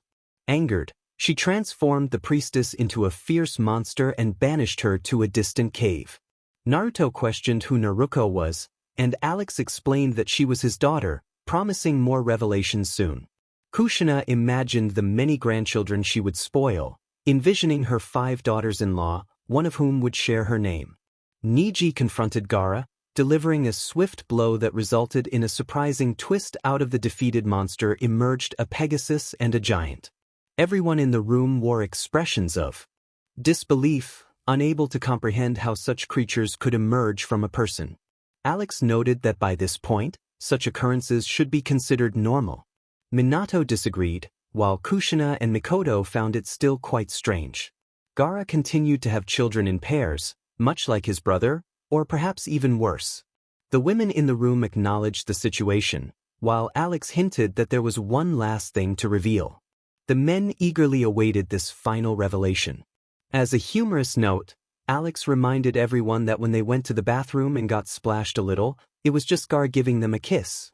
The room erupted in laughter, though the younger children looked traumatized, realizing their bathroom experiences would never be the same.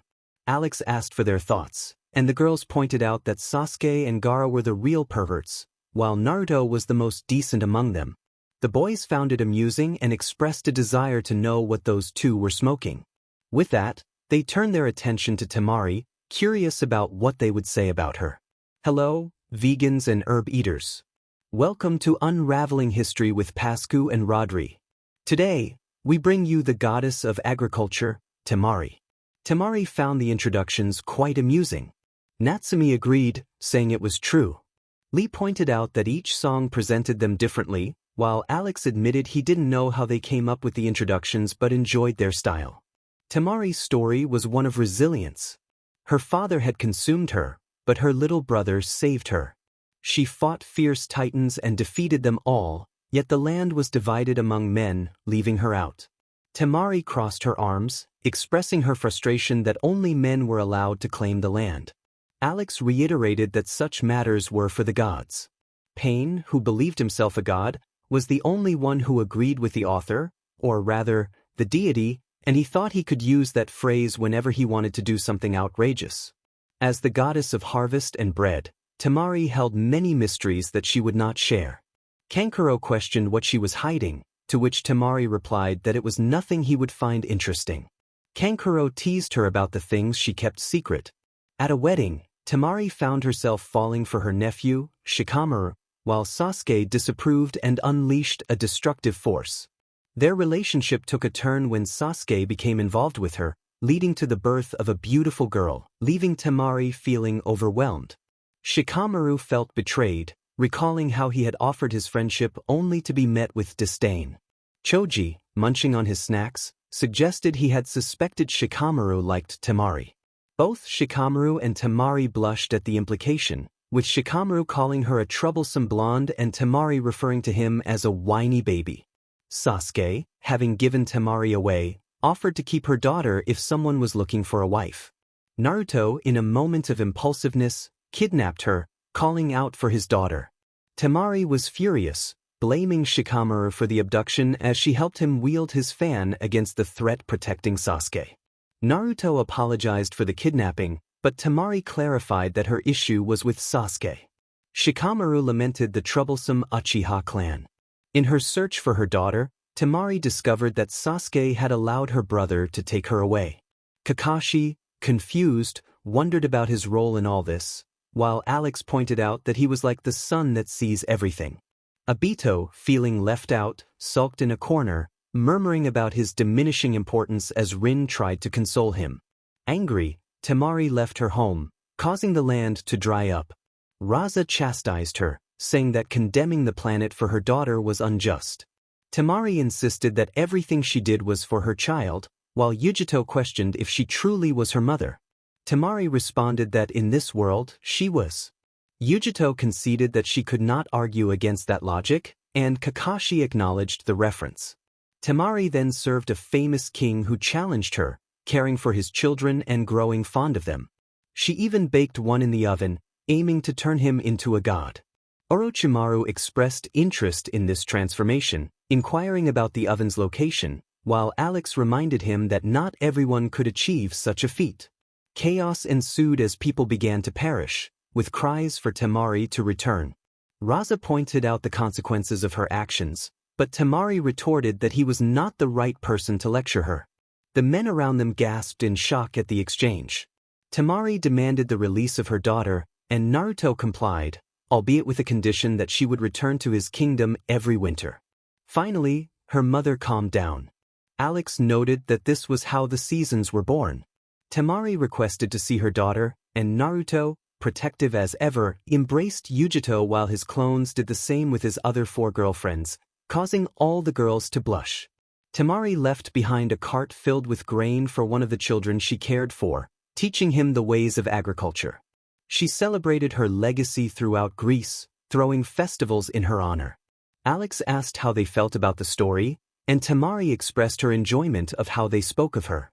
Before concluding, Alex snapped his fingers, granting Temari the powers of Demeter. With a triumphant smile, she declared that she could now wield those powers at will. Gaara reminded her that with his trident, he could control water, while Naruto boasted that his helmet rendered him invisible even to the Byakugan. Sasuke claimed he could manipulate lightning at will, choosing to remain silent otherwise. With that, Alex suggested they move on to the next chapter. Welcome to Dissecting History with Pascu and Rodri. Today, they present the one and only, the purest, Kushina. Kushina was a remarkable being. Minato felt a wave of sadness wash over him as he thought about his counterpart in another world who had not remained with his beloved Kushina. However, he found solace in the presence of their children. Kushina was the first to be born, the first that Kronos devoured, and the last he vomited. She was known as both the youngest and the oldest. Kushina expressed her frustration, claiming that people insinuated she was old, raising her hair like the Kyuubi, startling everyone in the room except for Minato, who was lost in his thoughts.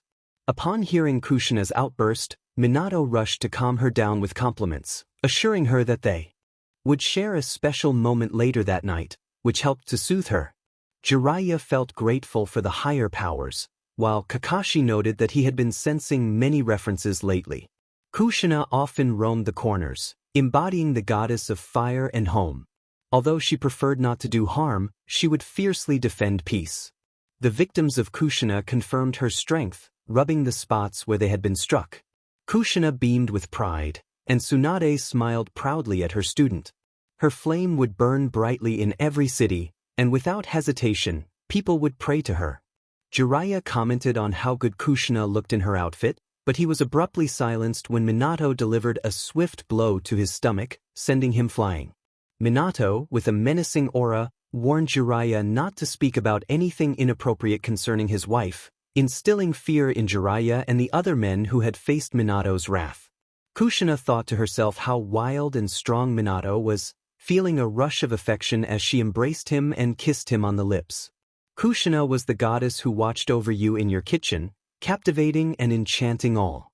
Jiraiya acknowledged his reputation as the pervert, while Kushina felt embarrassed, covering her face upon realizing that her counterpart was eavesdropping on others. Minato reassured her, kneeling before her and expressing that he didn't care about her flaws. To him, she would always be the most perfect woman a man like him could have causing her to blush even more. Obito looked at Minato with respect, while Minato playfully referred to himself as Romeo. Yujito reflected on where Naruto had inherited such charming phrases. Kushina could captivate and fascinate, yet she had the power to burn. She resided in a divine mansion. Minato wore a love-struck expression, agreeing that Kushina indeed had a captivating presence. Kushina had a way of dominating the goddesses, always collecting a tip and outsmarting the others. Tsunade expressed her pride in Kushina, wiping away a fake tear of joy, while Shizune pointed out that Kushina didn't earn money unless there were problems. Tsunade urged Shizune not to ruin her moment of happiness. Kankuro and Gaara approached to propose marriage, but Kushina firmly held Sasuke by the head, vowing that no one would touch her. Minato's expression shifted from love-struck to fierce as he glared at the two brothers from the sand, intimidating them for wanting to claim his Kushi-chan. However, he calmed down when Kushina affectionately embraced him, sighing with relief, which eased the tension for the brothers. With her gang, you would find Naruto and Satsuki, pure goddesses untainted, unlike Mabuki, who was utterly repulsive. Mabuki glared at Kushina with a deadly aura, and Kushina returned the glare with equal intensity. The men around them felt a chill, fearing for their lives. Running like crazy, the women had to be men, their eyes darting around. Obito, the loyal nephew, came to share his unparalleled adventures.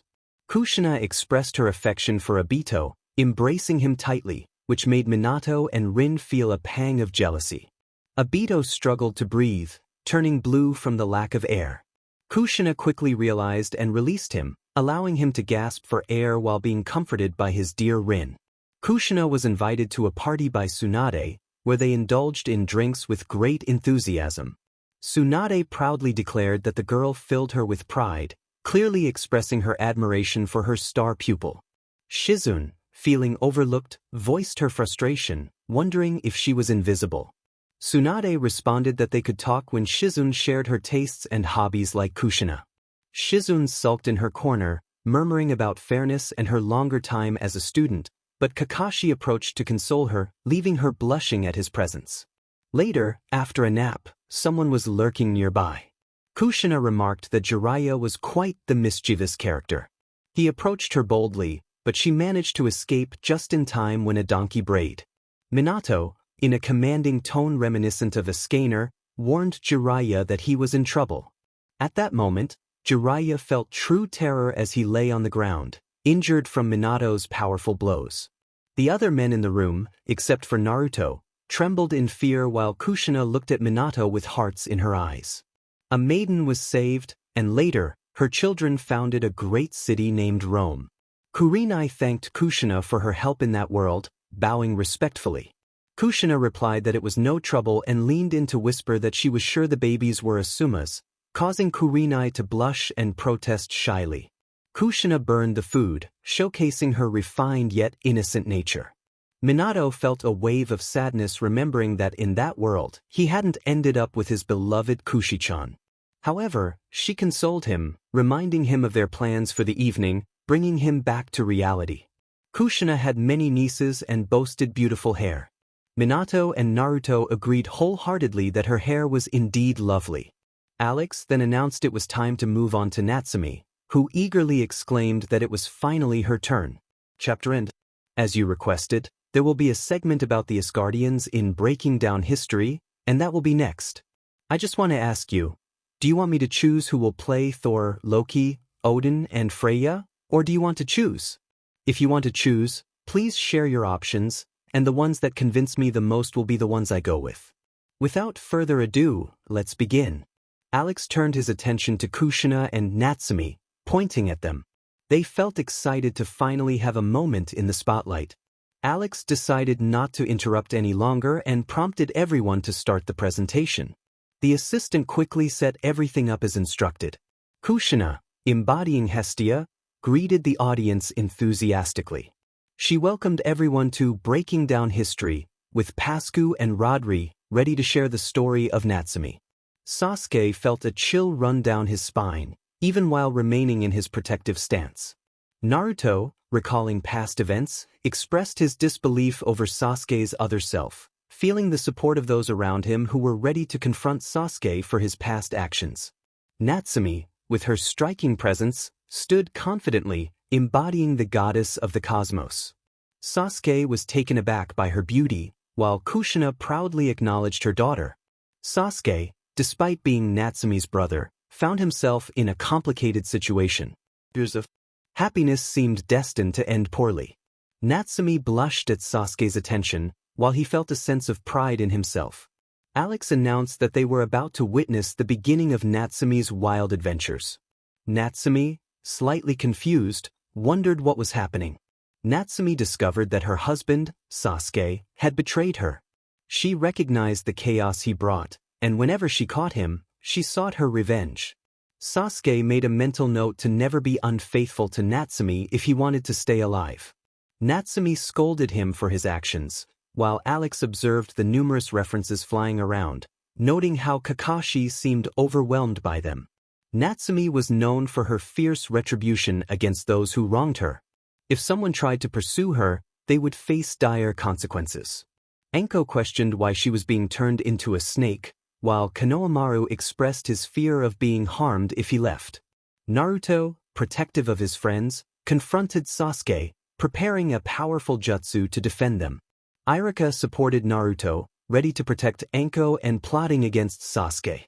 Sasuke felt threatened as he noticed Hayden attempting to make a move on Natsumi, but Hayden remained unfazed by the tension. Natsumi firmly told him to back off, showing her courage, which impressed those around her. Kushina felt immense pride in her daughter's bravery. As the chaos continued, Alex intervened, reminding everyone that they needed to move on. Natsumi, in a moment of reflection, apologized to Choji for her actions. Choji reassured her that he understood her better than her counterpart. Sasuke was confused about his role in this situation, while Alex pointed out that he would understand how his daughter would behave. The men in the room felt uneasy at the thought of what was to come, while the mothers expressed their desire for their children to experience the challenges of motherhood. Natsumi faced challenges, including conflicts with those who had rejected her, leading to dramatic confrontations. Tsunade questioned the reasons behind such wars, while Alex pointed out that conflicts seemed to arise frequently. Inoki attempted to justify their actions, but Alex remained skeptical.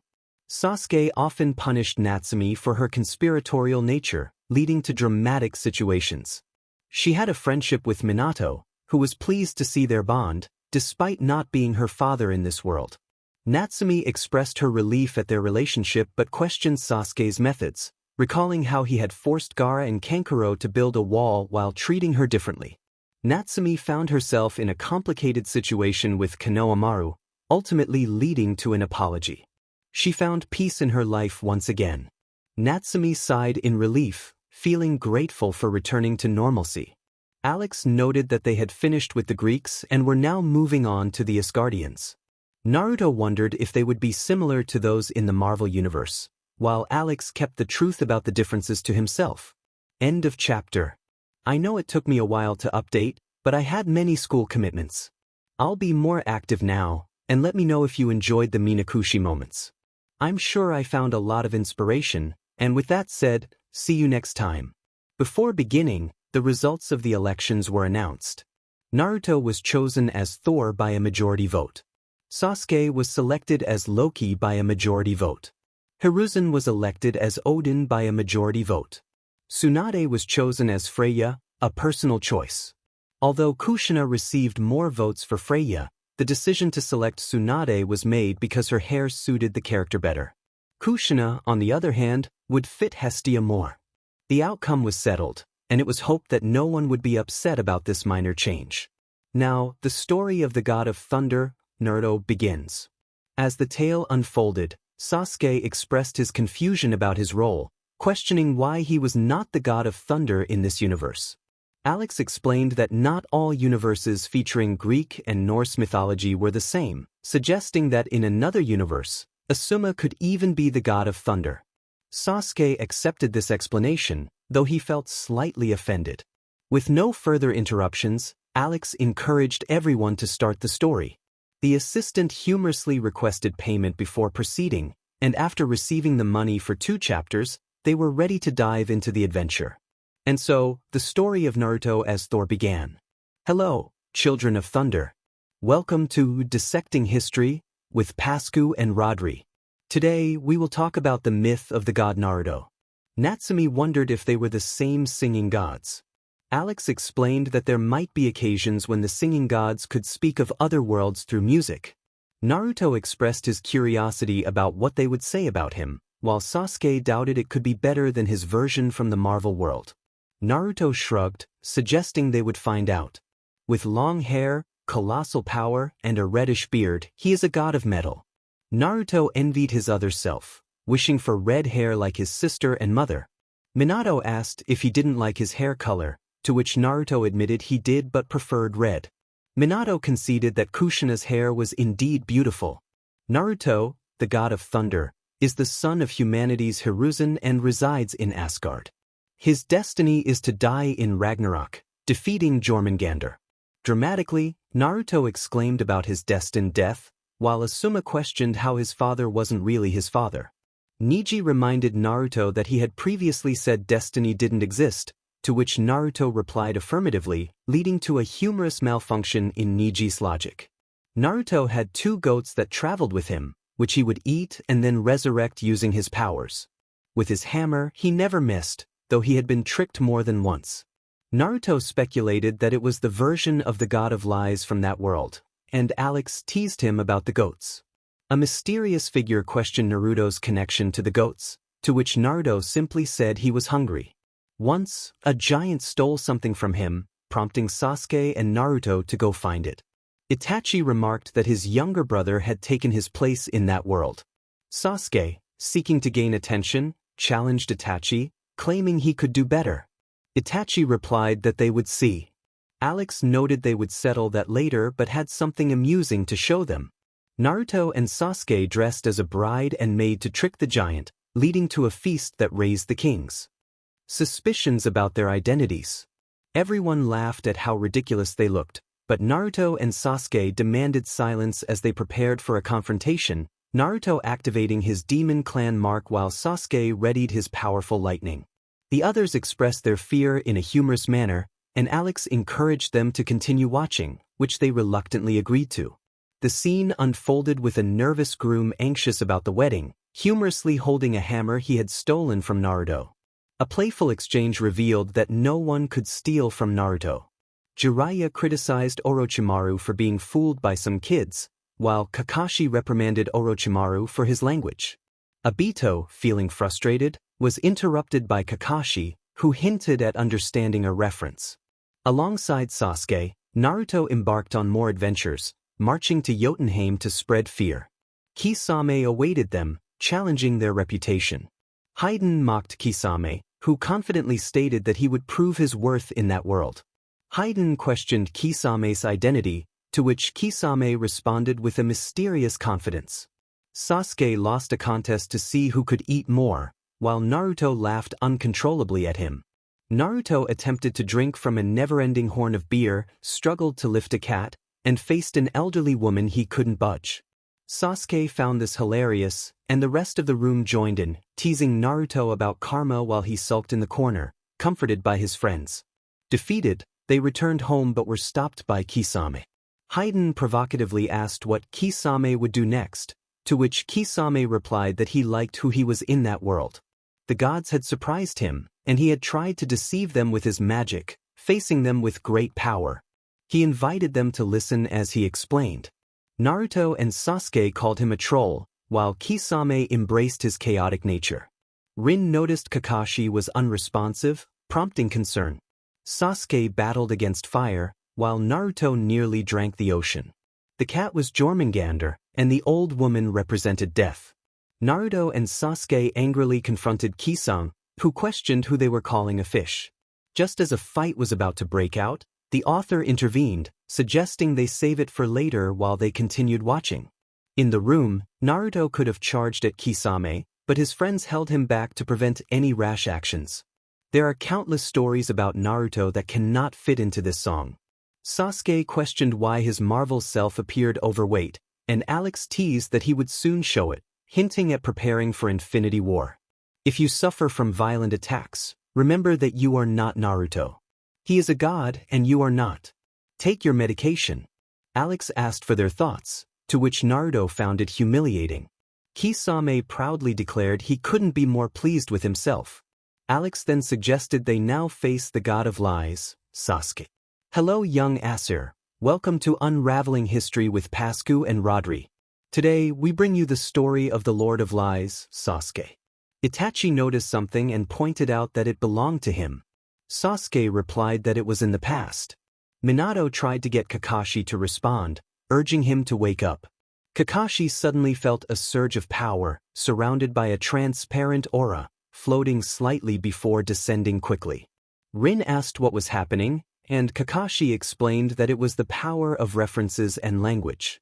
Obito questioned Kakashi's sanity. Sasuke was known as the most cunning, deceitful, annoying, and playful god. In Konoha, everyone agreed with this statement. He was the son of a giant, and despite what Marvel might say, Hiruzen was not his father. Sasuke found it amusing that in the Marvel world he was indeed the son of the Thunder God, but now, as the god of lies, that was no longer the case. He was a god of transformation, capable of turning into a fly or a salmon. His children were quite unusual, including a girl who resembled a corpse and 2 animals. Sasuke admitted he liked the transformation but found it strange to have a daughter like that. Naruto, frustrated, glared at Sasuke, questioning why he always ended up with his sister. Minato, trying to shield his daughter from the shocking reality of another world where she had children with Sasuke, pulled her away, leaving her blushing and in shock. Despite his twisted nature, Sasuke had helped the gods by bringing them gifts, which were often questionable in quality. Mei asked what kind of gifts they were, and someone suggested that given Sasuke's nature as the god of lies, they probably weren't good. Yujito remarked that they wouldn't know until they saw them. Naruto's hammer, Hiruzen's spear, and even a ship were all attributed to Sasuke, leaving everyone bewildered. Asuma, confused, thought he was being addressed but was quickly dismissed. Sasuke, ever the generous god, invited everyone to join him. Sasuke had his mouth sewn shut because he often got himself into trouble, and that was how he always resolved his issues. Naruto wished they had done that when Sasuke was arrogant. Sasuke countered that they could have done it because of Naruto's foolishness. Natsumi, exasperated, prepared to intervene, while Shikamaru floated on his cloud-like pillow, enjoying the chaos. A giant arrived at Asgard, proposing to build a wall in exchange for Tsunade. The response was a resounding no. The giant boasted that he could complete the task in 6 months, challenging everyone. Tsunade, ready to defend herself, would have sent Sasuke flying with a powerful punch for suggesting such a thing. Sasuke, feeling the sting of her wrath, expressed his fear to the others.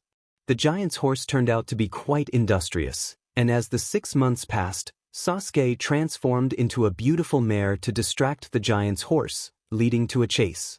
Tsunade scolded Sasuke for his antics, while Naruto teased him about being disrespected by a horse. Laughter erupted in the room as Sasuke demanded silence. With his friend gone, Sasuke's mission had failed, and he returned with unexpected news. Kiba teased him about having a child, but Sasuke retaliated by sending a powerful bolt of energy toward Kiba, knocking him out. Sasuke was known for his charm and Stuckton, which left everyone in awe.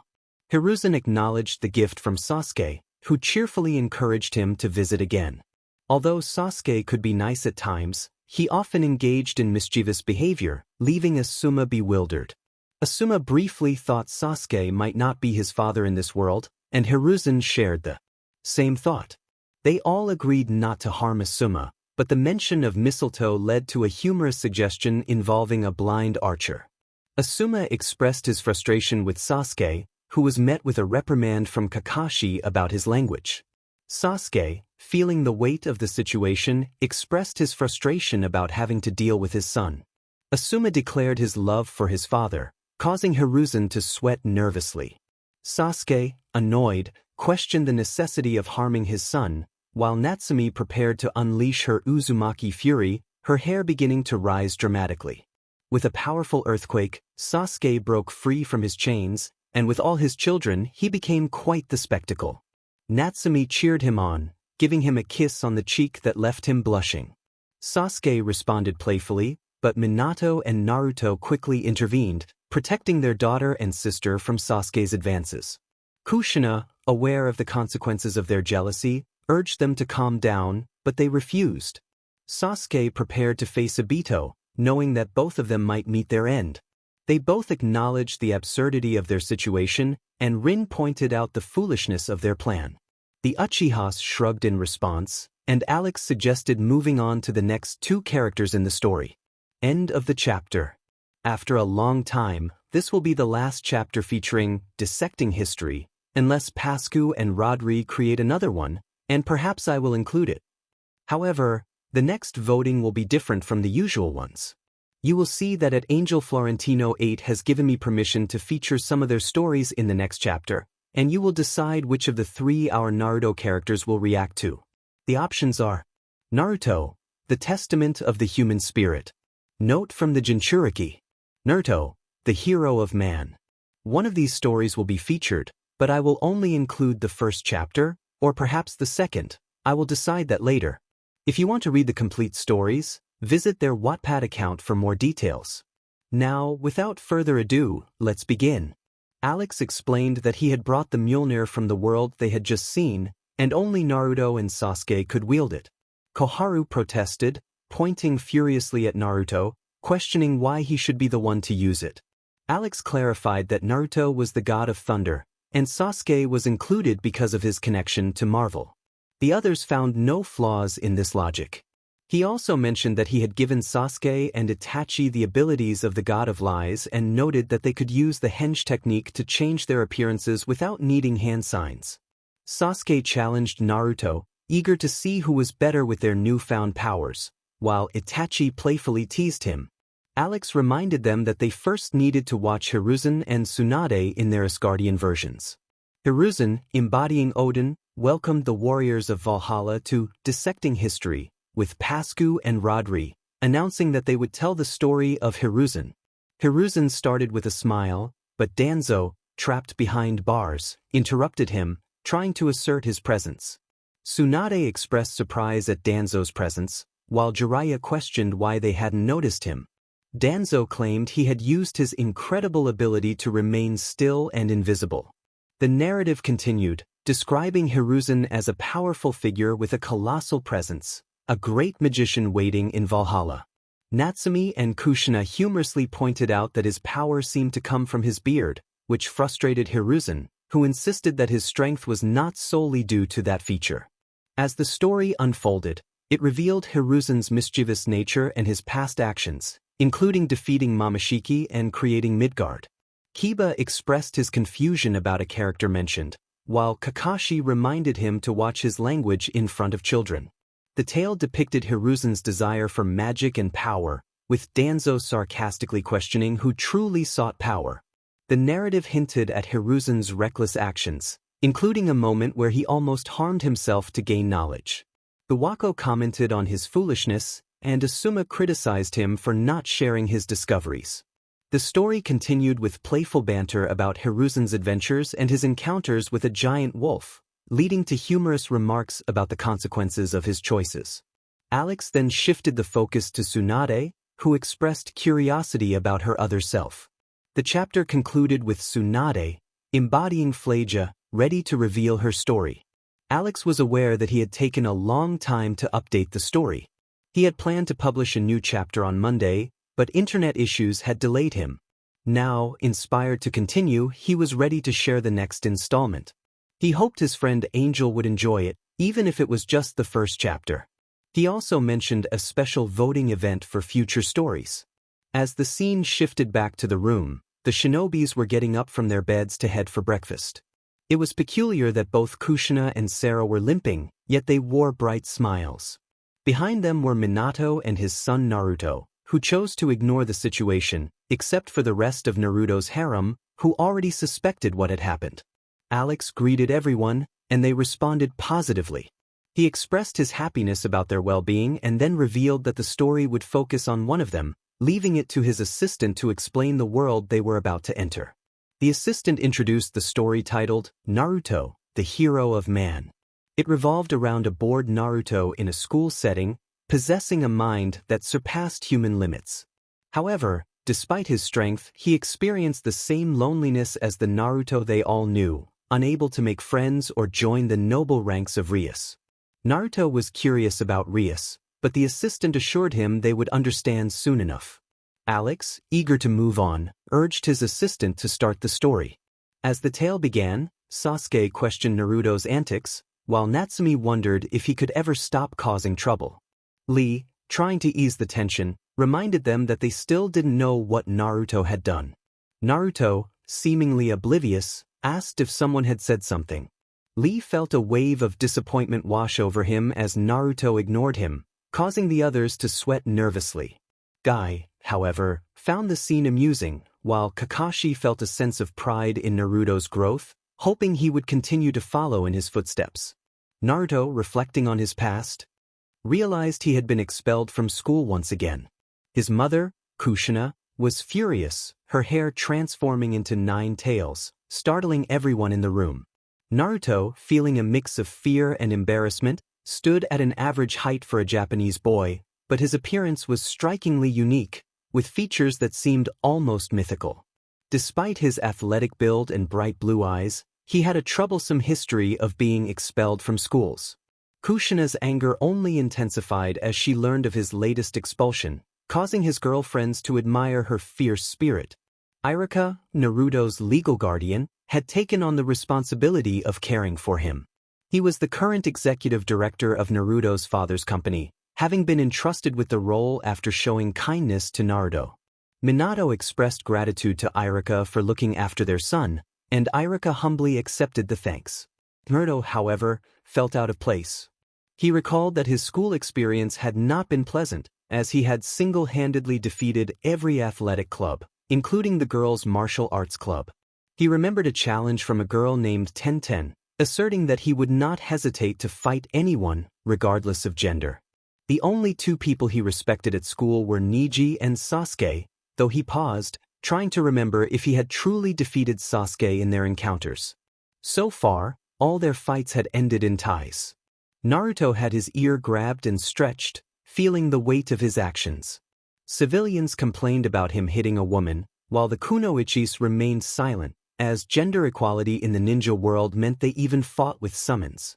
Iruka exclaimed that it had been the best school in the country, where the leaders of each club were nationally recognized and aimed for the Olympics, and the faculty consisted of some of the best teachers in the world.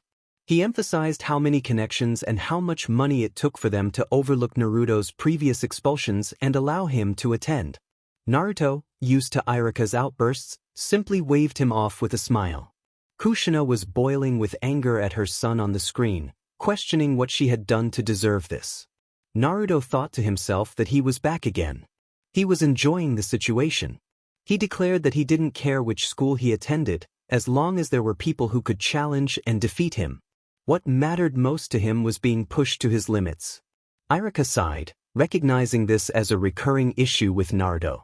Kushina, Natsumi, and Naruto's harem assured Iruka that they would educate him, their smiles mischievous. Naruto trembled in fear at the thought of their intentions.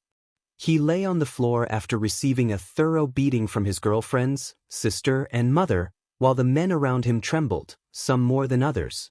Naruto's sole aim was to be the best at everything he pursued, wanting to show everyone that he was someone worth noticing. He sought out the best of the best in every field and challenged them to fights or any competition to prove himself. He had never lost. He confidently stated that he was the best. Sasuke, observing, thought it amusing that people called him arrogant. Iruka crossed his arms, questioning why Naruto always started fights over trivial matters like music, singing, dancing, martial arts, sumo, sports, swimming, and cooking. Naruto simply smiled, finding it fun. Kushina, cracking her knuckles, asked if he ever learned anything. At that moment, Naruto felt a pang of true terror. Iruka asked him how many friends he had made in his life, and the answer was none. This realization wiped the smile off Naruto's face as he and Iruka locked eyes for a few moments. Iruka suggested that if Naruto wanted to be challenged, he should stop trying to dominate everything and allow people to connect with him through learning. Kushina agreed, believing that having a few good friends was more than enough. However, Naruto dismissed Iruka's words entirely. He stood up and began to walk away, prompting Iruka to ask where he thought he was going. Naruto announced that he was going to buy a trumpet and spend the day learning to play it before Iruka could say another word. He bet all his money on learning to play the trumpet in less than a day. Gaara reminded him that there was no need for a bet, but he was interrupted when Hashirama decided to wager with Naruto, forgetting the explanation given by Alex. 8 hours later, beautiful music filled the air as Naruto had taken just 4 hours to buy a trumpet, read a book about it, and start mastering how to play. Naruto's brain functioned in a unique and unfortunate way. He learned things 1,000 times faster than the average person because he was born with a mind that constantly processed 1,000 thoughts at once. When he focused all those thoughts on a particular subject, he learned at an astonishing rate, even developing muscle memory 1,000 times faster than others due to this peculiar mental trait. In essence, 4 hours of learning equated to 400 hours by Naruto's standards. Kakashi theorized that despite not using chakra, Naruto somehow managed to utilize shadow clones in his mind. Minato agreed with his student, while Rin concurred that it was the most logical explanation they could deduce. Obito, not fully understanding, nodded along. Naruto mastered the trumpet and then proceeded to buy a cello, learning it to the point of playing in front of a growing crowd on a street corner. He knew he would soon tire of performing for them, but there were still a few hours of daylight left. He pondered whether he should learn to play the flute next as people tossed coins at his feet. Tayuya, wiping away a fake tear, expressed her pride in him, while Sakan scoffed at the idea of learning to play a flute, only to receive a playful jab from Naruto. He smiled menacingly, asking if Sakan had said something, causing Sakan to tremble in fear. Naruto had no intention of keeping the money for himself. He didn't want it and didn't feel he had earned it. Instead, he would find someone less fortunate and give the money away, as he honestly didn't care much for wealth. He understood that while he was immensely rich, money had never bought him the happiness he sought, and anything purchased with it could be taken away just as easily. Minakushi proudly declared that he was her son, while Naruto reminded everyone of the importance of humility, as some men took notes on his advice for winning over girls. Naruto had a giant smile on his face, a sparkle in his eyes as he thought about what he was going to do next instead of learning another boring instrument. Sasuke raised his money, predicting that Naruto would get into a fight with some people. Natsumi, on the other hand, believed he would learn something else, also raising her money. Tsunade felt a swell of pride for her goddaughter, appreciating their shared love for betting. 2 hours later, Naruto looked at the people he had just fought and declared that he had defeated 5 of them with a pen, 4 with a yo-yo, and 6 with trash can lids. He asked if anyone had suggestions for what he should take on next. Natsumi dramatically cried out in despair while Sasuke counted his winnings, enjoying the moment. Sasuke remarked that it was a pleasure doing business with Natsumi. Tsunade asked if it was Natsumi's first time, while an assistant joked about Naruto being trained by a legendary figure, John Wick, leaving everyone confused about who that was. A group of gangsters had been harassing anyone who passed by as they loitered on the street corner. When Naruto confronted the first of them, he got creative, using anything he could grab or pick up from the ground to take them down. No one cared that he was fighting some bad guys. He didn't allow them to land a single hit as he knocked them to the ground. Even when reinforcements showed up, he took them down just as easily. Darui commented on Naruto's gangster-like behavior, while Obito teased Kakashi about his lack of language skills. Kakashi was overwhelmed by the numerous references throughout the story. Naruto, feeling unsatisfied, playfully suggested that if they kept fighting him, he might just become friends with them. Kushina, however, firmly told him that she forbade him from having friends like that, raising her hair in exasperation. Naruto, with a military pose but clearly nervous, acknowledged her. He then turned to see a man approaching him stealthily with a knife. Asuma asked if he hadn't seen it coming, while Alex noted that if the references kept coming, he might have to call an ambulance for Kakashi, who was still in a state of shock. Naruto warned the man not to use a knife against him, stating that it would only make him more violent. He raised his fists, showing they were covered in the remnants of his previous opponents, which startled the man enough to take a step back. Naruto invited the man to continue the fight, claiming he had plenty of time to spare. As the chaos continued, Ao remarked on how things were done in Russia, and Mei questioned if he had a better place to share his thoughts.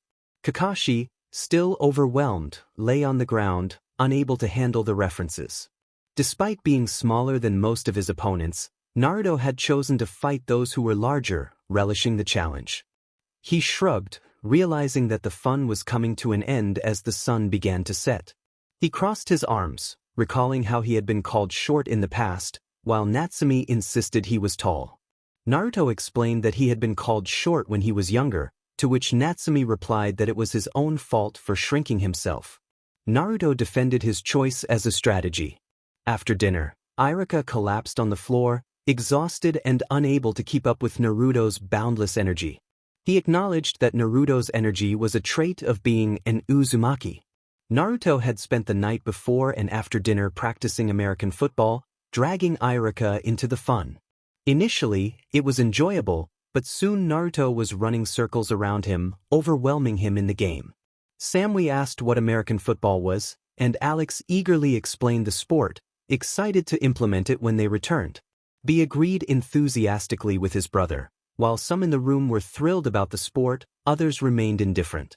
Naruto reminded Iruka that he had played football back in the United States, although he admitted he had spent most of his college experience on the bench. Iruka suggested he find something else to learn, and Naruto cracked his fingers, declaring he would look for another skill to master, jokingly mentioning knitting. Kushina chimed in, saying one never knows when someone might challenge them to knit, and that it was good for him to learn. Naruto proudly claimed he was a role model, prompting laughter as everyone teased Minato for his domestic skills, leaving him with a melancholic aura. As midnight approached, Iruka was unsurprised by Naruto's antics. Naruto proudly displayed a blanket he had made, showcasing a map of Japan and a few cute animal designs he had created after researching how to knit online. Naruto showcased his first attempt, which was quite impressive. Iruka was no longer surprised by Naruto's antics. He understood that he should have gotten used to Naruto's abilities by now. The doctor had explained how Naruto's brain worked, revealing the secret behind his rapid mastery of skills. Iruka realized that it was similar to how Naruto used shadow clones, so there was no need for further explanation. Iruka mentioned that he needed Naruto to sign some papers. With a smile, Naruto asked if it was about a new school, recognizing the look on Iruka's face, the look of someone about to lecture him. He knew that meant Iruka had spent a significant amount of money enrolling him in yet another school. Eagerly, Naruto inquired about the new school and how impressive it was as he stood up. Kushina expressed her gratitude to Iruka for everything he did for her son. Iruka humbly replied that it was nothing. Anko playfully whispered to Iruka, teasing him as she blushed. Naruto interrupted, insisting he was not a Gary Sue because he had no friends and was disliked by most people, except for Iruka. He admitted to being quite dense and unable to pick up on indirect hints, but he understood the joke. He laughed when Iruka had thrown that insult his way. Iruka explained that a Gary Sue was someone who excelled at everything, never faced real consequences, and was loved by nearly everyone. Naruto noticed Iruka turning bright red and coughing into his hand, prompting him to ask again about the school. Most in the room were still reflecting on the earlier discussion, while a few seemed indifferent to the lesson. Iruka noted that there were only 10 middle schools left in the nation that hadn't expelled students, leaving little choice. He crossed his arms and stated that he wouldn't reveal anything about the school, except that he hadn't been charged for forgetting about Naruto's previous expulsion. He added dryly that it was fortunate he wasn't charged much. Kushina warned Naruto that he better not get expelled again, raising her hair in a dramatic fashion. Feeling downcast, Naruto turned to Yujito for comfort, hugging her legs. Excitedly, Naruto declared that it sounded fun and he couldn't wait to get expelled from this school as well. Iruka and Kushina reacted with frustration, urging him not to plan for expulsion. As Naruto pleaded for help, he was being dragged away, calling for the police as he neared a door that led to a room of torment. His cries of distress echoed through the hall, causing sympathy among the men present, while Naruto's girlfriends took notes on how to handle him when they eventually married. Irika felt pity for the teachers at Kuo Academy, knowing they were about to welcome their worst student into their halls. Naruto quipped that it was obvious they were in for a challenge. Alex announced that this was the end of the chapter. Naruto lamented that the story was getting good. Alex apologized but reminded everyone that they could continue watching in their rooms as they needed to move on. With a collective agreement, they prepared to conclude the chapter. This had been the longest chapter Alex had ever written in his short time as a writer. He anticipated some would call him lazy for taking so long to update, but he hoped everyone enjoyed the story and looked forward to seeing them again. Chapter end. The YouTubers won, but due to time constraints, only Mrs. Sinfonia's version will be presented for now. Later, a chapter about Ola Soy German's version will be published. For those who were eager for the Infinity War saga, don't worry, the next chapter will feature Infinity War. This time, there won't be a vote, but I do want to ask something. Would you like me to create a chapter of challenges suggested by you? With nothing more to say, let's begin. Alex explained that the next universe they would explore was one without chakra, showcasing videos of Sasuke as a YouTuber. Everyone was curious about this new concept. Alex shared the details with them and then turned to Naruto, who seemed confused about his role in this. Alex encouraged him to start the video while handing money to the assistant, who promptly set up the first video. Alex informed everyone that they would watch a video made by Sasuke, although he wouldn't appear in it this time. Sasuke had recorded and edited it for upload, and everyone nodded in understanding. In the video, Obito was seen working as a cashier in a supermarket when Kankuro suddenly appeared, excited to participate. Temari, annoyed, asked him to be quiet. Kankuro, feeling a bit nervous, greeted Obito, who responded warmly and asked what he needed. Kankuro inquired about a specific snack, and Obito explained what it was. Alex noted that it was a treat from their world and the Akimichi clan eagerly anticipated it. Once they received the snack, most enjoyed it quickly, while others took their time. Obito pointed Kankuro in the right direction to find more snacks, but Kankuro struggled to locate them. After some back and forth, he finally found what he was looking for, though Temari teased him about his lack of awareness. Kankuro, feeling downcast, asked how much he owed. Obito told him the price, and Kankuro jokingly suggested it was a robbery, pulling out a kunai. Temari was incredulous, while Sasuke questioned the logic of robbing a store for such a small amount. Kankuro, still feeling low, insisted it was a serious situation. Obito, confused, asked if Kankuro didn't want the snack, leading to Rin teasing Obito about his behavior. Kankuro insisted he was serious about the robbery, and Obito, realizing the absurdity of the situation, offered him the snack for free. Kankuro, however, demanded Obito's pants instead, which drew more teasing from the group. As Kankuro continued his antics, Obito reluctantly handed over his pants, leaving Rin blushing at the sight. Temari questioned Kankuro's motives, and Kozu expressed his disappointment in Kankuro's choices. Just then, the store manager, Kakashi, entered, confused by the scene unfolding before him. Obito explained that Kakashi was his boss, and Kakashi took pride in that fact. Kankuro, unfazed, insisted it was still a robbery. Kakashi asked if Obito had paid for the snack, to which Obito admitted he hadn't. Kushina chimed in, warning Kakashi not to associate with Obito, who protested. Kakashi then questioned Kankuro about the kunai, demanding proof that it wasn't taken from the store. Kankuro argued that there were no weapons for sale, but Kakashi insisted on verifying the situation. The tension escalated as Kakashi demanded Kankuro pay for the kunai, leading to a chaotic exchange. The scene continued to unfold with humor and absurdity, showcasing the characters' personalities and the light-hearted nature of their interactions. Kankuro was feeling down again, questioning why life seemed to be against him. He glanced at the screen, repeating the same thing over and over. Kakashi, noticing Kankuro's mood, reminded him that they had security cameras to determine if he had stolen something. Kankuro insisted that he hadn't taken anything, claiming he had the item all along. Kakashi then called out to Obito, urging him to put on his pants, to which Rin reacted with surprise at Kakashi's language. Obito defended himself, pointing out Kakashi's choice of words. Kakashi sighed, acknowledging that they would never let him forget it. Obito, with a smirk, mentioned that it was his form of revenge. As he put on his pants, he expressed how good it felt. Rin playfully encouraged him to feel comfortable, which made Obito react dramatically. Kakashi then insisted that Kankuro should pay for the weapon, prompting everyone to remind him about his language once again. Kakashi accepted that he would hear that every time he swore. Kankuro insisted that the item was his, even stating that it had his name on it. Kakashi took the weapon to inspect it, while Temari questioned Kankuro's intelligence.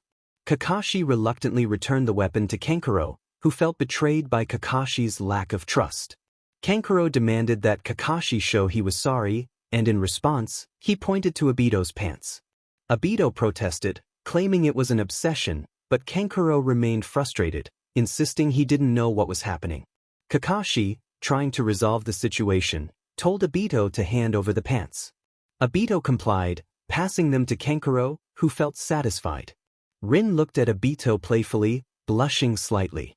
Obito, still flustered, exclaimed about the situation, while Kakashi struggled to contain his laughter, nearly convulsing from the humor. Kankuro, feeling triumphant, was reminded by Kakashi that he owed money for the pants. Kankuro was baffled by the price, but Kakashi explained that it was a store. Gaara chimed in, questioning Kankuro's intelligence once more. Kankuro, still feeling down, reluctantly handed over the money, and Kakashi thanked him, wishing him to return soon. Kankuro, feeling defeated, muttered that he would be fine with it. Kakashi, realizing he had made a reference, began to convulse again from the sheer number of jokes. He then checked on Obito and his pants, only to find out that they had been sold to a thief.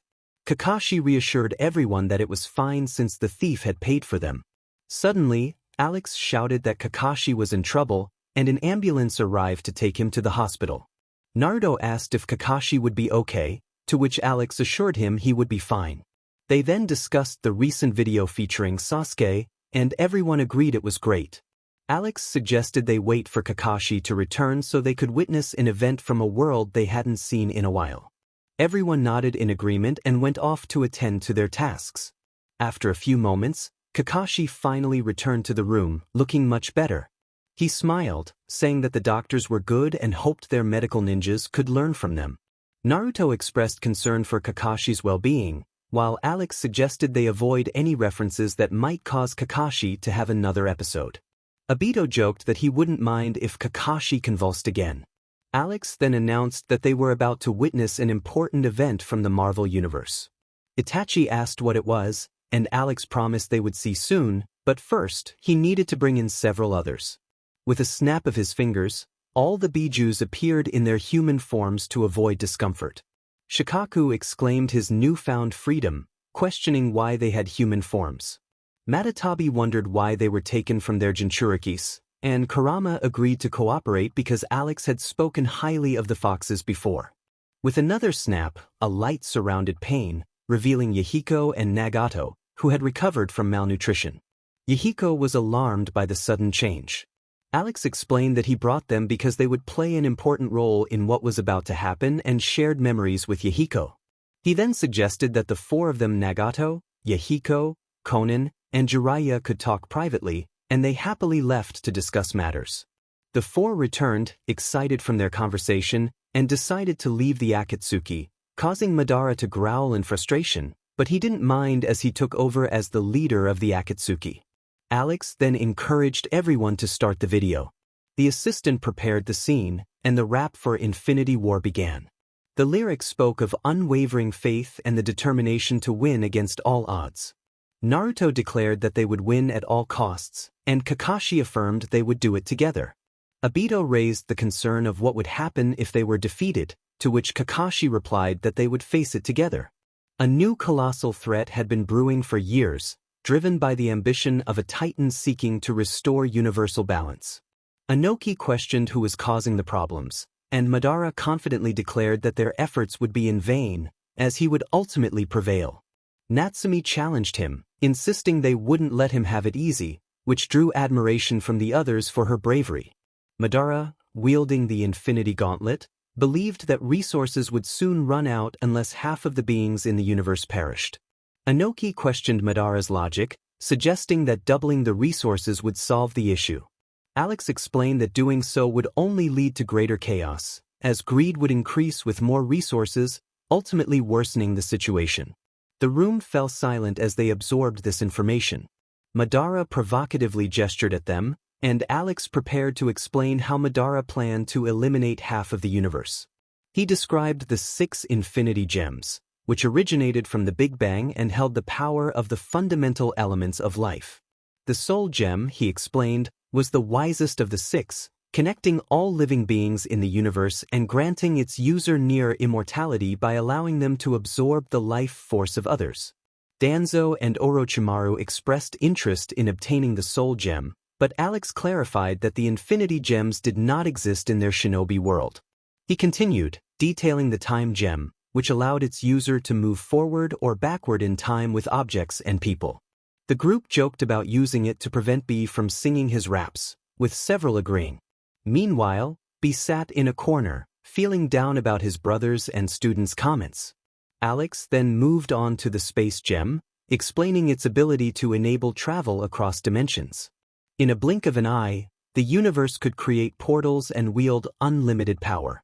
This intrigued Naruto, Minato, and Tobirama as they listened to the description of the Space Gem. They specialized in the Hiraishin technique for teleportation, but they understood the potential dangers such power could unleash. Alex explained that the Mind Gem granted total control over individuals through telepathy, which piqued the interest of all the Yamanaka clan members, as they were experts in mind-related jutsus. Danzo also found it appealing as he sought to control the minds of his weapons, referring to Naruto and the other shinobi. He continued, stating that the Power Gem could easily destroy a planet. The mention of such a powerful gem left everyone trembling in fear. Some expressed their apprehension, exclaiming that they would not dare approach it or needed to run away. Alex then described the Reality Gem, which allowed its wielder to change the form of things, create real illusions, and even alter reality to the point of distorting natural laws. He considered it the most dangerous and powerful of the 6 gems. If they were already terrified by the thought of the Space Gem, the fear escalated at the possibility that these gems might exist in their world, and they felt the urgency to protect them if they did. Their heroes had to prevent the villains from acquiring the gems at all costs, or half of the cosmos would meet its end. The villains declared their confidence in victory, but Madara expressed doubt with indifference. The Earth's heroes stood as protectors of other realms. If their attempts failed, the future would be bleak. Each gem contained untold power, and a great war loomed on the horizon, the War of Infinity. Kiba admitted that he enjoyed the chorus, and Fu agreed. Shino, distancing Fu from Kiba, acknowledged the situation. Kiba teased Shino about his jealousy, prompting Shino to blush, though his face was partially hidden. Captain America readied his shield once more. Kakashi questioned how he had reclaimed his shield, and Alex explained that after the events of the Civil War, Naruto had deemed him unworthy of it, leading him to leave it behind.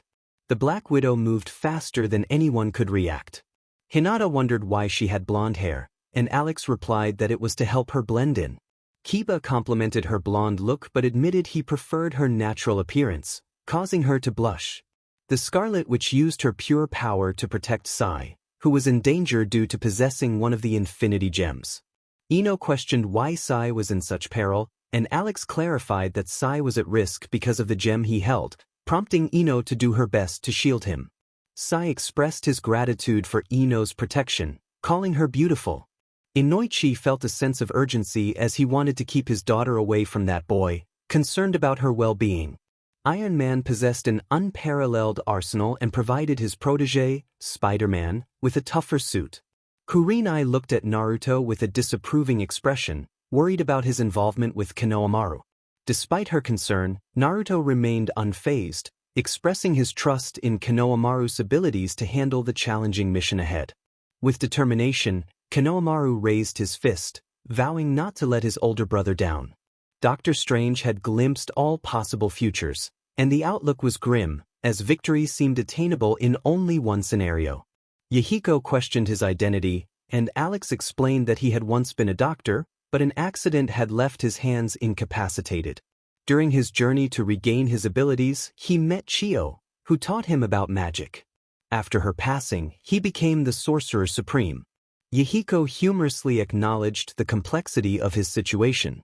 Tsunade suggested that Yahiko might be interested in learning medical ninjutsu, to which he agreed that it would be worthwhile. Hulk was reluctant to emerge, leaving Shikamaru alone. Shikamaru's friends called out to him, but he simply remarked on the troublesome nature of the situation while remaining comfortably on his pillow. Yoshino urged him to get off, but Shikamaru declared that he would stay there until the end. Sasuke, Shikaku, and Hashi embarked on a journey together. Shikaku proudly learned from Alex that he was a founding member of the Guardians of the Galaxy, skilled with any weapon and the brains of the team. Hashi, on the other hand, was humorously described as a living tree with the ability to manipulate plants, communicating solely with the phrase, "I am Hashi."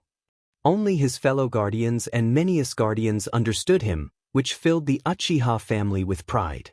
Sasuke was informed that he would accompany them to obtain a new weapon to defeat Madara, acknowledging the risk involved. Star-Lord, Kisame, and Sakura were on their way to meet Anko, who had inherited her adoptive father's fury and attitude.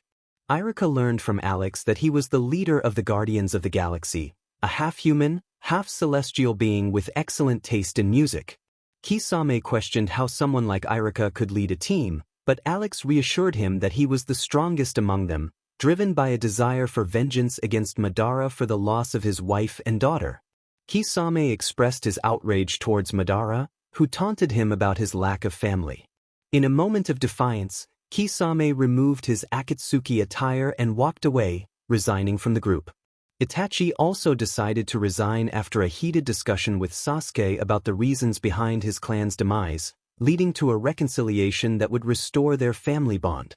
Falcon and War Machine took to the skies. Bee joyfully soared through the air alongside Gaara, who found the embrace a bit uncomfortable. Black Panthers stood guard over the kingdom of Wakanda. Darui expressed his pride in another version of himself, pleased that he continued to protect Wakanda just as he would Kumo. All these heroes were prepared to do whatever it took to prevent a tragic disaster. The villains declared their intent to stop them. Earth's vigilantes were protectors of various realms. If their efforts failed, the future would be bleak. Each gem contained untold power, and a great war was approaching, the War of Infinity. They had never lost faith, having triumphed in every battle they fought. In every situation, they knew what to do, and even if they could not save everyone, they vowed to seek vengeance. However, they faced a threat of immense power that could shatter all hope. If they failed to save the galaxy this time, there might be nothing left, nothing to avenge. Naruto eagerly asked who had ultimately triumphed, hoping for a favorable outcome. Alex encouraged everyone to watch and see what unfolded on the screen. Madara smirked and taunted the young boy, suggesting he should have aimed for his head. Sasuke lowered his head, feeling the weight of the situation. Madara appeared with his destroyed glove, and Sasuke's shock turned to anger as he demanded to know what had happened. Without a word, Madara opened a portal and vanished. Naruto shouted at Madara, urging him not to be a coward. Madara replied that it was called a strategic retreat. Sasuke remained in shock as Kakashi, injured, appeared and asked where Madara had gone. Behind them, Obito was disintegrating into dust. He called out to Kakashi, dropping his weapon as he disappeared, leaving Kakashi and Sasuke horrified. Rin, Minato, Kakashi, Kushina, and the rest of their generation cried out Obito's name. Obito, surprised, questioned if he was really gone. Rin hugged him tightly, fearing he would leave her. He reassured her, stroking her hair and promising he would never abandon her, kissing her forehead and echoing Naruto's words about keeping promises. Kakashi and Sasuke looked around in shock, witnessing the Wakandan army also disintegrating into dust. Madara watched with a twisted smile, suggesting they should be grateful to him. The scene shifted to Darui and Samui. Darui urged the general to stay strong, but as he reached out to Samui, he too vanished, leaving her stunned. The Kuma warriors called out for Darui, who lowered his head in sorrow, feeling he had failed them. One of his comrades reassured him that he had done his best, and they were proud of him. Darui expressed gratitude for their support as they continued to watch the unfolding events. Hashi introduced himself as he began to fade away. Shikaku rushed toward him, panicking as he realized what was happening. Hashi disappeared, leaving Shikaku in shock. The Senju clan cried out for their fallen members, while Madara grinned, reveling in the chaos he had caused. He declared it couldn't be more perfect, having taken down Hashirama. The Senjus cursed Madara, with Tobirama glaring at him, but Madara remained unfazed. In a tragic turn, Ino, who had been with Sai, also vanished. The Yamanaka clan cried out for her, and Ino called for Sai desperately. Inoichi, enraged, prepared to confront Madara but was restrained by Choza and Shikaku, who urged him to think of Ino. Inoichi reluctantly calmed down, returning to his daughter, who was also grieving for Sai. Gaara disappeared as Bee searched for him, calling out his name in desperation. The Sabaku family embraced Gaara, shocked by his impending disappearance. Gaara expressed his disbelief at the situation. Meanwhile, on Titan, the Guardians and Avengers were recovering after their battle with Madara. Irika was alarmed by the situation, questioning how they ended up on that planet. Alex explained that he, Konohamaru, and Yahiko had ended up on Titan to confront Madara and had encountered some Guardians for support. They had put up a fight but were ultimately injured due to Irika's impulsive decision, which had ruined their plan. Many in the room looked at Irika disapprovingly, while others understood his pain. Irika felt ashamed, lowering his head. Alex defended Irika, recounting the hardships he had faced, including the loss of his mother and the betrayal by his father. He highlighted how Madara had taken Anko from him, which pushed Irika over the edge. The room fell silent, realizing the weight of Irika's struggles.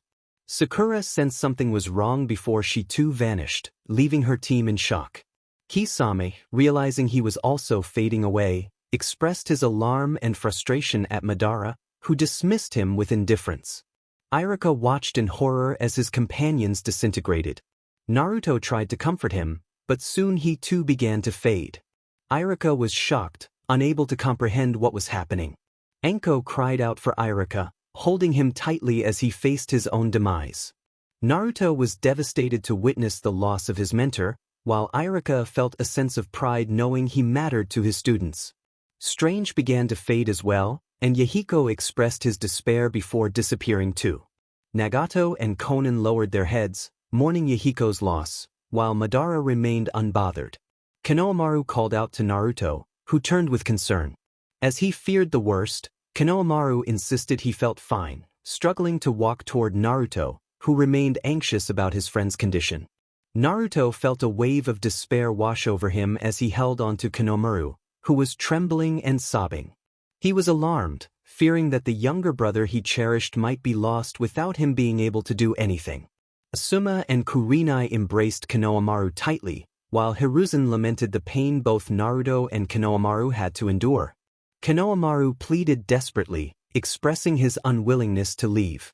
The heartbreaking scene shattered the spirits of those watching, unable to bear the thought of someone so young facing such tragedy. Naruto began to lose control, overwhelmed by the situation. In a moment of desperation, Naruto fell to the ground, holding Konohamaru tightly as he began to fade away. Konohamaru apologized softly, and in that instant he turned to dust. The Sarutobi clan cried out in anguish, calling out to their beloved Konohamaru. Naruto, filled with rage, struck the ground with such force that it cracked beneath him. He turned his fury towards Madara, accusing him of murder, and began to envelop himself in a red chakra, ready to confront the enemy. However, Alex intervened, urging him to calm down for the sake of everyone present. Naruto glanced around, noticing the worry etched on the faces of his friends and family. They understood the bond he shared with Konohamaru, but they hadn't anticipated the depth of his feelings, nor his desire to fight Madara. In shock, Naruto grasped at the dust, hoping against hope that Konohamaru would return, but to his relief or dismay, he remained solid. Frozen in place, Naruto wished it had been him instead of Konohamaru or any of his friends.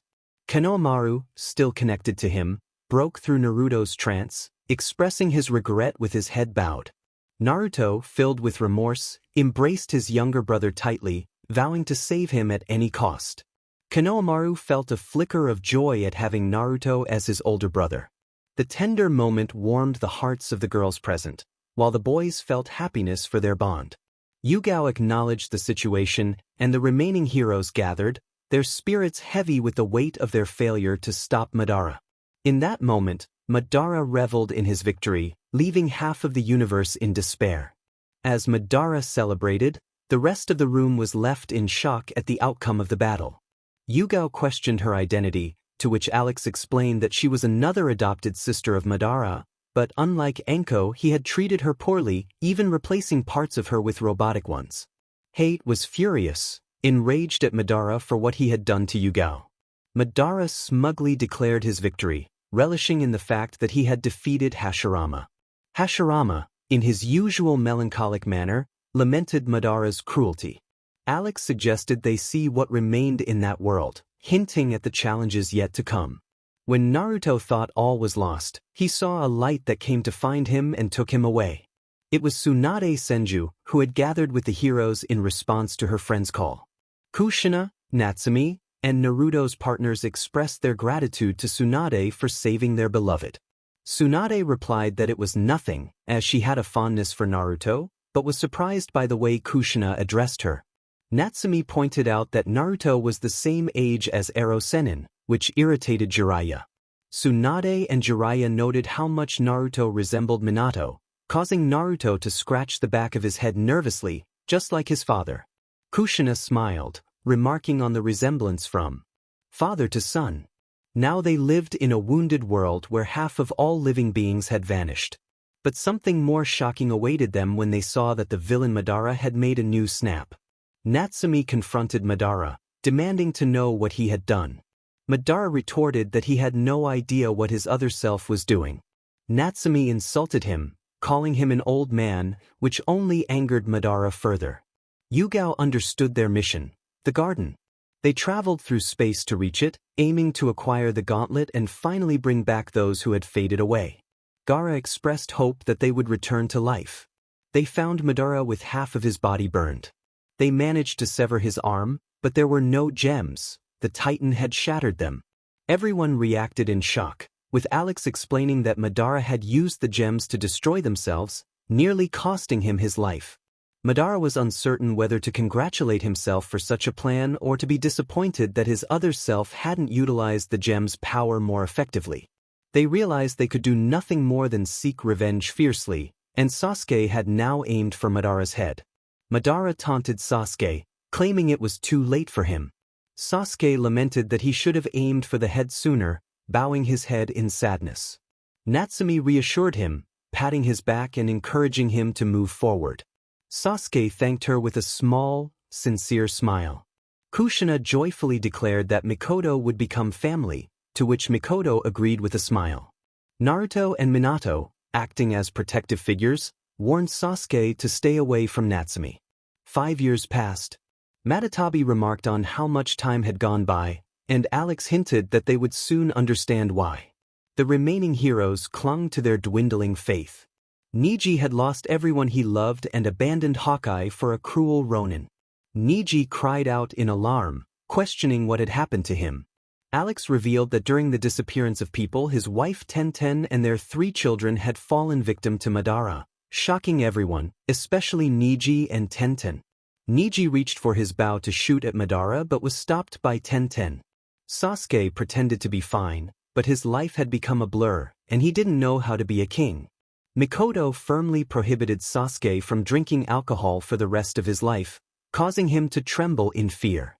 Natsumi assured them that she would make sure he wouldn't drink, her sweet smile unnerving Sasuke. Mikoto approved of Natsumi's involvement. Kiba had returned and observed that time flowed differently, suggesting there might be a way to travel back to the past and retrieve the gems. Madara scoffed at the idea that they could succeed. Kiba confidently declared that they would save the universe, raising his arms in triumph. Alex pointed out that it was technically thanks to a rat. Tayuya was incredulous, questioning how a rat could solve the problem of the snap. Naruto had a daughter named Leia and was filled with hope to recover everything without losing what he had left. Kushina joyfully exclaimed about her beautiful granddaughter, praising her lovely red hair.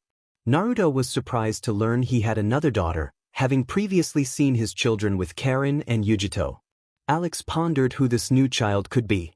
Shikamaru, another genius, had managed to merge Hulk's incredible strength with his intellect over the 5 years, combining the best of both worlds. Shikaku expressed his pride in his son, and Yoshino echoed his sentiments.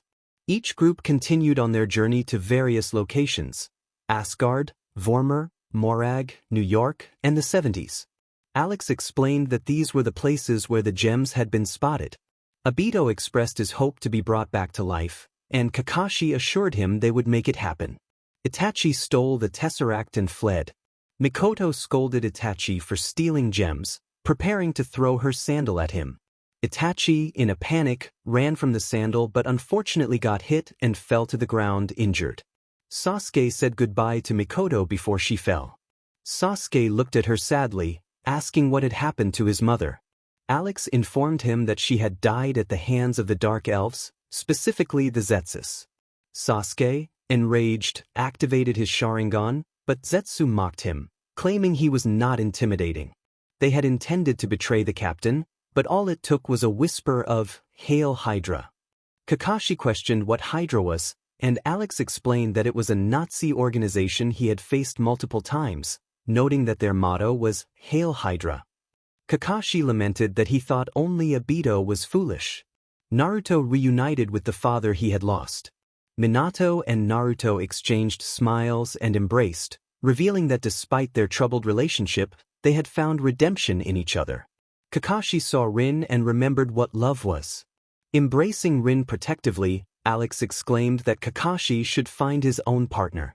Kakashi, confused, mentioned that he wasn't even interested in Rin, insisting they were just teammates.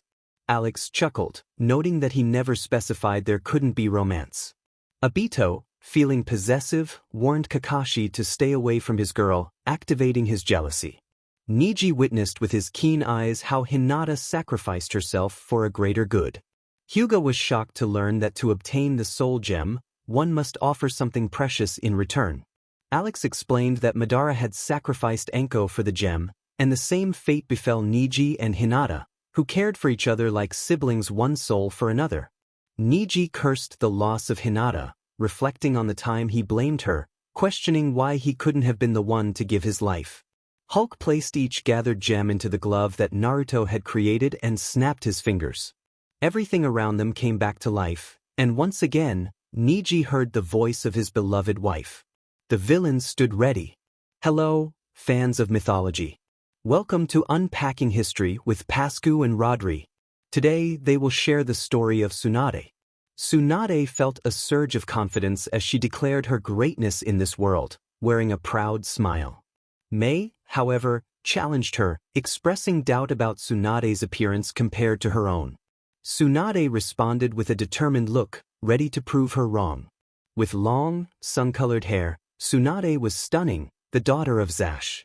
A sorceress, she had the power to grant FRTLTY. Since the names of Tsunade's parents are unknown, let's assume her father is named Zash.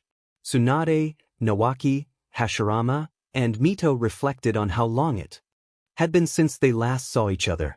The goddess of love wore a cool necklace, which Sasuke had stolen.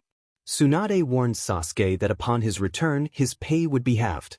Sasuke questioned why, and Tsunade explained it was for stealing her necklace and for being an Uchiha.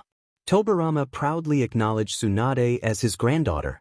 Tsunade was aware that Obito had found Sasuke, who had transformed and fled like a seal. They engaged in a playful battle in the sea, resembling fierce seals. Obito taunted Sasuke, who vowed to win next time. Obito challenged him, and Sasuke prepared his Chidori while Obito readied his Kamui. Alex intervened, requesting peace in the room, and both boys reluctantly dropped their attacks. Tsunade, with her hawk-like skin, soared to any corner, ready to make sacrifices. An onlooker questioned Tsunade's obsession with goats, to which she shrugged, attributing it to her other self. The fallen were divided between Valhalla and its hall. Hiruzen noted how unusual it was for Tsunade to share, and she attributed it to her considerate nature as a goddess. Jiraiya and Orochimaru joked about her genius, prompting Tsunade to demand clarification. Both men, fearing her wrath, received a punch to the face. Tsunade rode with her pig, accompanied by 2 flying cats. She expressed her gratitude for Tauntaun's constant companionship, while the Inuzukas insisted dogs were better than cats. Tsunade simply shrugged, indifferent to the debate. Orochimaru had fallen in love, much to Jiraiya's amusement.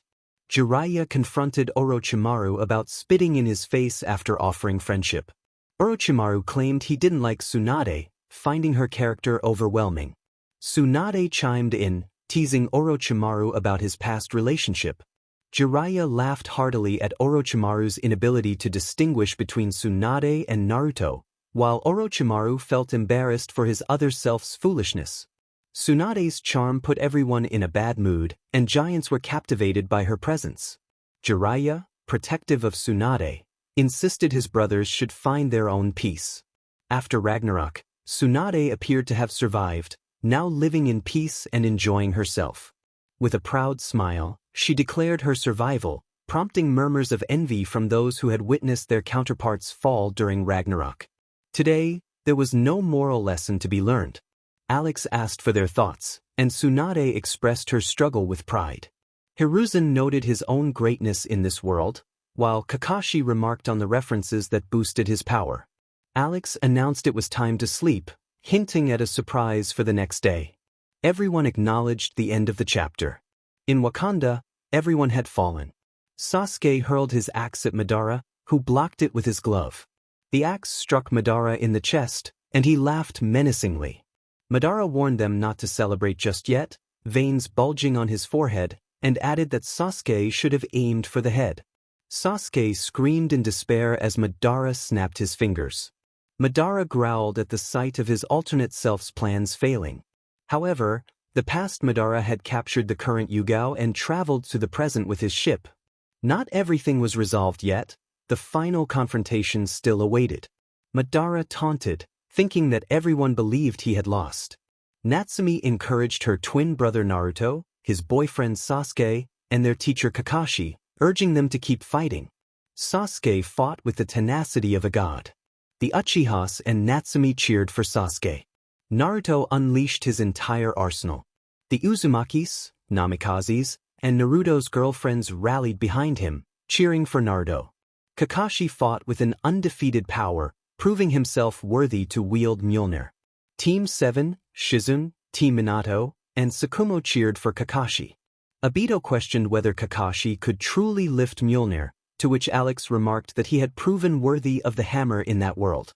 Obito expressed doubt, but Kakashi dismissed the concern, focusing on the battle at hand. As the war seemed lost, a voice called out to him, directing him to his left. Portals opened, and the reborn heroes burst forth, shouting for the Avengers to assemble. The entire room echoed with the villains' cries for the Avengers. Darui arrived just in time. The Kumo shinobi cheered for Darui, alongside their allies from Wakanda. The Guardians fought alongside the past Enko. The Konoha shinobi and Kisame shouted encouragement for Irika, Sakura, and themselves. Shikaku expressed his frustration at being overlooked, while Gaara offered his support. Wasp and Ino collaborated with Captain Marvel. The women united, proclaiming their female power. Konohamaru embraced his beloved mentor while crying. In the room, Naruto and Konohamaru shared a similar moment, creating a touching scene for the women present. Naruto reminded Konohamaru that he had promised to bring him back, and Konohamaru expressed his gratitude. Finally, Madara believed he had the gems in his grasp. Madara shouted defiantly, but the villains rallied behind him, encouraging one another. However, Naruto had already snatched them away. The tyrant declared himself inevitable, but there was something he did not know. Naruto was Iron Man. Kushina taunted Madara, correcting him on his name with a playful smile. Natsumi congratulated Naruto, feeling a sense of foreboding about what was yet to come. The snap left Naruto injured. They had defeated him, Mr. Namikaze. Sarah noticed his reactor shutting down, and Naruto finally succumbed to rest. Sobs filled the room as everyone mourned Naruto's sacrifice to save the universe. He looked at his counterpart with respect for making such a sacrifice, then glanced down to see his harem crying on his chest, pleading for him not to leave them. His friends watched sadly, unable to save him, while his family could not bear the thought of Naruto dying. Sarah, still crying, begged him not to leave her and their daughter. Naruto could only comfort Sarah and his girlfriends with an embrace. Kakashi Hatake returned the gems but chose to stay behind, wanting to be with the only true love he had known. He entrusted his shield to his friend Obito. Obito was surprised, and Alex expressed his trust in Obito to carry on the captain's legacy. Kakashi encouraged him with a smile. Now Leia could sleep, knowing that her father was not there but had saved the world. In her dreams, she would whisper, "I love you 3000. Alex noticed the somber atmosphere in the room and decided to give everyone a moment to feel better. Phil nodded in agreement and left for a more open space. The end of the chapter. After some time reflecting on the events of the previous chapter, the group gradually returned to the room, obviously after enjoying a free meal, while one person was left paying for their food. Alex suggested that to lighten the mood, they should watch some memes. Naruto agreed, finding it entertaining. Without further ado, they began. The first meme displayed featured Itachi in high-quality 4K. Everyone, including Sasuke, erupted into laughter. Sasuke, feeling embarrassed, urged them to stop laughing at him, while Itachi remarked that Sasuke was weak and lacked hatred. Sasuke quietly grumbled about his older brothers, hoping no one heard him. Taking advantage of the presence of all the Akatsuki members, Alex decided to show another meme featuring Deidara as a babysitter. Deidara was taken aback by the suggestion, while Zetsu humorously commented about getting a signal. Kisame joked that someone might have died, and Itachi clarified that it wasn't about photosynthesis. Haiden interjected, questioning who asked for his opinion, while Kakuzu expressed his indifference. Obito ran around the room, blaming Madara for everything, and Konan chased after him, worried about the potential trouble he could cause. Nagato chose to stay out of it, while Sasori lamented being blamed for everything. Yahiko pondered whether Deidara used Pantene, prompting Deidara to express his frustration at the noise. Madara teased him about being overly sensitive. Kurama chimed in, questioning what those women saw in Naruto, given his appearance. Naruto, feeling disrespected, slumped in a corner with a sad aura reminiscent of Hashirama, while his girlfriends tried to console him. Many adult women blushed at the sight of Minato, who nervously laughed at the attention. He proudly remarked that beauty ran in the family, striking a pose reminiscent of a popular style. Kushina, protectively embracing Minato, urged her sisters to find their own partners, while Mito cheered her on from a distance, encouraging her to defend what was hers. Minato and Kushina proudly declared their granddaughter to be perfect, while Natsumi and Sasuke echoed the sentiment about their niece, with Sasuke unknowingly joining in. Naruto and Karen beamed with pride over their daughter. Those familiar with the Uzumaki temperament felt a twinge of fear. The group humorously debated whether they would make good teachers, puffing up their chests with pride at the thought. The students joked that with teachers like them, they would never skip class and might even take extra lessons. Alex suggested switching from Naruto memes to those from another universe, leading to a humorous scenario where Naruto, likened to Meliodas, proudly declared his affection, only to receive a playful smack on the head from his mother, Kushina, who admonished him for being inappropriate. As Naruto began to elevate his hair, the room was filled with surprise. He thought to himself, filled with apprehension, about what would happen if others knew he read Ikaika. The men regarded him with respect, acknowledging his stature. With a proud smile, he recognized himself as a great Naruto. The women rolled their eyes, implying they expected such behavior from men. Alex suggested they switch to a different meme universe, imagining Darker as Naruto and Mecha Boy as Sasuke. Everyone erupted in laughter, with Sasuke pausing to express disbelief about the world they were in. Alex playfully remarked that Asa was Sasuke and that he would return with a beautiful song. Sasuke swallowed hard, recalling how embarrassing it was when he had to perform the universal balance, and he could only imagine how awkward this beautiful song would be. Alex then proposed another universe, picturing Goku as Naruto and Jiren as Itachi. The laughter continued, with Itachi questioning what had happened. Natsumi recognized the world as Dragon Ball, and Alex confirmed that it focused on the Tournament of Power, teasing that he wouldn't discuss it until he could show it in the future. Itachi asked for a hint about his character, and Alex told him he was the strongest in the universe and had a fondness for cumbia music, leaving Itachi puzzled. The laughter resumed as everyone imagined Bulma as Natsumi, Vegeta as Sasuke, and Trunks as Itachi, Sasuke and Natsumi's son. Naruto was the center of their jokes, and he exclaimed in frustration at the Uchiha clan. Sasuke admitted he hadn't laughed like this in a long time, still chuckling at Naruto's expense. Tobirama looked on proudly at Naruto, feeling a sense of pride in him. In another universe, where Goku was Naruto, Vegeta was Sasuke, and others took on different roles, the laughter continued as they teased Naruto. He lamented how he was saved by friends who still found ways to kick him when he was down. Inoichi expressed gratitude for Naruto saving his daughter, while Sabicus echoed the sentiment for Gaara. Madara questioned why he had saved the young boy, and Alex reminded everyone he wouldn't reveal details until he could show the Tournament of Power. As they continued, Alex noted that he had received feedback about his choices in a previous chapter and decided to make some changes, promising a remake of that chapter soon. He then introduced another scenario, imagining Peter as Konohamaru and Kakuzu as his supposed father-in-law, which left Kakuzu bewildered since he had no children. Alex explained the dynamics of that universe, where Kozu was known as Vulture, an enemy of Spider-Man, who was Konohamaru. Konohamaru and Hanabi exchanged shy glances, while Hayashi wished to keep Konohamaru away from his daughter.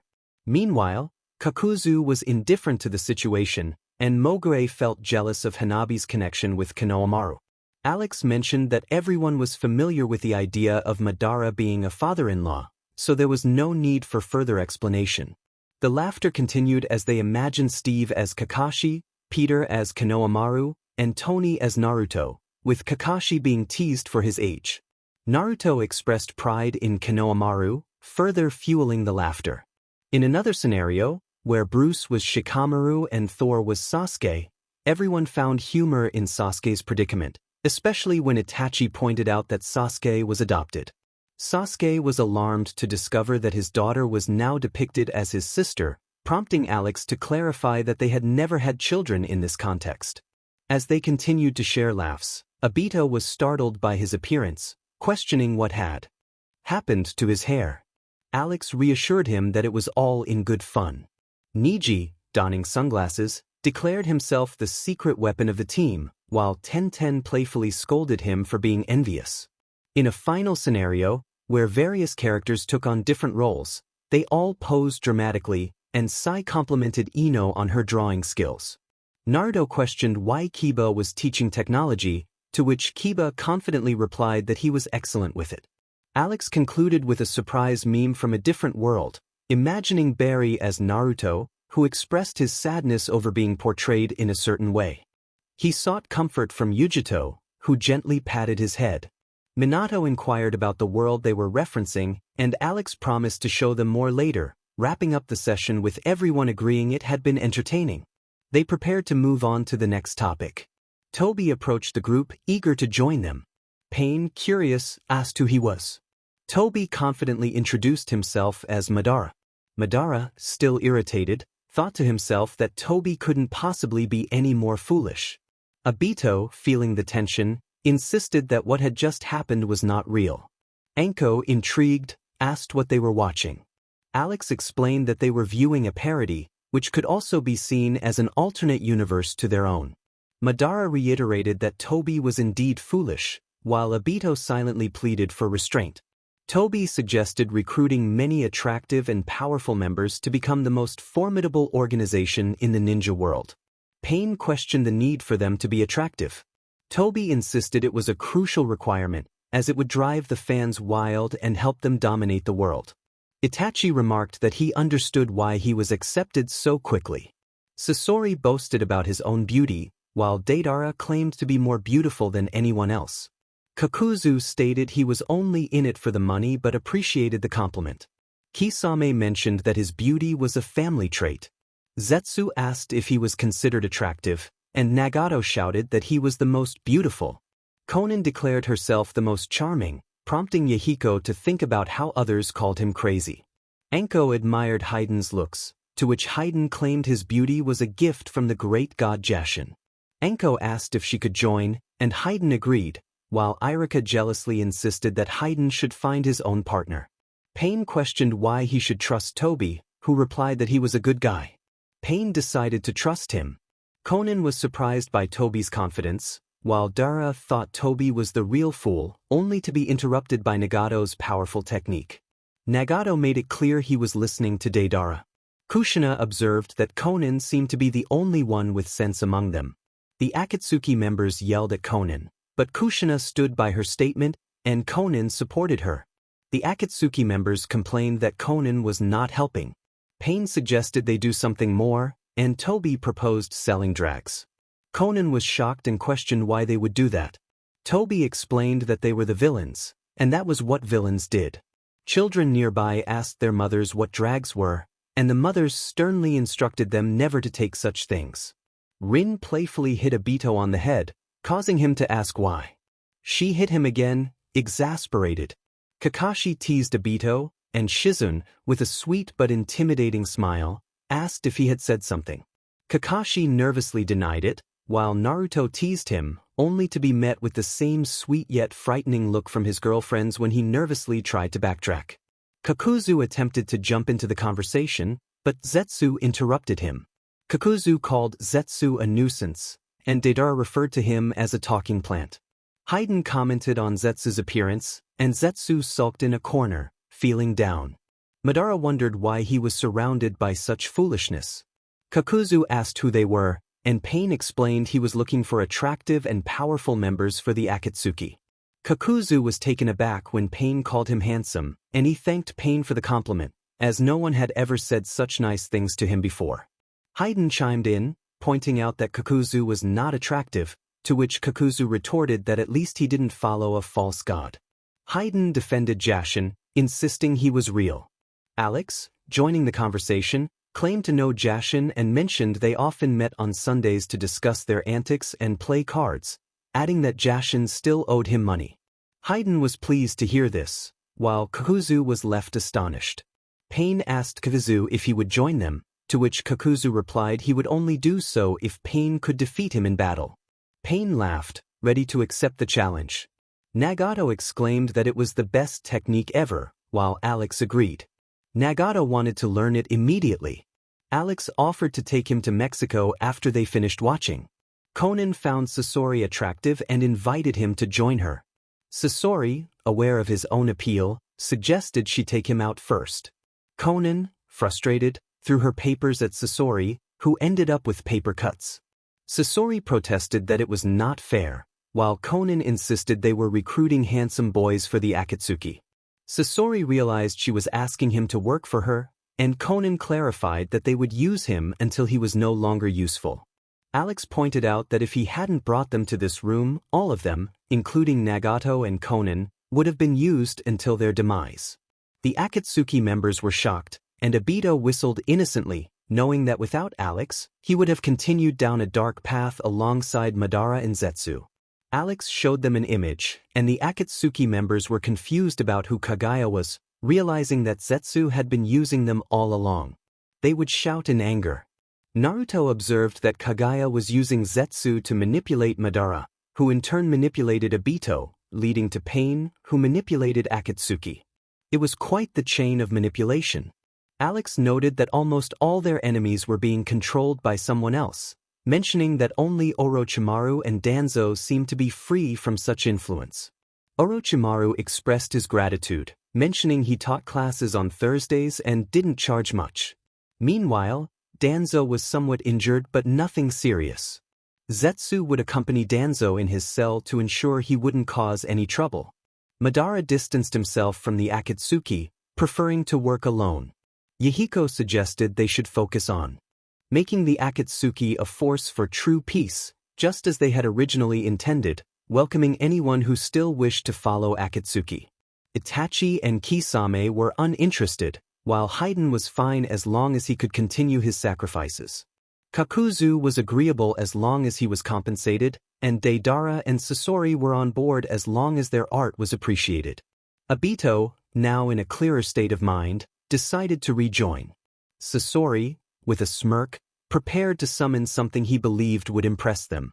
Natsumi wagered it would be one of his puppets, while Naruto felt something might go wrong with whatever Sasori planned. Natsumi challenged him to a bet, and Naruto accepted. Tsunade felt a swell of pride for her younger counterpart. Sasori announced he was ready, and Konan questioned his intentions. He cheekily suggested she go to the kitchen and make him a sandwich. Naruto extended his hand, asking for payment, and Natsumi begrudgingly handed over the money, feeling he was unfair. Tsunade envied his luck with bets, pondering taking him to a casino upon their return. Konan threatened to kick Sasori for his sexist remarks, to which he replied that she couldn't fight against the patriarchy. He conceded that if she won, he would join her organization. Konan was pleased, declaring death to the patriarchy. The girls cheered for Konan, giving her a thumbs up as she felt proud of herself. Toby inquired about recruiting the powerful Itachi. Itachi, feeling apprehensive, hoped he wouldn't be put in an embarrassing situation, while Deidara was eager to see such a moment. Pain remarked that he had tried to recruit Itachi, but in the end he was the one who got recruited. Everyone, including Itachi and Deidara, reacted with surprise at the unexpected turn of events. Deidara teased Itachi, suggesting he should experience something embarrassing, while Itachi felt relieved that he had avoided a bad situation. Toby exclaimed in awe, and Konan commented on Itachi's looks, saying he was striking, with Toby agreeing. Others chimed in, expressing their agreement. Irika and Obito cursed the Uchiha, while Itachi, posing dramatically, acknowledged his beauty. He greeted Deidara, who insisted on his identity, and Itachi playfully clarified it was just a joke, prompting Deidara to showcase his art. Itachi commented on how delicate Deidara was, provoking a frustrated response from Deidara, who cursed at the Uchiha. Itachi declared that the only true art present was his own, to which Deidara questioned if he considered himself a god. Itachi then insisted that Deidara would obey them and become their partner, which Deidara vehemently rejected. Haiden chimed in, questioning who would want Deidara as a partner. Alex explained that there were alternate versions of them where they were born as the opposite gender, leaving everyone shocked. He elaborated on the existence of different worlds and infinite possibilities. Sasori stated that they were looking for powerful and attractive individuals for their organization. Orochimaru thanked him for the compliment but remarked that Sasori didn't seem particularly attractive to him. Jiraiya, in disbelief, asked if anyone actually found Orochimaru attractive, to which Orochimaru accused him of being envious. Jiraiya dismissed the idea, claiming it was a ridiculous notion. Sasori insisted that he was beautiful, while Orochimaru pointed out that being beautiful was pointless if one didn't show it off. Jiraiya joked about Orochimaru being a diva, to which Orochimaru retorted that at least he wasn't a pervert. Jiraiya quipped that it was better to be a pervert than a predator, leading to Orochimaru's denial of any such behavior. Tsunade then questioned Orochimaru's interest in the young Uchiha, to which Orochimaru replied it was due to his Sharingan. Itachi silently considered launching a fireball at Orochimaru. Sasori expressed his contentment with his current self, while Orochimaru insisted that as the villain, he was still attractive and would be loved by fans. Sasori, feeling inspired, transformed and felt better about himself. Orochimaru was impressed, declaring he would join Sasori, who humorously insisted that their bond was purely platonic. The girls were skeptical of their claims, with Mei questioning how they could be so sought after if they were S-rank ninjas. Orochimaru invited one of them to join their cause, and Haiden pondered it, stating he would consider it if they begged him, as he believed his beauty was a gift from a great deity. Haiden proudly reiterated his earlier statement, while Nagato asked Konan why he had invited Haiden to the organization. Konan admitted she didn't know, as he had never explained his choices. Orochimaru dismissed Haiden's self-importance, claiming he wouldn't beg anyone, especially not him. Jiraiya interrupted, asking Orochimaru if he had ever had a girlfriend. Orochimaru confirmed he had, which left Jiraiya feeling down, pondering how it was possible that Orochimaru had experienced romance while he had not. Haiden laughed at the mortals, claiming they couldn't comprehend the beauty and power of his deity. Orochimaru dismissed Haiden's claims, leading to a heated exchange where Haiden threatened Orochimaru. Orochimaru feigned fear, and Jiraiya made a joke about it, claiming it was part of his charm. Kakuzu stepped in, stating he would handle Orochimaru, while Haiden declared it was the end for him. Kakuzu unleashed a fire technique, causing Haiden to scream in surprise and ultimately agreed to join them. The group of fire users expressed excitement over the technique, eager to learn it for themselves. The Akatsuki members gathered together, with Toby announcing they would throw the biggest party the ninja world had ever seen. The Akatsuki members enthusiastically agreed to the idea, making plans for the celebration. Toby, however, began to cry as he mentioned reviving Rin, prompting Sasori to tell him to move on, as there were plenty of other girls in the world. Toby continued to cry for Rin, while Obito, in a corner, lamented his own sadness and sought comfort. Naruto expressed pride in Obito, while Meliodas and Ban exchanged confused glances, with Meliodas feeling inexplicably proud of Obito. Back in the room, Alex asked how everyone felt about the situation, receiving a mix of laughter and entertainment from the Akatsuki members, though Itachi and Orochimaru were not amused. They both adjusted their sunglasses, claiming to have shown in the moment. Alex suggested they move on to something else. The chapter concluded. Chapter end. No, it took a while, but here's something you all requested in the last chapter. Now, the voting for the next chapter. 5. Duck Lucas, the Sorcerer. 6. Rap of Universe 2, Rap of Natsu. For You're Horrible from Go Away. 26. Without further ado, let's begin. Alex announced that what they were about to witness was the Akatsuki party. Yahiko questioned what that was. Alex explained that he would summarize it as an entertaining version of how the Akatsuki came to be. The Akatsuki members expressed their concern about it being embarrassing. Alex shrugged, knowing the outcome but keeping it a secret until they saw it. The Akatsuki urged him to start.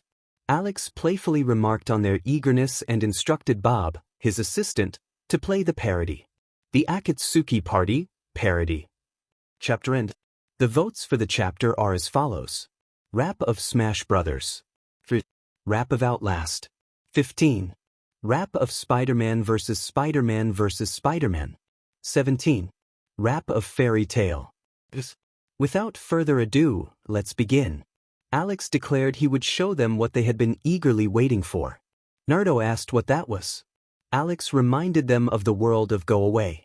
Sasuke, feeling a bit down, wished not to be reminded of it, having to endure Naruto's antics. Naruto argued that the world was fun.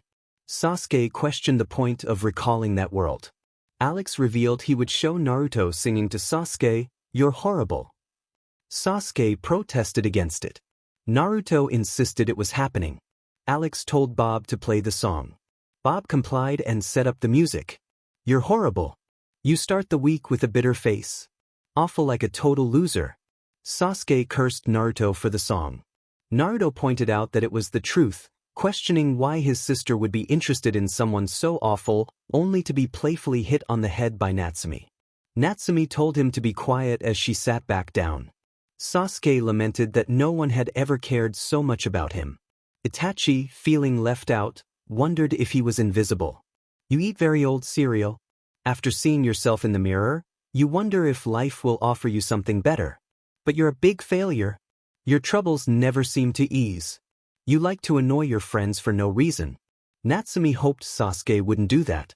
Sasuke nervously assured her he wouldn't. Minato checked on Kushina, who was crying tears of joy.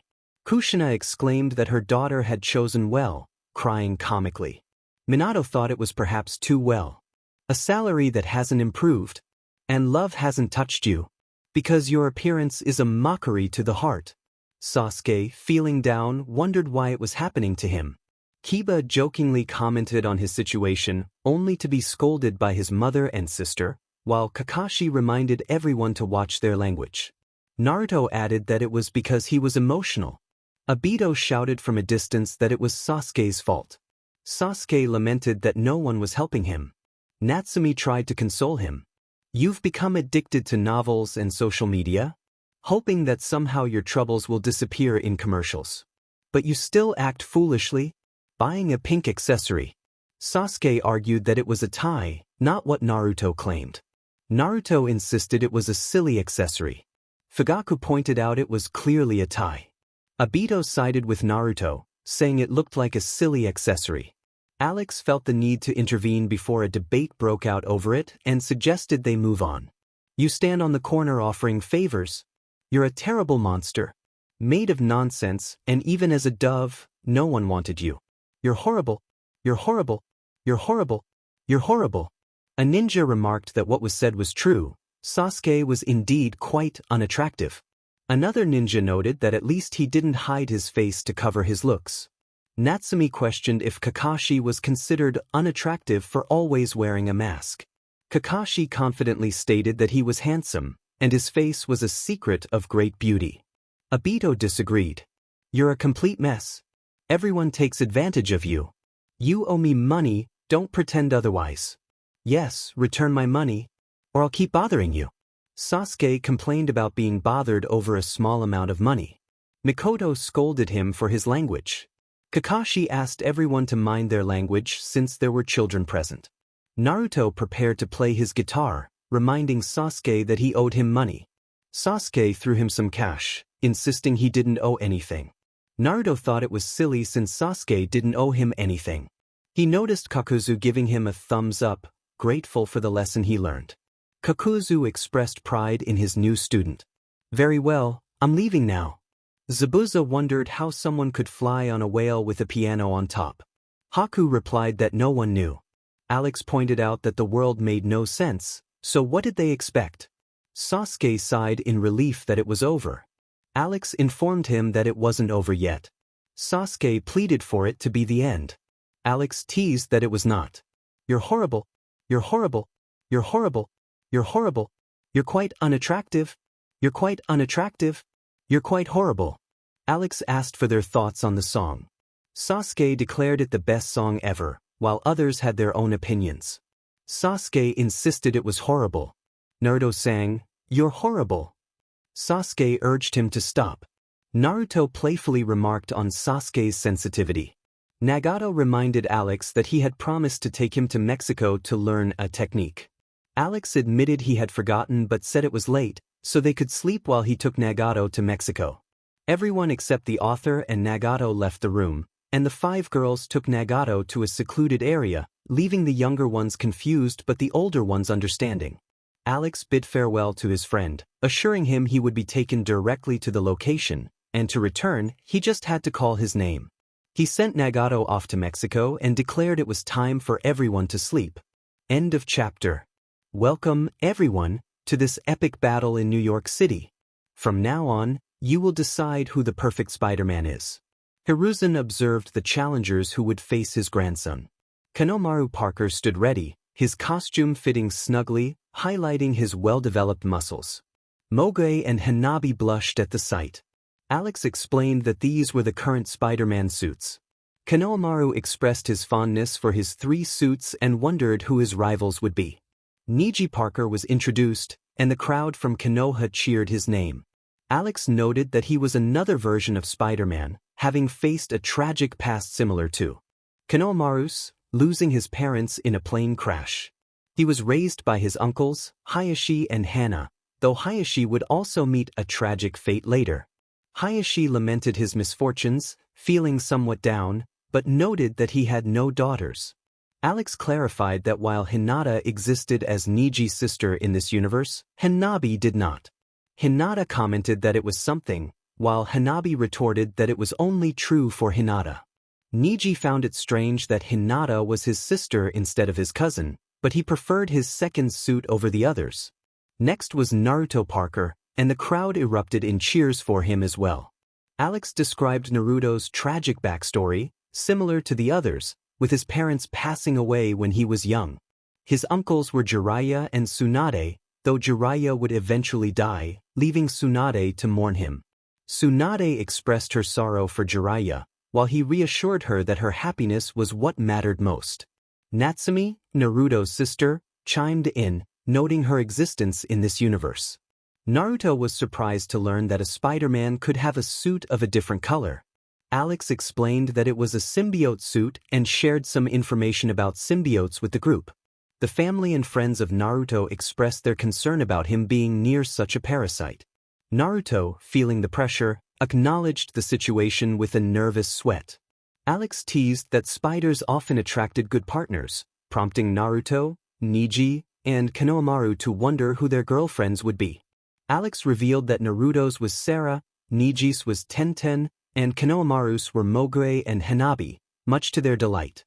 Neji, feeling a bit down about having only one partner, received a cold glare from Tenten, who was not pleased with his comment. He nervously complimented her, trying to lighten the mood.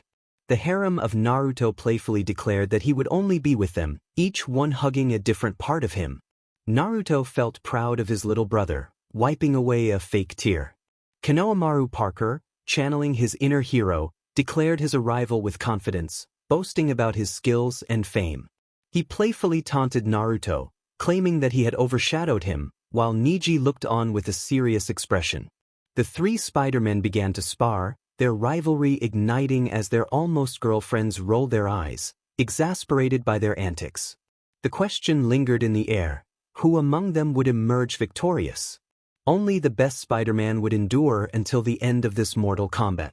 The audience was invited to judge who would be deemed the luckiest, pondering whether the old school or the new era would prevail. Fo commented on the impressive lyrics, and Shino agreed. Neji Parker stepped forward, ready to face Konohamaru. He challenged him, claiming that he would weave a web to ensnare him. He acknowledged that Konohamaru's acting career had not gone as planned, and he would be the one to put an end to it. Neji declared himself the best, while Konohamaru protested that the insults were unfair. Kurenai, concerned, warned Konohamaru about the seriousness of the situation. Konohamaru stammered in response, trying to defend himself. A terrified voice called out for help, pleading for assistance. Hiruzen, also known as Asuma, stepped away, expressing that it had been a pleasure to be a mentor. Konohamaru, in a disheveled state, faced the wrath of Kurenai but calmed down upon hearing that he was not under the influence of drags, leaving him on the ground. Konohamaru wondered if he was alive, as he saw two angels before him. He blushed furiously upon recognizing Mogue and Hanabi, who were helping him to his feet. The competition was fierce, and only the best Spider-Man would emerge victorious in this mortal combat. The audience was the judge, deciding who would be the lucky one to come out unscathed. The multiverse was real, and only one would remain unharmed. Naruto Parker, inspired by Tobey Maguire's Peter Parker, declared himself the legendary Super Saiyan. He criticized those who misled the public, boasting about his achievements in bringing Marvel to the forefront. He embraced the great responsibility that came with his power, stating that he was there to take his two sons out for a stroll. He dismissed a young rebel as merely a child, a rat kid, who had received everything from Naruto Stark. With determination, he rallied his friends, insisting that he was not the weakest, as he had once stopped a train with his bare hands. Neji, though impressive, was humorously called out for being slow, resulting in his girlfriend leaving him. Naruto lamented that his legacy had been tarnished because of the two, but he acknowledged that Morales Spider-Man had his approval. He brushed off any comments about being outdated, reminding everyone that thanks to him, both had successful careers. Naruto nodded in approval of his own words, asserting that he was indeed the best. Neji insisted he was the superior one, while a recovered Konohamaru claimed his own title. Minato inquired about Morales, and Alex explained that he would be the next Spider-Man when the original retired or fell. This revelation impacted everyone, reminding them of the risks involved. Each Parker had a Morales who inherited spider-like powers, with Konohamaru being Konohamaru Morales, Neji as Lee Morales, and Boruto as Boruto Morales.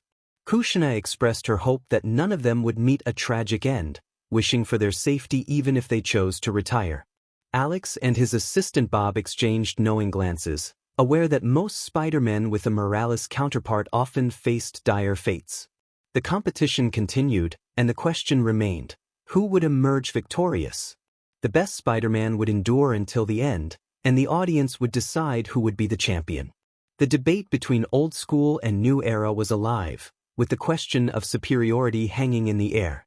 Alex asked for their thoughts on the competition. Naruto, Neji, and Kanemaru all agreed it was fantastic, each claiming victory for themselves. Those close to Naruto insisted he would win, while Neji's supporters argued for him, and Kanemaru's allies backed him as well. Alex decided it was time to move on to the next chapter. Chapter end. Readers might express surprise at the quick update of this story, or perhaps they would feel gratitude for the timely release.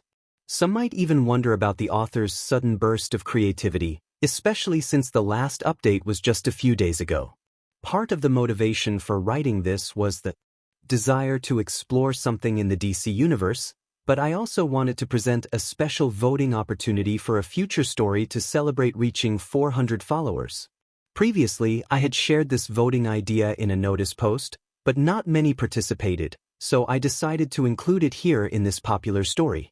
The options for voting are as follows. Naruto and his ex-wives. I've read various versions, including the original, and I'm inspired to create my own take on this story. Spider-Man's retirement. I've seen many stories about what would happen if Spider-Man retired, and I want to craft my own version. Shared relationship. I'd like to create my own version of the famous Pokémon shared relationship story, which has several adaptations. The Avenger family. As the title suggests, this will be a comedic take on family dynamics and interactions. From shinobi to Pokémon trainer. A story where Naruto and his friends become Pokémon trainers, leaving their shinobi lives behind. A different future, a tale in which future Gohan meets Videl, and they have Pan, who would carry on Goku's legacy. These are all the options for voting. The story that receives the most votes by the time we reach 400 followers will be the one published. It will consist of 15 to 18 chapters, and I assure you that you will enjoy them. Half of the stories will feature harem elements, while the other half will not. If anyone is wondering about voting for the next chapter, the answer is no. The next chapter is already planned, and I believe many of you will love it. Now let's begin. Alex noted that the world they were about to see was similar to the Marvel Universe but also distinctly different. Sakura asked for clarification on what he meant by that.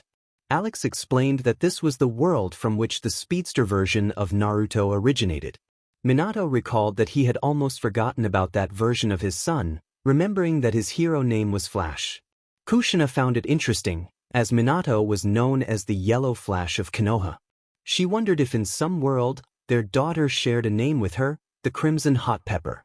Alex remarked that the speedster must be fast, though perhaps not as fast as he was. Bob confirmed he would start the presentation. Yashiro stated that the samurai had Cheyenne, who had willingly surrendered. Shikamaru expressed his confusion at this revelation. Haku questioned why Cheyenne would do such a thing, insisting they needed to save her. As Yashiro watched a screen displaying Naruto, he pondered the situation. Cheyenne shouted for her father, surprised at her predicament and questioning why she had surrendered to the samurai. Haku, curious about her own appearance on the screen, learned from Alex that she was known as Dr. Haku Snow or Killer Frost when using her ice powers. Shikamaru inquired about his own role, and Alex informed him that he was the brainy friend of the team, occasionally assisting Naruto, known as Vibe. He explained some of Shikamaru's powers, which included dimensional awareness and interdimensional travel. Shikamaru found those powers troublesome. Sarah pointed out that no one seemed to realize why Naruto was trapped, prompting everyone to finally notice him. Cheyenne echoed the question of why he was imprisoned. Alex explained that this was how Naruto had exited the Speed Force. Tayuya asked what the Speed Force was, and Alex described it as the extra-dimensional source of Naruto's powers and those of other speedsters, enabling them to enhance their abilities related to movement and even phase through matter. The character expressed astonishment at how they could move so quickly as to pass through walls.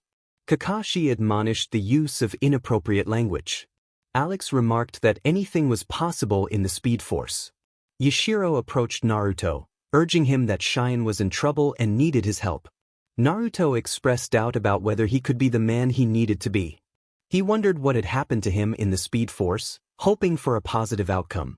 Yashiro pleaded with Naruto, emphasizing that Shine needed their help or she would perish. Naruto, feeling a surge of energy, broke free from his confines and dashed away. Minato was taken aback by the speed of his son on the screen. Tobirama speculated whether the Hiraishin could match that speed. Alex noted the lightning in Naruto's eyes was a sign of his speed. Minato, Tobirama, and Alex shared a moment of disbelief. Naruto remarked on his own capabilities, acknowledging his extraordinary nature. Kakashi recognized the reference made by Naruto. Yashiro noted that Naruto had left. Shikamaru observed that something else was missing Naruto's new suit. They saw Naruto racing down the street at incredible speed. Natsumi commented on his velocity. Sasuke compared him to a lightning bolt. Kiba questioned the large-wheeled boxes on the street. Alex clarified that those were cars, not boxes, explaining how humans in many worlds traveled differently than ninjas. Shikamaru humorously lamented the lack of convenient transportation in their world. Ino reminded him to appreciate his magical pillow. Haku wondered what was happening as she assisted Konohamaru. Shikamaru announced that Flash had returned. They witnessed Naruto running at an astonishing speed. Konohamaru excitedly declared that he had also returned. Asuma questioned what his nephew was doing in that world. Alex explained that Konohamaru was essentially a speedster like Naruto, known as Kid Flash. Konohamaru expressed his happiness at being a speedster but questioned the need for Kid in his name. Naruto felt quite offended but managed to smile as he pointed out the bright side, calling himself and Konohamaru the Speedster Brothers. Konohamaru acknowledged that it was something, albeit small.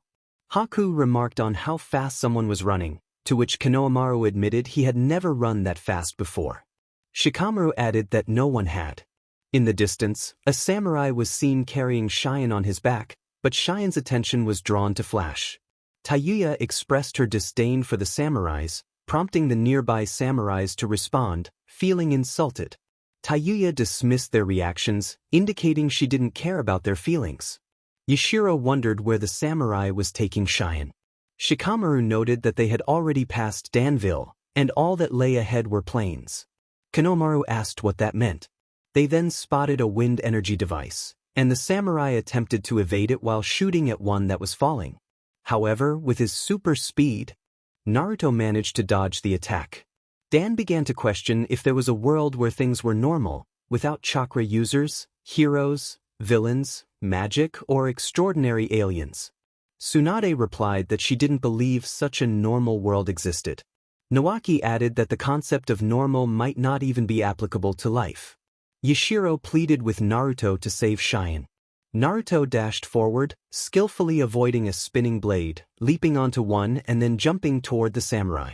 He managed to cut off an appendage, rescuing Shine in the process. As he landed, he held Shine in a bridal carry. Yujito expressed her envy, while Karen remarked on how lucky Shine was. Sarah wished she could have been in Shine's place, and Tayuya called her lucky. Shine responded that all of them had their moments with Naruto, and it was finally her turn. Naruto reassured them that he felt fortunate to have them in his life, wearing a signature Namikaze smile. His girlfriends hugged him tightly, their cheeks flushed. Minato beamed with pride, claiming he had passed down his qualities to his son. Shine called out to Naruto as he removed his mask. She was delighted to see him return for her. Naruto promised he would always come back, and they shared a tender moment. Alex asked everyone for their thoughts on the situation. They all expressed their excitement, wondering how they could achieve that kind of speed, if Hiraishin could match it, and how amazing it was. Alex snapped his fingers, and a light enveloped Naruto and Konohamaru, transforming them into speedsters. He also mentioned that he hadn't given Naruto and Neji their spider-like abilities, but handed Neji a net launcher while Naruto received organic webs. He encouraged them to enjoy their new powers. Naruto proclaimed that he now possessed absolute power, floating slightly as he demonstrated some of his new abilities. Alex then announced that the next world they would explore was intriguing and entertaining due to its rich history. And so, the chapter came to a close.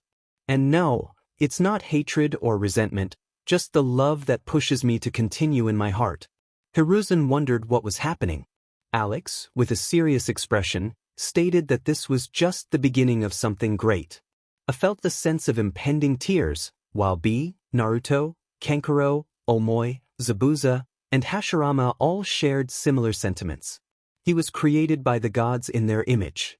He was simply searching for a glimmer of hope to which he could dedicate his love, his protective spirit. He needed a reason to guide him. Inoki expressed his amazement, recalling the stories of when the mother of humanity, Eva, would appear, shedding a tear.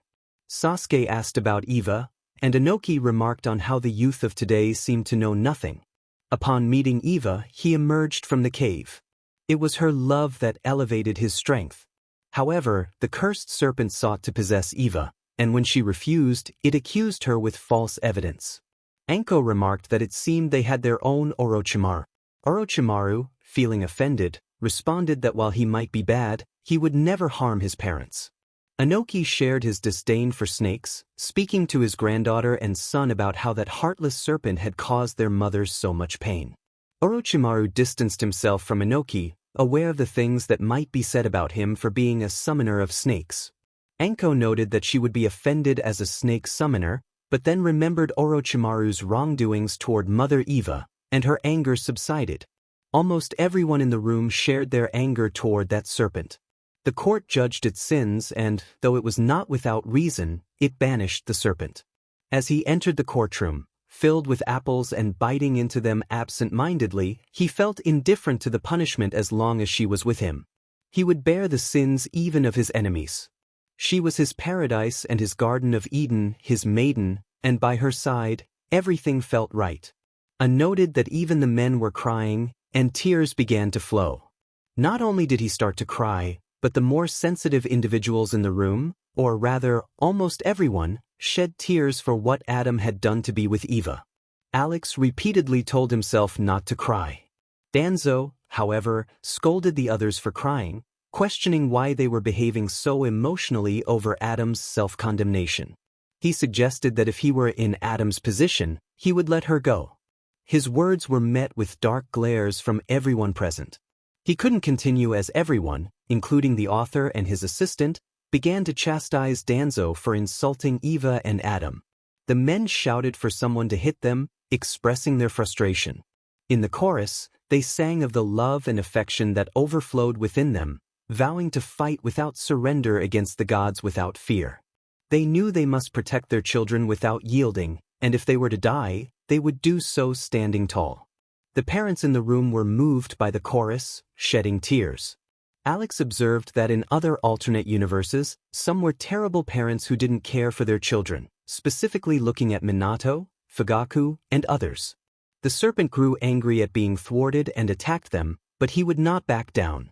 Honor and valor filled him, and he was determined to overcome that fierce opponent. Orochimaru, for the first time, expressed his hatred for a serpent, receiving surprised looks from those around him.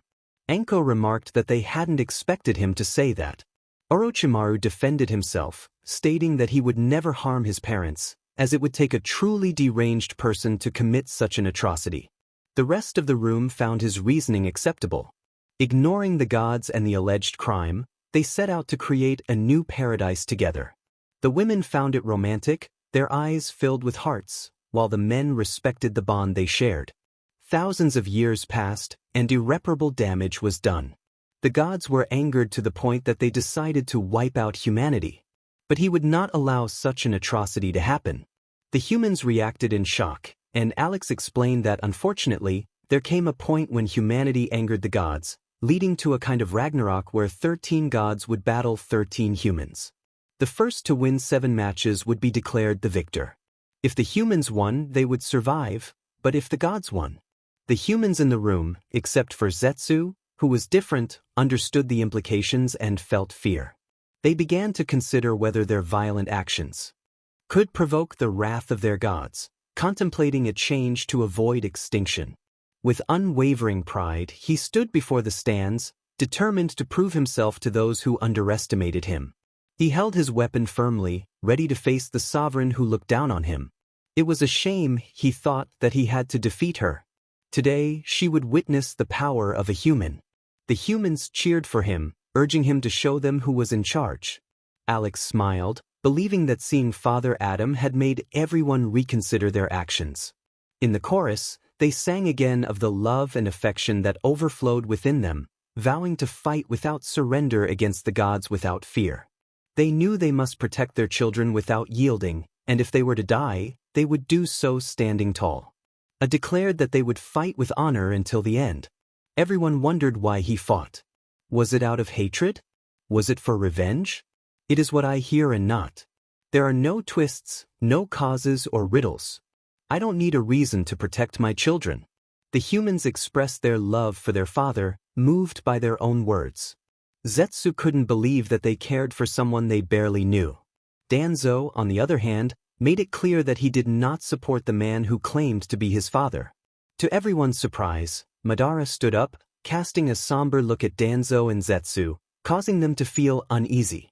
Madara declared that he would not allow anyone to speak ill of his parents, activating his Susanoo, which only intensified the fear in Zetsu and Danzo. In a fierce display of power, Madara overwhelmed both of them, pushing the battle to a point where they could no longer continue. Alex, observing the scene, remarked that Madara had saved him some effort. With a snap of his fingers, he cleared the area and arranged for their remains to be taken away, stating that trash should be disposed of properly, his expression serious. With relentless determination, he struck down his foes, using their own abilities against them. He left the once mighty deity humbled on the ground. He vowed not to forgive anyone who threatened his family, for a father must always protect. Whenever a baby cried, he would be there to soothe them, ready to sacrifice everything in this harsh battle. He fought with unwavering resolve, driven by the love of his children, who cheered him on from the stands. He continued to strike, never faltering until his last breath, always standing tall. Inoki urged Adon to show who was in charge, while Natsumi and Naruto joined in, encouraging him to defeat the so-called god. Each of them rallied behind Adon, confident that he could overcome the challenge. As the moment grew tense, Alex conjured some tissues, observing the confused faces around him, assuring them they would be grateful later. Bob, already emotional, used a tissue to wipe his tears. He expressed regret for not being able to protect them all. The crowd from IWA and Suna gasped in disbelief, while those from Kumo and Kiri echoed the sentiment, and the people of Konoha were equally shocked by the unfolding events. He felt himself fading away. The crowd was unable to contain their sorrow as they watched Adon disappear from view. Alex explained that this was the consequence of using the powers of the Lord's Eyes excessively. When asked what the Lord's Eye was, he clarified that it was a unique ocular ability belonging to Adon, who had been created as a copy of the gods. This ability allowed him to see through all of his opponent's techniques, enabling him to dodge and even perfectly replicate them after witnessing them just once, even if they belonged to a god. He promised to watch over them forever from some place. The audience took many tissues to wipe their noses and dry their tears from the emotional scene. Alex, feeling the sting in his eyes, nearly cried as he thought about the situation. He urged them to inherit his will. The crowd responded with determination, pledging to follow their father's legacy, their eyes still glistening with tears. Unable to hold back any longer, Alex let a tear fall. He declared that they should never kneel before any deity. The crowd resolutely replied that they would never do so. Alex mused that Kagaya must feel true terror. He called upon them to show the strength of humanity. The humans rallied together, declaring their resolve to demonstrate why they were human. Alex, wiping away his tear, asked how they felt about it. The Kages agreed that it was time to establish a peace treaty. Inoki raised his fist, proclaiming, "For Father Adon." One by one, Mei, Raza, and Hiruzen followed suit, raising their fists in solidarity. Everyone in the room, including the author and their assistant, joined in, lifting their fists high for Father Adon. End of the chapter. Chapter end. It had been a while since the last update of this story, and Alex thought it was time to continue. The upcoming voting options were as follows. Flash saves Iris, Naruto saves Cheyenne. A rap battle featuring the Justice League, the characters from the Justice League will differ from those in the Arrowverse, with only a few repeating. A rap battle with multiple Jokers. The audience could decide which Joker would be featured if this option won. The next morning, everyone woke up, had breakfast, and went about their usual routines. However, they noticed that Naruto's girlfriends were acting a bit strangely, which confused some of the more innocent members of the group. Eventually, they returned to the main room to find Alex chatting with his assistant, Bob. Alex explained that he had decided to update the story. Bob congratulated Alex on graduating from high school, even though it had taken a year for the ceremony to happen. Alex expressed his frustration with the teachers and administrators who delayed his graduation. Bob shrugged and pointed out that everyone was arriving. As the group gathered, they realized that Nagato was still missing. Conan asked where he was, and Alex mentioned that he had told Nagato to call for him when he finished his training. Just then, Nagato's voice echoed through the room, calling for Alex. Alex excused himself and teleported to Nagato. A moment later, he returned with Nagato, who was notably missing his Akatsuki cloak. Yahiko expressed concern for Nagato, who explained that he had encountered someone named Brian after finishing his training. Brian had used a technique to steal Nagato's wallet, his Akatsuki cloak, his kunai, shurikens, and almost his Rinnegan, until Nagato remembered to call for Alex. Conan was astonished, while Hayden made a sarcastic remark. In response, Nagato unleashed a powerful technique that sent Hayden flying, remarking on its effectiveness. Alex then announced that the next event would be a rap battle featuring 3 different versions of Spider-Man. Konohamaru expressed excitement, realizing that one of the versions would be him, while the other 2 would be different characters. Without further ado, Alex encouraged everyone to play the video. Bob quickly set up the rap battle. Spider-Man vs. Spider-Man vs. Spider-Man. Chapter end. Alex acknowledged that he had taken some time to update the story but was back now. He noted that the title of the chapter made the content clear and moved on to the voting for the next chapter. Hello, I am German. Hello, I am Naruto.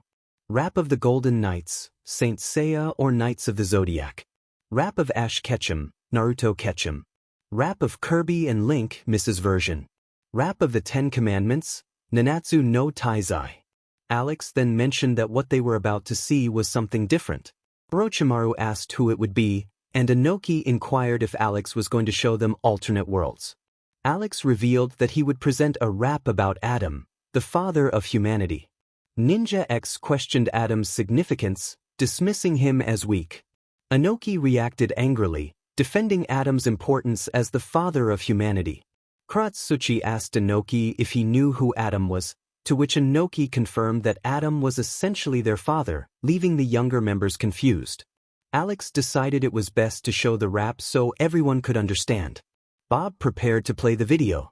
Rap of Adam, the sacrifice of a father. Chapter end. Alex stated that the Golden Knights had won, but he noticed some votes were duplicates. He assured everyone that he would publish the rap of the Golden Knights in the next chapter. He also announced a marathon of chapters, planning to release 1 chapter a day for a week once he completed 30 chapters. Culminating in a marathon from chapter 31 to with that, Alex was ready to begin again. Alex introduced the next segment, featuring a YouTuber styled after Sasuke Sinfonia but with Naruto, titled, Hello, I am Naruto. Naruto questioned why he would be called that, to which Alex replied that he had no idea. Natsumi expressed her curiosity about the type of videos her brother would make, smiling brightly. Alex encouraged everyone to play the video. Bob quickly set up the video. Types of couples. Hello, I am German Naruto. Naruto introduced himself with enthusiasm, showing off a bowl of ramen and challenging anyone to prove they were the best. He celebrated his victory as he enjoyed the ramen, declaring himself the top contender. The other Uzumakis eagerly joined in, expressing their desire for ramen as well. Naruto began discussing the various types of couples, focusing on the most common ones that everyone has encountered. He humorously highlighted a couple where one partner compared the other to a rainbow emerging from a unicorn, prompting affectionate responses. Kiba, observing their sweetness, questioned how long they had been together, only to find out it was just a couple of hours, which made him facepalm. Naruto noted how quickly they professed their love, despite their brief time together. Kiba found the situation a bit unsettling, while Shino and Fu blushed at the attention. Shibuki, trying to avoid harming an insect, repeated a mantra to himself, emphasizing his determination to spare it. Naruto pondered the implications of saying, "I love you," too soon, joking about the absurdity of needing to come up with increasingly extravagant declarations of love. Sasuke teased him about his scion persona, leading to a playful exchange about power levels. Naruto pointed out that some couples had a habit of competing over who loved the other more, turning affection into a playful contest. Kushina chimed in, suggesting that Naruto was exaggerating, but he remained silent, captivated by the screen. Sasori and Deidara engaged in a comical back and forth about their love for each other, escalating their declarations until Sasori, in a moment of frustration, accidentally knocked Deidara down, leaving her on the ground.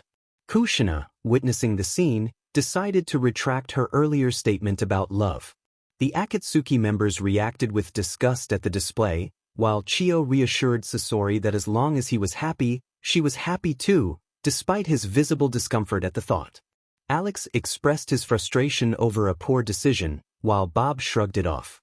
Naruto shared a humorous perspective on love, suggesting that it transforms even the toughest individuals into fools. He reminisced about how love could change one's demeanor, showing a picture of himself looking stylish and carefree. Kushina playfully noted that Naruto resembled his father, recalling how Minato had been similarly love-struck. They both shared a moment of nostalgia, reflecting on their father's antics. Naruto concluded that love could make anyone act foolishly, regardless of their toughness. His friends nodded in agreement, and Yujito offered comfort, allowing him to lean on her. The rest of Naruto's harem joined in, playfully vying for his attention. Naruto then shifted the focus back to the types of couples, recounting a story where Sasuke had a confrontation, showcasing his bravado. Sasuke proudly recounted his actions, while Naruto listened intently, surprised by the tale. Sasuke boasted about his masculinity, prompting bets from his friends on whether something embarrassing would happen.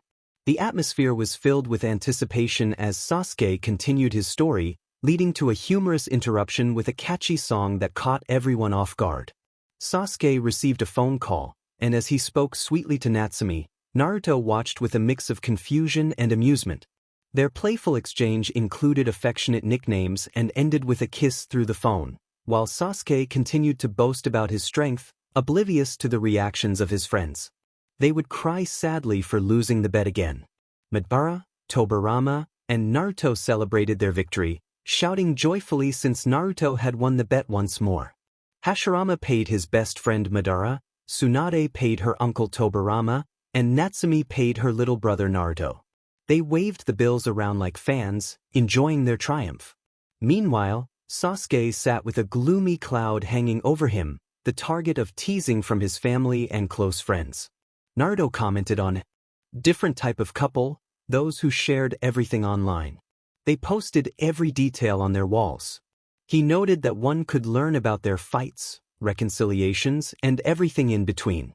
If anyone wanted to know when something happened, they just needed to check Facebook, as there was likely a photo posted too. Darui expressed his disdain for such people, who flaunted their relationships while others remained single. Haku agreed, sharing the same sentiment. Naruto continued, describing how typical it was for couples like that to post statuses when they broke up, such as, "finally free again," or, "I can party and do whatever I want." He noted how one of them would inevitably like the post, but it was a sarcastic like meant to convey, "I saw your post." Darui found that feeling gratifying. Naruto then mentioned those inseparable couples, the ones who wouldn't even separate to go to the bathroom. They did everything together, eating, reading, studying, voting on stories, sleeping, and bathing. As he spoke, a song began to play, and Naruto made a mischievous face that would have made Jiraiya proud. Jiraiya, comically emotional, expressed his pride in Naruto, only to be met with a swift reprimand from Tsunade and Kushina, who struck him hard enough to send him flying across the room. Despite the pain, Jiraiya smiled, claiming he had no regrets. Naruto insisted that those couples were truly inseparable.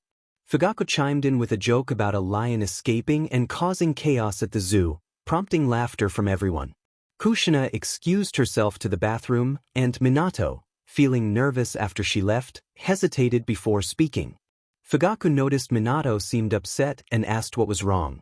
Minato struggled to hold back tears, expressing how much he missed Kushina, which led to Fugaku face-palming in disbelief. Mikoto, not wanting to believe what she had just heard, asked if it was true. Fugaku confirmed it, while Minato insisted he hadn't acted that way. Kushina, surprised, questioned Minato's sincerity. Fugaku recounted how he had been calmly sharing a story about defeating rogue shinobi when Kushina left, and Minato immediately wanted her back. The others chimed in, recalling various moments when Minato had shown his attachment to Kushina, leaving him speechless as the men in the room teased him, only to be silenced by their own partners, who were just as clingy. Naruto remarked that if anyone thought he was exaggerating, they were right, but it was more or less accurate. He also mentioned mismatched couples, those everyone knew were incompatible, like a cactus and a balloon trying to hug. Despite knowing it would end badly, these couples insisted on being together, often breaking up and getting back together repeatedly. He likened it to Orochimaru, with his questionable mindset, trying to date Tsunade. One day they seemed happy, and the next, they were at each other's throats. A scene played out where Orochimaru and Tsunade were on a date, with Orochimaru serenading her with a guitar. Several people looked at Naruto in disbelief, wondering how he had such luck with bets and if he could predict the future. Dan angrily shouted at Orochimaru, who tried to calm him down, insisting he wasn't interested in Tsunade. However, it was clear he was sweating under Dan's protective glare. The next day, Tsunade yelled at Orochimaru to leave her house. He responded casually, claiming he was going.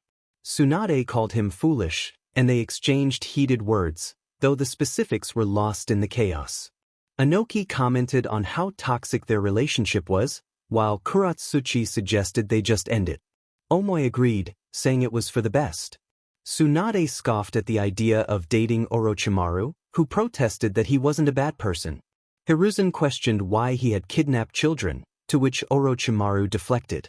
The following day, Orochimaru and Tsunade were seen running together, appearing like a happy couple, accompanied by a cheerful melody. However, Tsunade expressed her frustration at Orochimaru's laziness as he used the computer. They began to bicker again, and the details of their argument were lost in the noise. Eventually, Orochimaru turned off the computer, sarcastically asking if she was happy, while Tsunade watched him with a mix of annoyance and affection. The next day, she was seen behind a tree, watching him. When he noticed her, he greeted her cheerfully, and she responded with a kiss that he caught, showcasing the power of love. The following day, Tsunade confronted Orochimaru about his failure to put the toilet seat down, expressing her frustration. Orochimaru glared at her, and she called him foolish, leading to a heated exchange where he pulled out a knife, and she admonished him for never learning. Orochimaru se lino da ira, gritando su desprecio y exigiendo que lo sacren de su casa. Jiraiya no podia creer lo que había sucedido. Nadia se atrevió a decir en I siquiera Orochimaru, quien permaneció en silencio al darse cuenta de las consecuencias de sus acciones.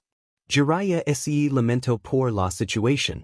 Se observó Orochimaru lavando el cuerpo de Tsunade en una bolsa, caminando con calma mientras silbaba.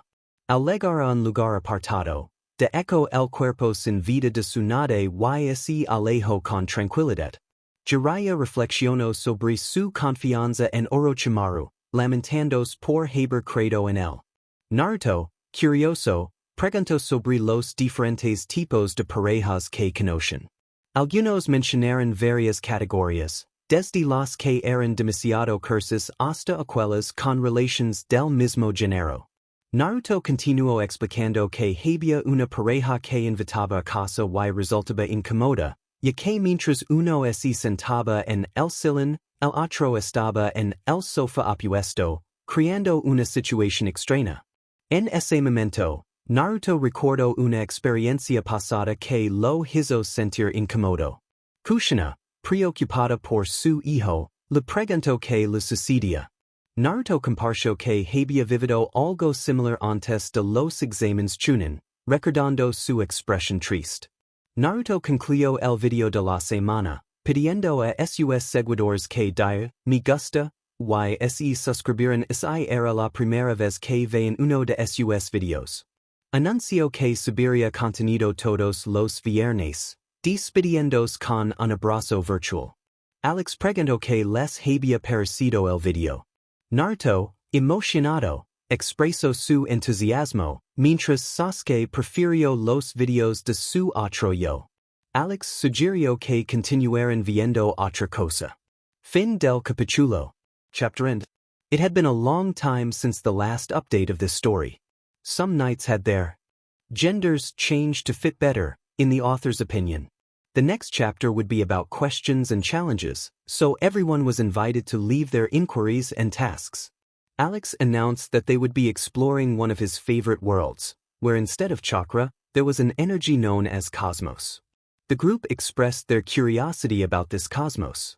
Alex explained that cosmos was a fundamental concept in the Knights of the Zodiac, as it was the energy most characters used to generate their abilities.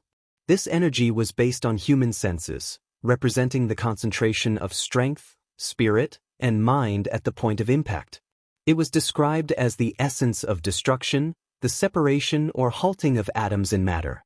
Each living being's cosmos originated from their consciousness, mental powers, life, and abilities, everything they experienced and felt. The group was impressed by this revelation. Alex continued, stating that they would witness the 12 Golden Knights, also known as the Golden Saints. Naruto agreed, and Bob promptly started the music. The Golden Knights of Athena were introduced, with Yugao, the reincarnation of the goddess Athena, declaring her protective role over the Golden Knights. She reflected on her bond with Naruto, who had sacrificed his life to save her. This revelation brought a somber silence to the room, as Naruto's family and girlfriends felt sadness over his loss, while his friends respected his bravery. Hayate, though saddened, felt gratitude for Naruto's sacrifice, earning him even more respect. Naruto himself nodded in agreement with his counterpart's actions. Alex revealed that Danzo had misled everyone into believing Naruto had betrayed them by attacking the goddess Athena. This news sparked anger among the group, who were relieved that Danzo was no longer alive, as they would have sought revenge themselves. Alex then instructed Yugao to take her armor, and a small statue appeared in her hand. As the statue shone, it transformed into her armor, which she donned gracefully. Hayate complimented her beauty, and she thanked him. The chorus of a song began, emphasizing the warrior spirit and the brilliance of the armor reflecting in the skies, welcoming all to the game. Fu expressed her enjoyment of the chorus by humming along. Naruto, embodying Iaros, the Sagittarius, declared his readiness to fight for Athena, showcasing his determination against injustice. A light appeared before him, revealing the golden armor of Sagittarius, which he donned with excitement, admiring how it fitted him perfectly.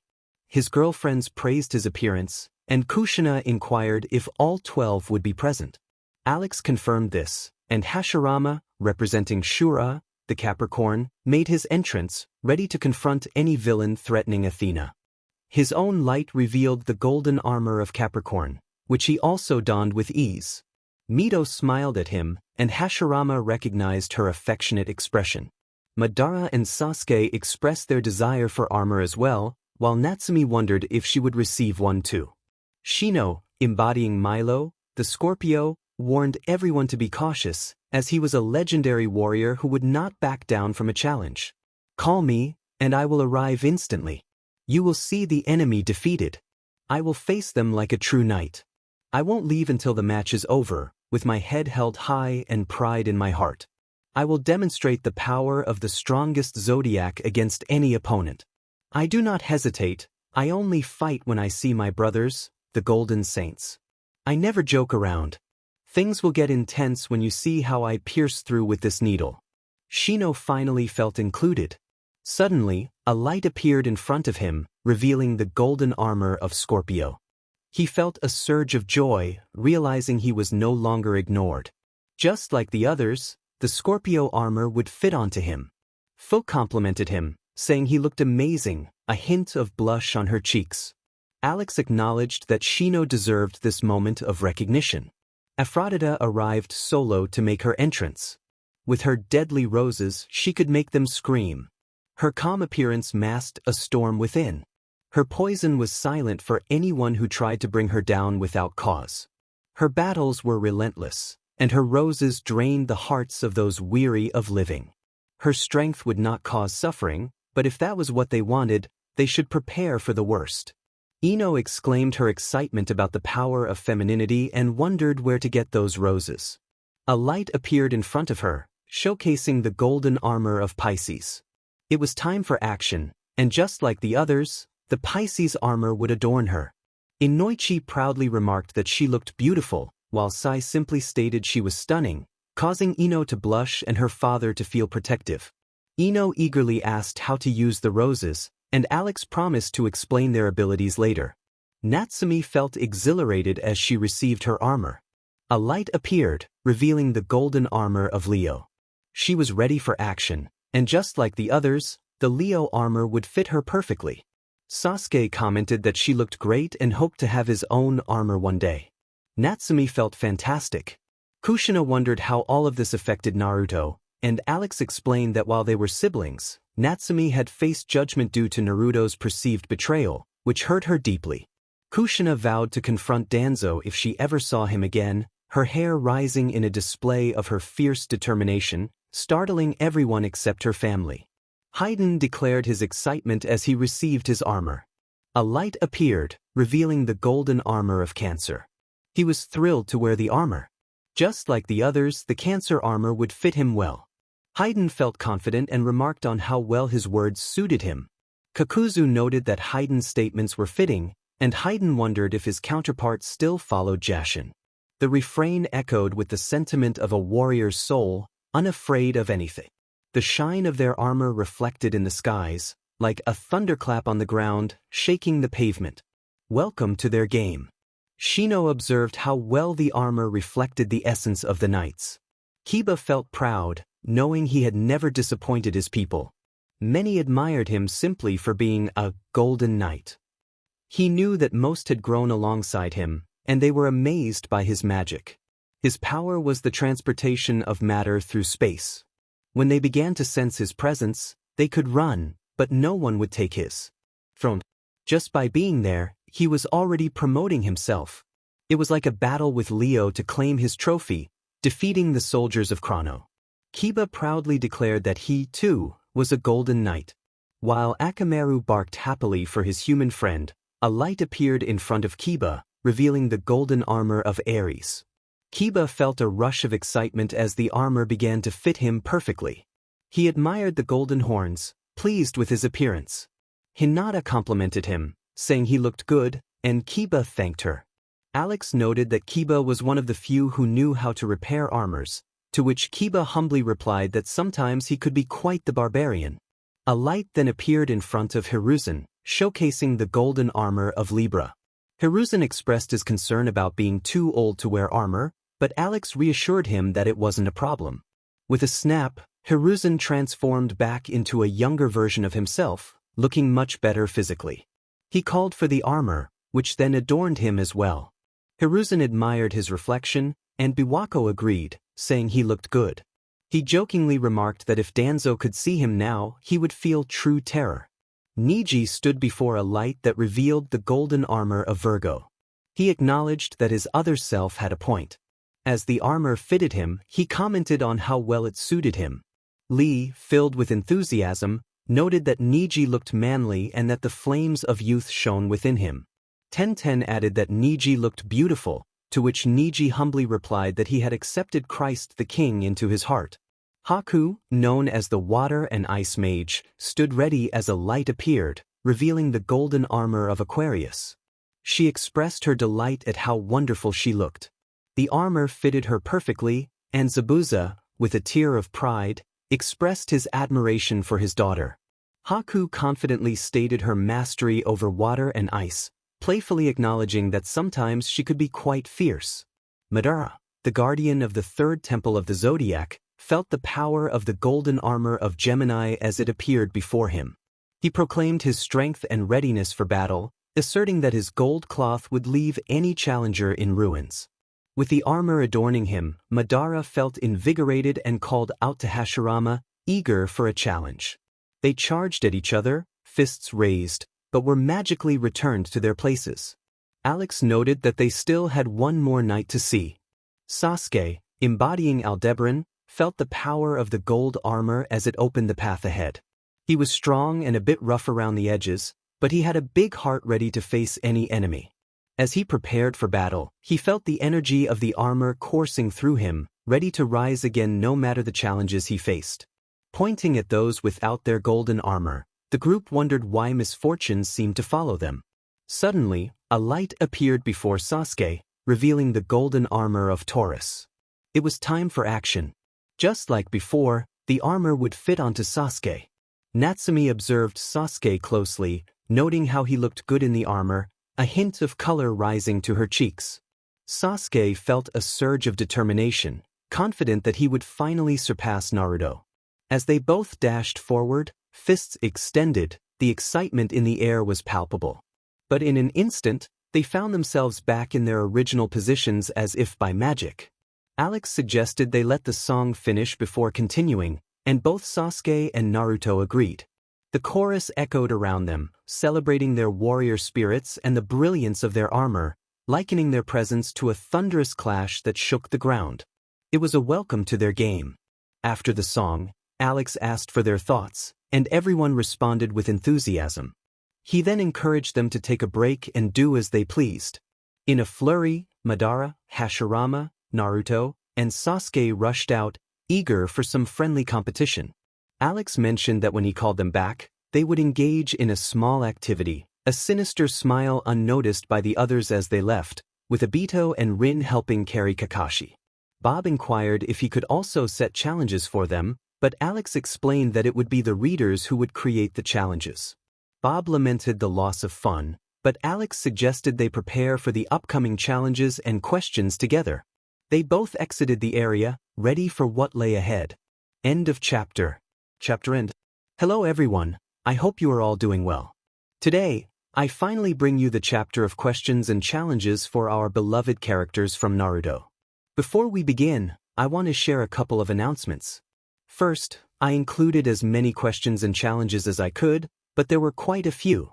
Second, the next 7 chapters will be a marathon throughout the week, with a new chapter published each day. The themes for each chapter are already chosen, but writing and preparing them will take time. So, if I don't publish this coming Monday, I assure you that the marathon will start the following Monday. Without further ado, let's get started.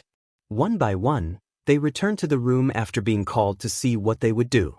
Bob greeted everyone, wishing them a good day, afternoon, or evening, depending on when they were watching.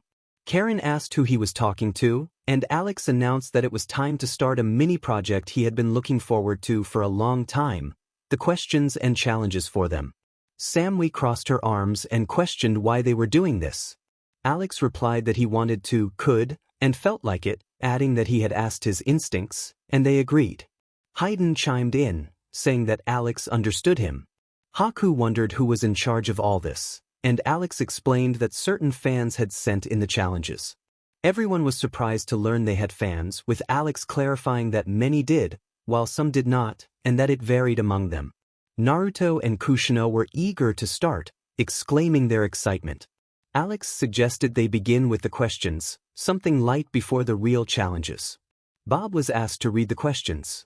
The first question was directed at Madara, who learned that in the future, his Mangekyo Sharingan would almost blind him due to overuse in battle. Madara shook his head in disbelief, while Sasuke felt a wave of depression wash over him at the thought. The next question addressed Hashirama and Hiruzen, who were informed they were considered the worst Hokages in the village's history. Hashirama sulked in a corner, while Hiruzen seemed lost, unsure of who he was. Their respective wives, Mito and Biwako, warned them that next time would be worse. Tobirama checked on them, and Madara, enjoying the spectacle, asked if they were done. Bob moved on to the next question for Obito, who explained that he wore the Tobi mask for various reasons, primarily to remain incognito and to hide his identity. Rin complimented Obito, making him blush. Naruto was asked about the universes of the Avengers and the Seven Deadly Sins, and he excitedly declared them the best he had ever seen. He was handed an Iron Man suit and powers similar to Meliodas, which made him beam with joy as he donned the armor and took to the skies. Hiruzen could only hope that Naruto wouldn't use the armor for pranks. The next question for Obito was about his name choice, Toby.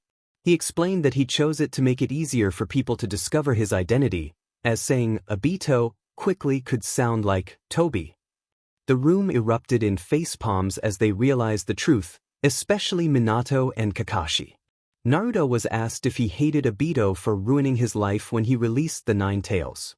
He admitted that he initially did, especially after Obito's version of events led to his demise. However, he later understood that Obito was truly remorseful, so he no longer held any hatred. Obito thanked him with a big smile. A question for Itachi suggested that he should have told Sasuke the truth, as in another universe, Sasuke became consumed by darkness and had to be stopped by Naruto. Itachi pondered this, realizing that perhaps he should have shared more with Sasuke. Alex explained that many universes existed where Sasuke turned to evil after being killed, prompting Itachi to wonder if he should have said something. Bob then presented a gift for Shikamaru, who received a Slurpuff and an Altaria, which appeared in a flash of light. Shikamaru thanked the sender while relaxing with his new Pokémon. Minato and Kushina were gifted a Pikachu and an Electivire, along with a Mr. Mime and a Pachirisu for Kushina. They were curious if their Pokémon resembled Shikamaru's, and soon, Lights revealed their own Pokémon. Kushina was delighted by her new friends, while Minato appreciated the electric types. Finally, Naruto learned that there were worlds where he was hated by the entire village, even by his loved ones. He felt a pang of sadness at this revelation. Alex confirmed that in those universes, only Konohamaru remained a friend, as he had never seen a story where Konohamaru harbored hatred for Naruto. In these moments, they all felt disappointed in themselves for the potential harm they could have caused their friend and brother. A question for Konan revealed that she was considered the most vulnerable in her group, leaving her confused. Nagato and Yahiko were concerned about Konan's innocence. Nagato insisted that she should not know certain things, trying to protect her. Haiden, undeterred, wanted to explain but was interrupted by Nagato's technique to prevent him from saying anything. Minato and Kushina felt disappointed in their alternate selves. They wondered how it was possible for them to act in such a way. Alex explained that in some universes, they had more than one child, including those mentioned in the question, who often possessed the power of the Nine Tails. However, they believed Naruto was possessed and mistreated or abandoned him to train their own powers. Minato expressed disbelief that they hadn't checked the seal, feeling a bit agitated. Alex shrugged, suggesting it was just the power of the script. Kushina, now quite upset, declared she would never accept arrogant children. Kurama chimed in, questioning the intelligence of their alternate selves, noting that if his soul were to be lost, his powers would return to him. Minato acknowledged Kurama's point, reflecting on how foolish he felt in another universe. In some realities, Danzo and the elders were actually kind to Naruto. Alex noted that Danzo and the elders had died long ago, and he had no desire to revive them, but he was sure they would be furious about treating the demon well. Bob posed a playful question to Naruto about his romantic encounters with Yujito. Naruto began to respond, but Yujito quickly covered his mouth, blushing deeply. The rest of Naruto's harem gave him a thumbs up in support. In a light-hearted moment, Montserrat pointed out to Deidara that in an alternate universe, he was Naruto's older brother.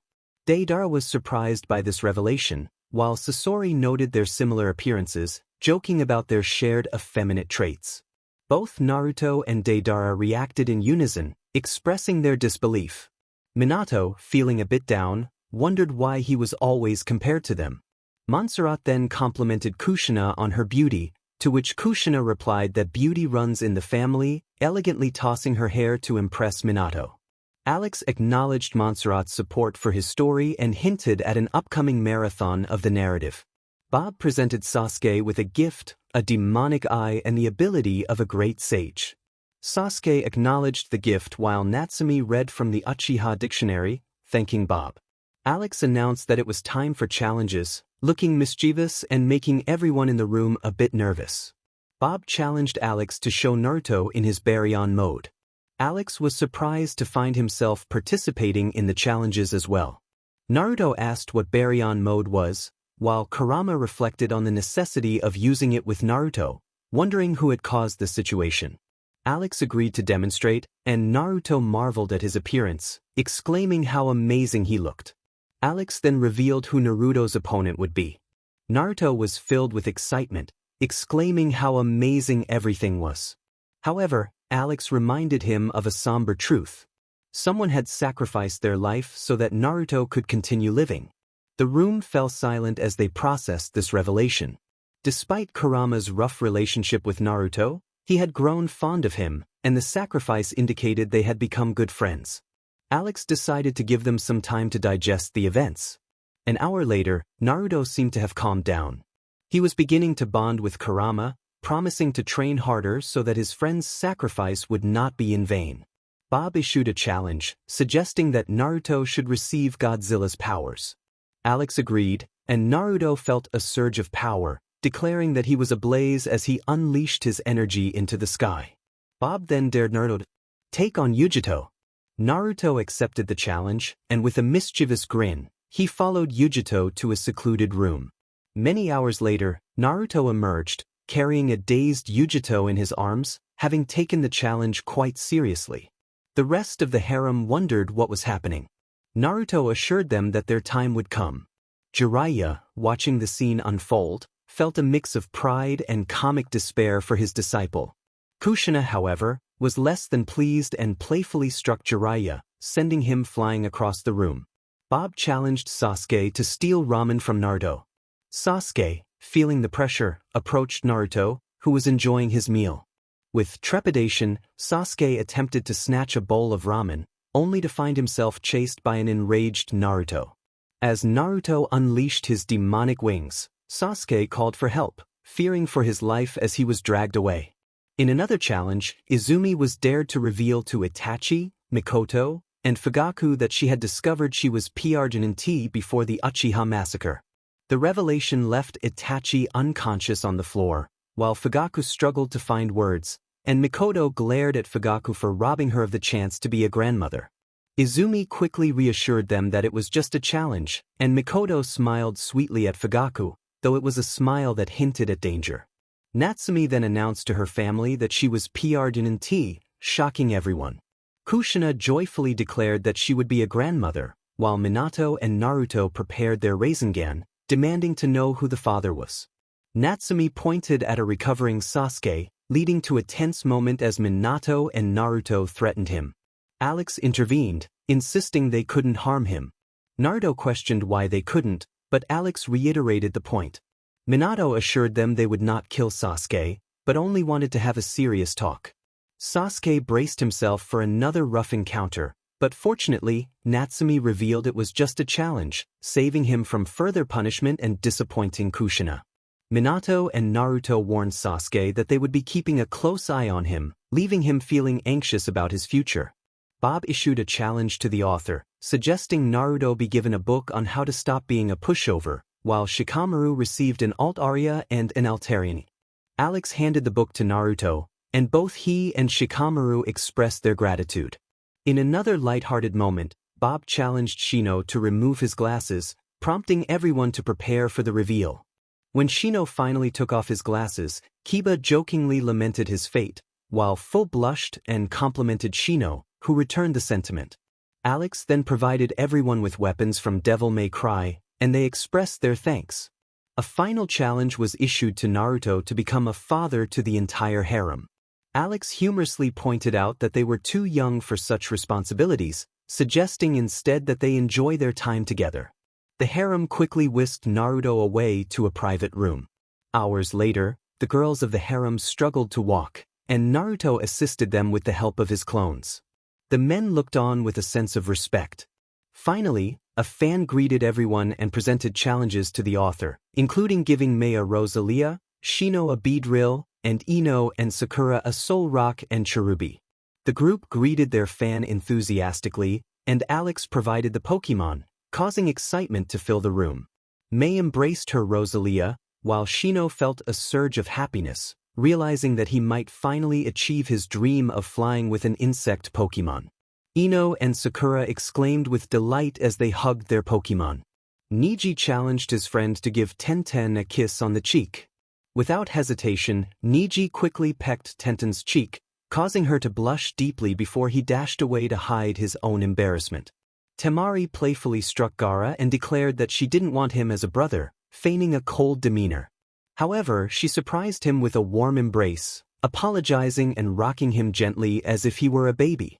The onlookers, especially the women, were taken aback by the sudden shift in her behavior. Alex greeted Blacktech, hoping he was enjoying the story. Bob challenged Sasuke to passionately kiss Natsumi Uzumaki. Upon hearing the challenge, Sasuke miraculously recovered from his earlier struggles and kissed Natsumi with such fervor that it seemed they were lost in the moment. Minato and Naruto watched with disapproval, but the two separated when they needed to catch their breath. Bob then dared Kakashi to remove his mask. The crowd gathered around him, eager to see his face. Kakashi complied, revealing his features to everyone. The former and current Team 7 members sighed in relief, while several men lamented the loss of their heterosexuality, and women admired Kakashi, commenting on his striking looks. Shizune protectively embraced him, causing him to blush. Bob issued a challenge to Obito to spend time with Rin. Without a second thought, Obito took a blushing Rin to a secluded room. Hours later, Rin returned to the main area with a goofy smile, while Obito emerged like a champion, receiving applause from the men. Kakashi acknowledged Obito's success, impressed by his achievement. Bob challenged Naruto to face off against dark versions of himself. Naruto prepared his powers and leaped into a room filled with dark Narutos. After a fierce battle, he returned, slightly injured but victorious, having defeated them all. The men were impressed, while the women rolled their eyes, commenting that it was typical of men to take on such challenges. Bob then dared everyone to visit dark universes of Naruto. Many returned traumatized by what they had witnessed, mentally noting that they hoped their Naruto would never become like those versions. Kankuro and Kiba expressed their shock, while the group collectively shuddered at the thought. Bob challenged Conan to create a giant paper airplane, which she proudly accomplished. She beamed with pride at her creation. Next, Bob dared Minato to fight against Enel. Minato, unsure of who that was, accepted the challenge and, thanks to the Scion powers previously granted to him, emerged victorious. Bob then challenged Naruto to eat the Gomu Gomu fruit. Confused, Naruto accepted the challenge and felt his body begin to stretch. He marveled at his new ability, amazed by the transformation. Bob issued a playful dare to Naruto to spend 40 days and nights with his girlfriends without stopping. Alex humorously remarked that it might cause the universe to explode. The girlfriends quickly whisked Naruto away to a secluded room, eager to test his new abilities. Bob challenged the author to showcase the most painful deaths in Naruto, such as those of Jiraiya, Asuma, Kurama, and Niji. Alex reluctantly agreed, knowing it would evoke sadness. As the scenes played, many in the room began to cry, mourning the losses of beloved characters. Naruto, having finished his time in the secluded room, wept for those he had lost, comforted by his girlfriends. Bob lamented that the author had reopened old wounds, while Alex humorously blamed the readers for the emotional turmoil. They continued with the challenges, moving on to Sasuke, who was dared to bond with the symbiote Sleeper. Remembering Venom, he hesitated but ultimately accepted, taking Natsumi to a private area. After some time, Naruto, Sasuke, and their respective girlfriends returned to the main area. Alex announced they were nearing the end of the challenges. Bob challenged Naruto to train a Greninja, which excited Naruto immensely. He embraced his new Pokémon, ready to train hard. Lee received a Lucario and declared their determination to train together. The two Pokémon began their training, with Naruto and Lee leading the way. Alex noted their enthusiasm for Pokémon, appreciating their shared interests. Bob dared Naruto to raise a Night Fury Dragon. A dragon appeared, approaching Naruto, who joyfully embraced it. They took to the skies, with Greninja following closely behind to build its endurance. Lee encouraged Lucario to join the chase as well. As the group flew together, Alex thanked everyone for their questions and challenges, hoping they enjoyed the chapter. He encouraged comments and votes, teasing that the next chapters would be exciting. Bob added a light-hearted farewell, reminding everyone to eat their vegetables. And with that, the chapter came to a close. Chapter End. Marathon Day 1. Pride until the end. Everyone woke up, ate, took care of their needs, the usual morning routine, so let's skip that because you want to see the marathon, and that's what the author will provide. Alex greeted everyone, encouraging them to take a seat and enjoy the show. Guy asked what they would be watching today. Alex replied that what they would see might make them sad, but Guy would be proud of his student, Lee. Lee, filled with youthful energy, declared his enthusiasm to Guy-sensei. Alex noted that they would witness the conclusion of Lee, the Lion of Pride. The mention of the conclusion left everyone uneasy. Alex urged Bob to start the presentation. Lee, Escaner, farewell to the Lion of Pride. This is goodbye, I must leave. I lived with great pride until the end. This sun that burned within me will fade away. Today, its flames will extinguish. Guy, deeply concerned for his student, who was like a son to him, wondered what was happening. Alex reassured everyone that they would see Lee's conclusion, and the rap would speak for itself. Everyone looked worriedly at Lee, especially Team Lee felt as though he could never belong anywhere, alone in the world, with a deep fear of hurting others due to his strength. He struggled to control himself. Lowering his head, Lee realized he might not be the proud Lee he once was, but he had never felt like he fit in. Guy, drawing Lee's attention, reminded him that he was never alone and pointed to himself and their friends from the village. Lee recalled how he met Guy-sensei and the friends he gradually made, like Niji, Tenten, and Naruto, which filled him with determination. Finally, he found a friend and expressed his gratitude to his captain. Kakashi mentioned Naruto, and Alex explained that Lee was feared for his immense power until he met Naruto and Tenten. Although Lee saw Naruto as a rival and a captain, he was the first friend who viewed him as an ally rather than a threat. Guy humorously cried tears of gratitude for Naruto. Lee thanked Naruto, who simply replied that's what friends are for. Everyone knew that everything has an end, and now it had come for Lee. He sensed it was time to depart but vowed to remain true to the pride he carried within him, fighting until the end. His friends called out to him, urging him not to die, though Niji hid his concern. Lee declared that he would not perish, no matter how destroyed his body became. His desire to fight would lift him up, and he would defeat any foe that stood in his way. Guy expressed his overwhelming pride in Lee, tears of joy streaming down his face. Lee had lost all his powers but not his pride. He continued to fight, battered and bruised, never fleeing from his rivals, for his determination made him strong. He would rather face death than run away like a coward. Guy proudly stated that he had taught Lee well, perhaps too well. Tenten noted how much Lee reminded her of Guy, recalling how he never gave up, even when faced with severe injuries. Niji surprised everyone by saying that despite not belonging to any clan, Lee had shown that talent wasn't necessary for success. Lee's true prayer was heard, and Toby fulfilled his steadfast request. This would be the last time he would take on such power. Obito was taken aback. Lee transformed to protect his friends, burning his life to defend them. Covered in wounds, he sought to defeat the Demon King on his own, but he relied on the great help of his companions. Naruto assured Lee that he would never be alone again. Niji promised that no matter what happened, they would always be there for him. Natsumi affirmed that he could always count on them. Tenten echoed that he would never be alone. Guy gave him a thumbs up, reinforcing their support. Lee, moved by the words of his friends and his father figure, shed tears of gratitude.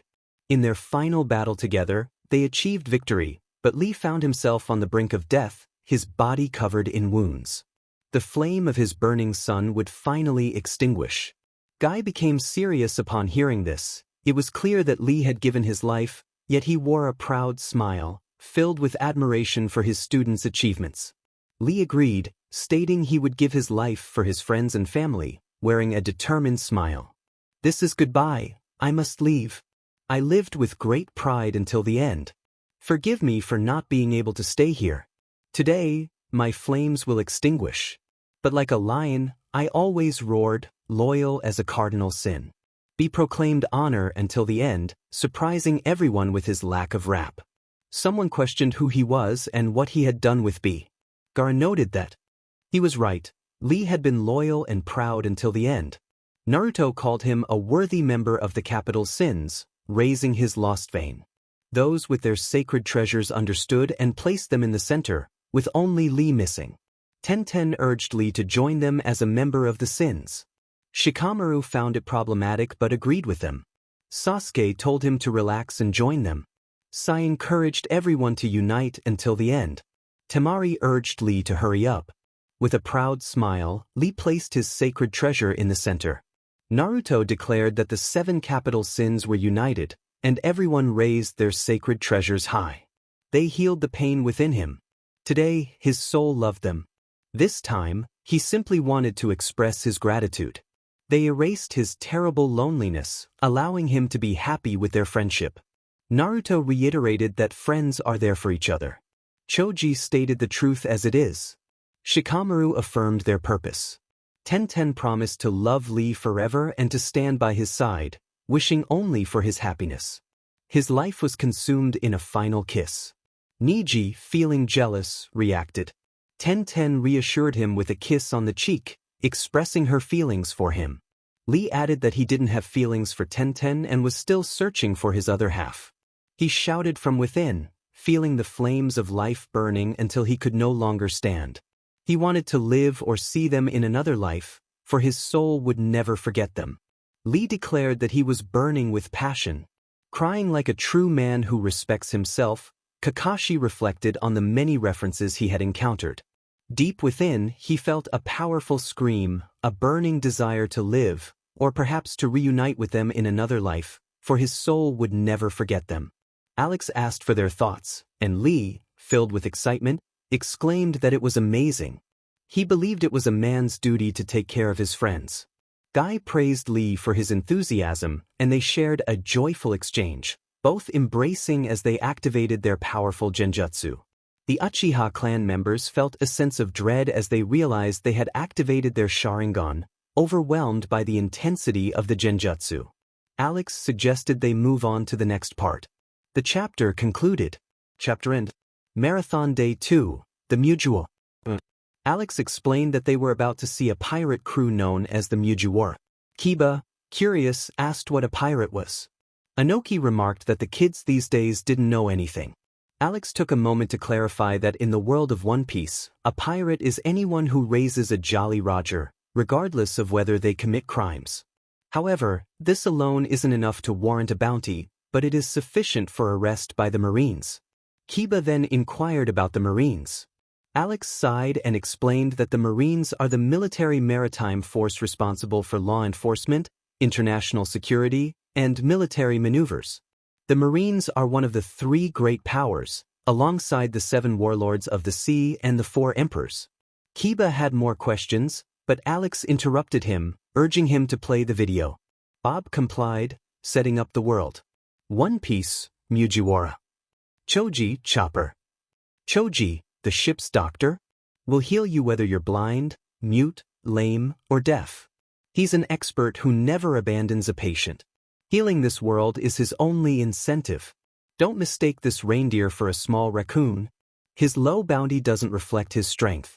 It would be a mistake. He'll instill fear that makes you bow. When you see his monster form looming around. Choji was surprised to see himself transformed into a reindeer. Shikamaru was impressed, noting how giant he suddenly looked. Ino remarked on how amazing it was that he was a doctor in this world. Choji thanked them, feeling a bit shy. Sarah, Nami. Navigator Sarah, no sea can freeze her. Capable of making the merry ship soar through the skies. She creates a map of every place she visits. With her log pose, the blue sea will hide no secrets. You better not anger the girl of tornadoes. With her climate act, she'll make you fly even in calm weather. With her lightning, a disastrous storm approaches. Heat or cold, she decides what you will feel. Sarah found it interesting to see herself on the screen. A boy in the audience gazed at her with inappropriate thoughts. Unbeknownst to him, Naruto had thrown a blaster at the boy, sending him crashing to the ground, and then placed his foot on the man. Naruto looked at him seriously, intimidating him, and said he wouldn't harm him while brandishing his sword. The frightened boy considered fleeing, but Naruto quickly grabbed him and delivered a fierce beating, all while Sarah watched dreamily and many in the room looked on in fear. Kankuro, Sogeking Usopp. Kankuro, the sharpshooter with a golden mask. The alter ego of Usopp, integrated with bravery. He may seem weak, but he is strong, I assure you. If a Nakama's life depends on his talent, he'll unleash Kabuto with precision. With the pop green seeds, he commands nature. If not, he can always count on his 8,000 men. He wants his name to be synonymous with bravery. Kankuro was thrilled to finally have some participation. Temari teased him, saying he didn't matter much. Kankuro insisted on being happy, though a cloud of gloom hovered over him. Gaara noted that Kankuro seemed to have lost his joy because of Temari. Temari shrugged, claiming it wasn't her fault he was so easily depressed. Madara mocked them, pointing out Kankuro's gloomy demeanor, while Hashirama told him not to start. Kiba Brook. This is Brook, a musician capable of wonders.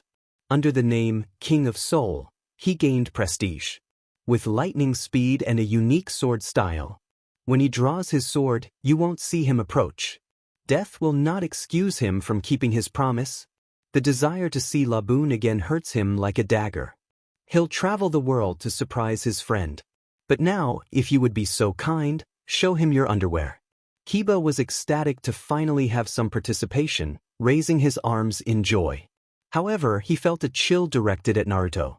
Naruto, showing his fists, warned him that he wasn't learning.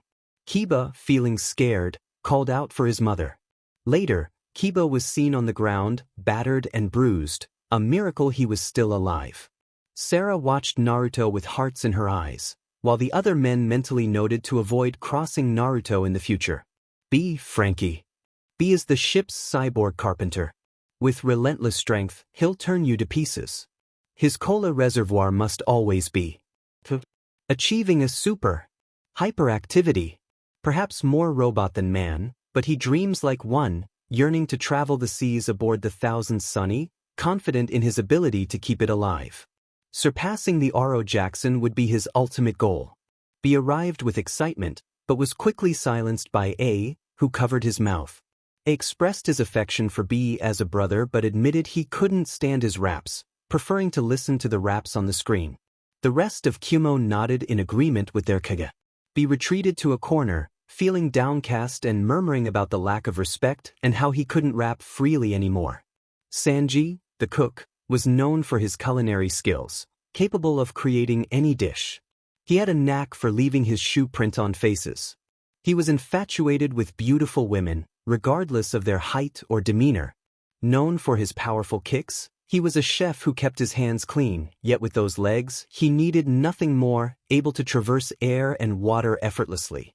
Lee announced his return to his sensei, who gave him a thumbs up in approval. Natsumi recalled that when she first met Lee, he had asked her to be his girlfriend, causing her to sweat nervously. Naruto, Minato, and Sasuke observed Lee seriously, but he remained unfazed. Tenten pointed out that she had never seen him cook, to which Lee shrugged, viewing it as just another challenge to tackle. Kuretsuchi, the archaeologist and skilled fighter, had a bounty of 79 million since she was young. She could read poneglyphs and uncover the secrets of the Void Century. With her Hana no Mi, she could create multiple body parts to attack, capable of flying and cloning herself. She was the elusive demon child who had never been captured.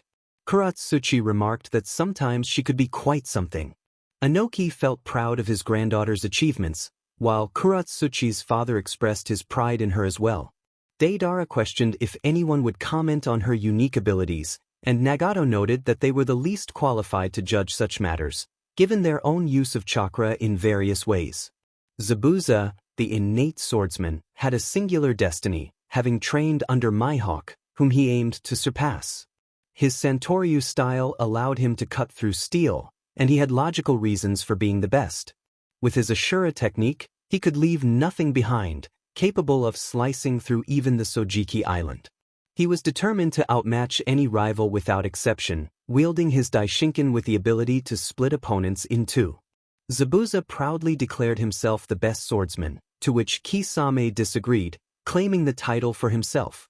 Zabuza challenged Kisame, who urged him to come closer. Haku intervened, asking them not to start a confrontation. Naruto, the rubber captain of the Straw Hats, would not hesitate to act if his nakama was in danger. The real battle began when he donned his hat, one of the few pirates who disregarded wealth. With Haki as his ability to deliver punishment, he could even turn enemies into allies. When his blood boiled, it was best not to engage him, as he fought to become the next pirate king. Naruto announced his arrival as the captain with flair, prompting Tayuya to comment on his diva-like behavior. Naruto dismissed it, claiming it was part of his charm. Konohamaru cheered for his boss, while Alex asked for their thoughts. The others responded with enthusiasm, striking JoJo poses and activating their diva personas. Alex expressed his happiness that they enjoyed it and suggested moving on to the next segment. End of chapter. Chapter end. Marathon Day 3, Memes. Alex announced that they would return with memes. The kids in the room cheered enthusiastically. Alex continued without further delay, instructing everyone to imagine Iron Man as Naruto and Thanos as Madara. Laughter erupted as they visualized the scene, with Madara being the target of their amusement. Naruto, still caught up in the hilarity, admitted he was overwhelmed with laughter. Madara, visibly annoyed, expressed his frustration at the playful teasing. Next, they imagined Iron Man as Naruto, Spider-Man as Konohamaru, and Deadpool as Hayden. Hayden, holding his head, exclaimed about his unfortunate situation, while Bob reassured him that many things had happened, and they would explain later.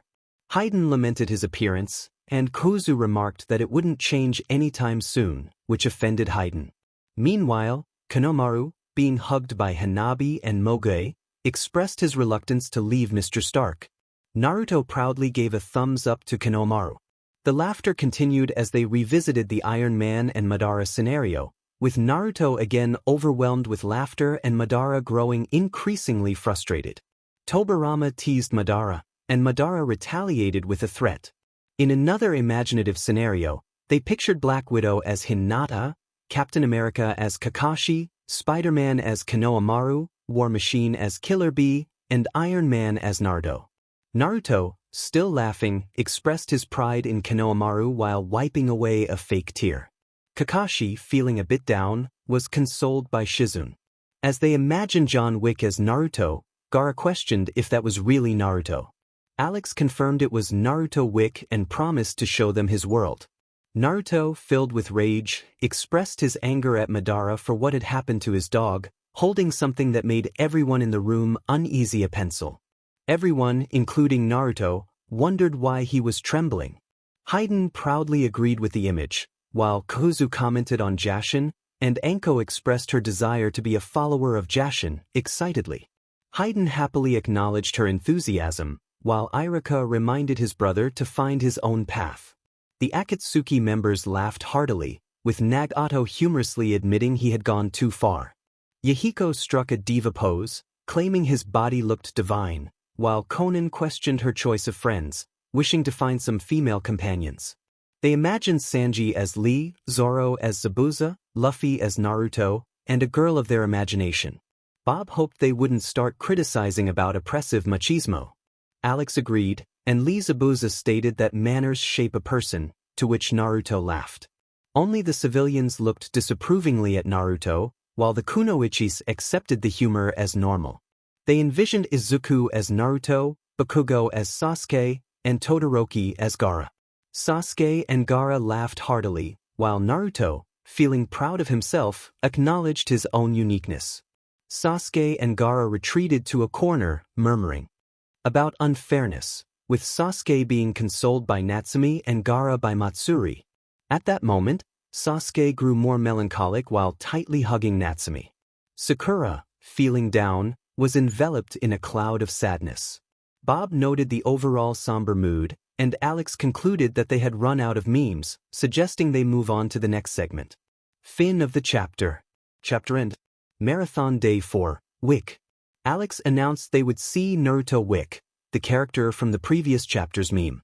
Naruto was eager to discover what had happened to his dog, filled with anger.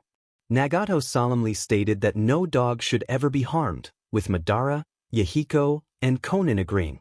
Alex, without further ado, instructed everyone to start the video. Bob prepared the universe for the next segment. Naruto Wick, John Wick.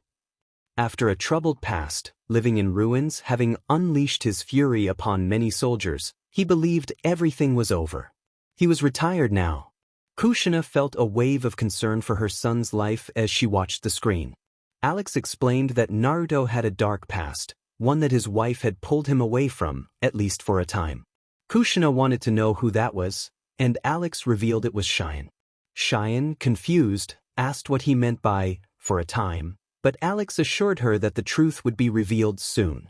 A serious illness had taken away the love of his life, leaving only memories and a small puppy that had been a gift to help him remember everything. He had buried his pain to avoid defeat, and thanks to their pet, he no longer felt so alone.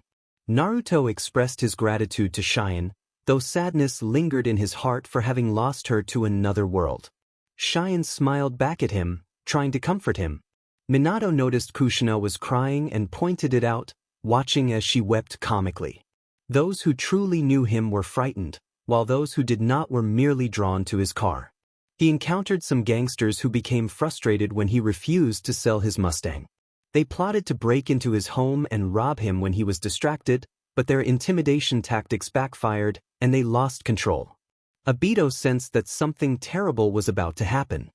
He felt as though everything precious was being taken from him, including the puppy his wife had gifted him. This stirred the monster within him. Everyone except Naruto and his family felt a chill at the mention of awakening the monster. The men glanced at Naruto, who was calmly eating ramen with his family. Naruto glared at them, prompting them to look away, fearing what he might do. The call for action was clear. If revenge flowed within, now was the time to act. Sasuke confronted Naruto, questioning his stance on vengeance. Naruto reminded him that they had killed his puppy, while Sasuke pointed out that his entire clan had been murdered. Naruto dismissed Sasuke's argument with a smirk. The atmosphere shifted, and the call for action intensified. Kankuro expressed his fear at the unfolding events, while Naruto swore vengeance, feeling that no prison could contain him. He would seek out those who had caused him pain, determined to make them regret their actions. The anguish within him had hardened his heart against forgiveness. Naruto warned that anyone who harmed his family would regret crossing an Uzumaki in anger, gripping a pencil tightly. Kankuro, along with the others, felt a chill and resolved to avoid provoking him. Zabuza found Naruto amusing and proposed a rematch. Naruto, surprised but pleased, prepared for a duel. Zabuza declared it would be a fight to the death with swords, leaving everyone in awe, especially Haku and Kuratsuchi, who had never seen a duel like this before. As the tension built, Alex asked for their thoughts, and Kankuro vowed never to provoke Naruto again. Kiba admitted he was scared, and Bob chimed in, only to be silenced by Alex, who insisted they move on. The chapter concluded with an apology for its brevity and a note about an upcoming power outage that would delay updates, promising a double chapter the following Saturday. Without knowing their origin or anything about their lives, there was no evidence that they would find a way out of that suicidal loneliness that is never forgotten and that drains our souls with wounds. Minato and Kushina were confused about their current situation. Alex explained that he didn't know what happened to their biological parents, only that Naruto was raised by a dragon, leaving everyone in the room astonished. He assured them they would soon see for themselves. Kiba expressed his envy towards Naruto, lamenting that good things seemed to happen to him while they did not happen to him. Naruto shrugged, unsure of what to say, suggesting that they should ask his other selves. It was difficult, but there was a pillar that kept him grounded. With brotherhood and love in the face of pain, he held on. He learned what it meant to have a father who cared for him, taught him, understood him, loved him, and guided him. Kushina remarked that at least someone had taken care of Naruto, glancing at certain individuals, hinting at others who had not. Hiruzen felt a bit uneasy. He hadn't done exactly what was asked of him, but he did the best he could as Hokage. Kakashi still felt guilty for not being able to look after Naruto and Natsumi.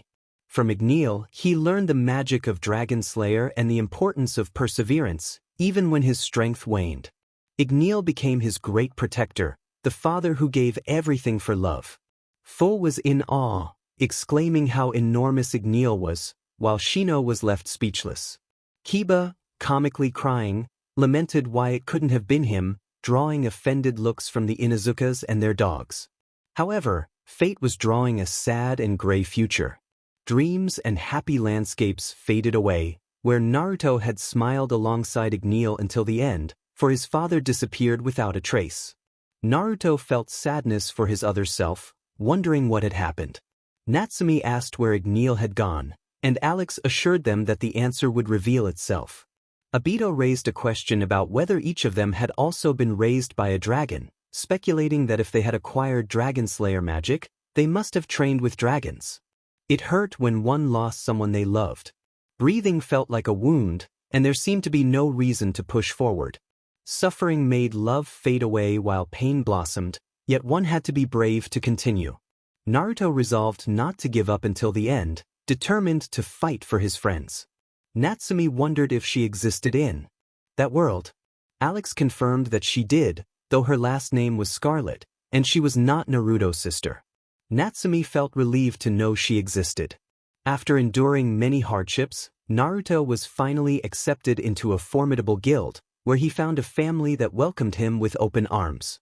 Friends and comrades forged strong bonds, fighting side by side against dark guilds. May asked what a guild was, and Alex explained that it was a place where wizards gathered to form teams, consisting of a master, S-class wizards, and lower-ranked wizards. Hiruzen compared the master to a S-class wizards to high-ranking shinobi, and the lower ranks to genin or jounin. Naruto was curious about the guild he had joined, and Alex revealed it was Fairy Tail, the central point of the story and the home of the main characters and many others. While the guild had numerous members, the series often focused on 5 specific wizards and their adventures. Naruto found this exciting. To ultimately eradicate the evil that Pain had spread for years, threatening to ruin the future and bring about a cruel end, Naruto's relentless journey made him stronger. Nagato and Yahiko humorously questioned if they were the same person, and Alex confirmed they were, specifically referring to the same Pain they had been for so long. They shared a laugh at the absurdity of it all. Thus, Naruto faced death head-on, always searching for a clue that would lead him back to Igneel. Amidst the complexities of life, he would finally uncover the truth behind his father's departure, and they would meet again. Naruto felt joy that his other self could reunite with his dragon father. Minato expressed gratitude to Igneel for taking care of Naruto during his childhood, and Kushina echoed his sentiment. In a dire and dangerous situation, Igneel sacrificed himself for the salvation of humanity and the well-being of his beloved son, uttering the words, "The happiest days were those I spent by your side," before leaving the world before Naruto's eyes. The members of various factions paid their respects, acknowledging Igneel's sacrifice. Naruto whispered a heartfelt farewell to Igneel. It hurt when one lost someone they loved. Breathing felt painful, and there seemed to be no reason to push forward.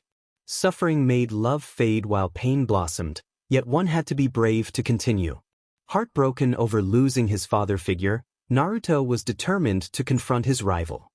He trained tirelessly for the day he would face Pain and the malevolent Acnologia.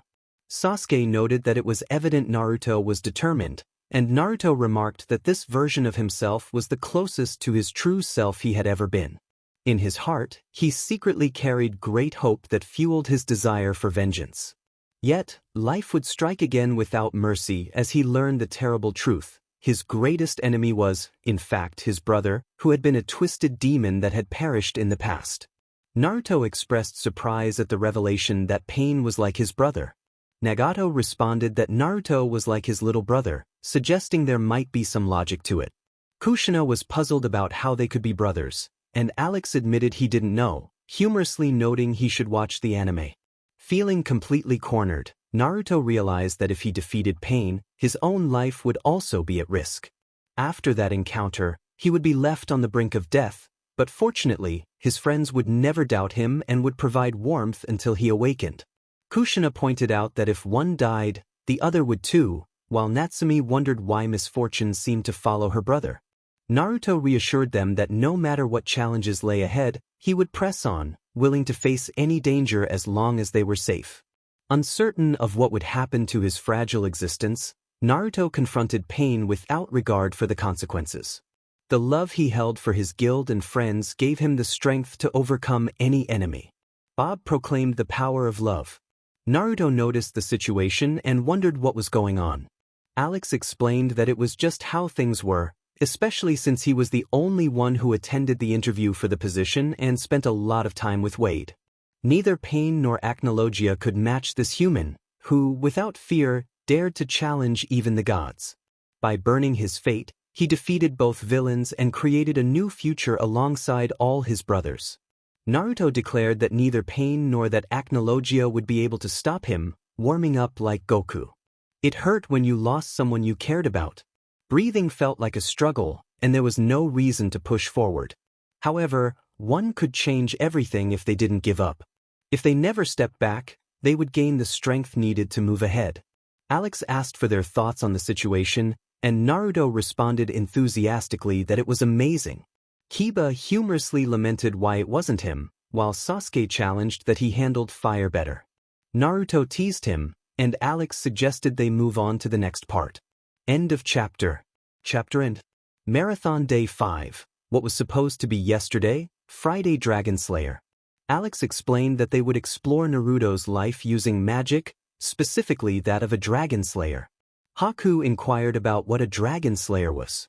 Alex elaborated that Dragon Slayer magic was utilized by characters like Naruto, Natsu, Neji, Gajeel, Obito, Laxus, Hanabi, Wendy, Kabuto, Cobra, Omoi, Rogue, Chojuro, Sting, and Haku, God Serena.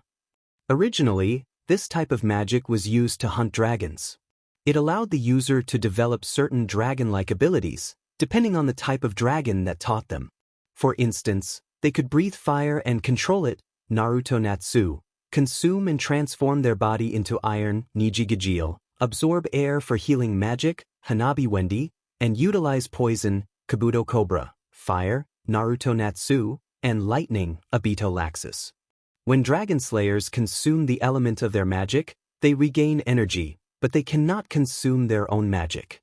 This magic is incredibly powerful and is rarely possessed by any mage. It is considered ancient or lost magic. The mentioned characters found this interesting and were somewhat impressed. Bob remarked that it was a shame that any transportation rendered them useless, which brought down the mood among the group. Alex suggested they start right away and urged everyone to play. Bob responded that he was on it and began setting up the universe. Naruto, Natsu. Chapter end. Marathon Day 6. The Loud Mercenary. Alex announced that they would shift focus from Naruto to Hayden. Hayden expressed his excitement about finally getting the spotlight. Kakuzu, clearly annoyed, told Hayden to be quiet. Alex revealed that this version of Hayden was also from the Marvel Universe, portraying everyone's favorite mercenary, Deadpool. Hayden gleefully pointed out to Kakuzu that he had fans. Kakuzu, unimpressed, called him an idiot. Alex suggested they get started and urged everyone to play. Bob confirmed he was on it and began setting up the universe. Hayden Wilson, Wade Wilson, Deadpool.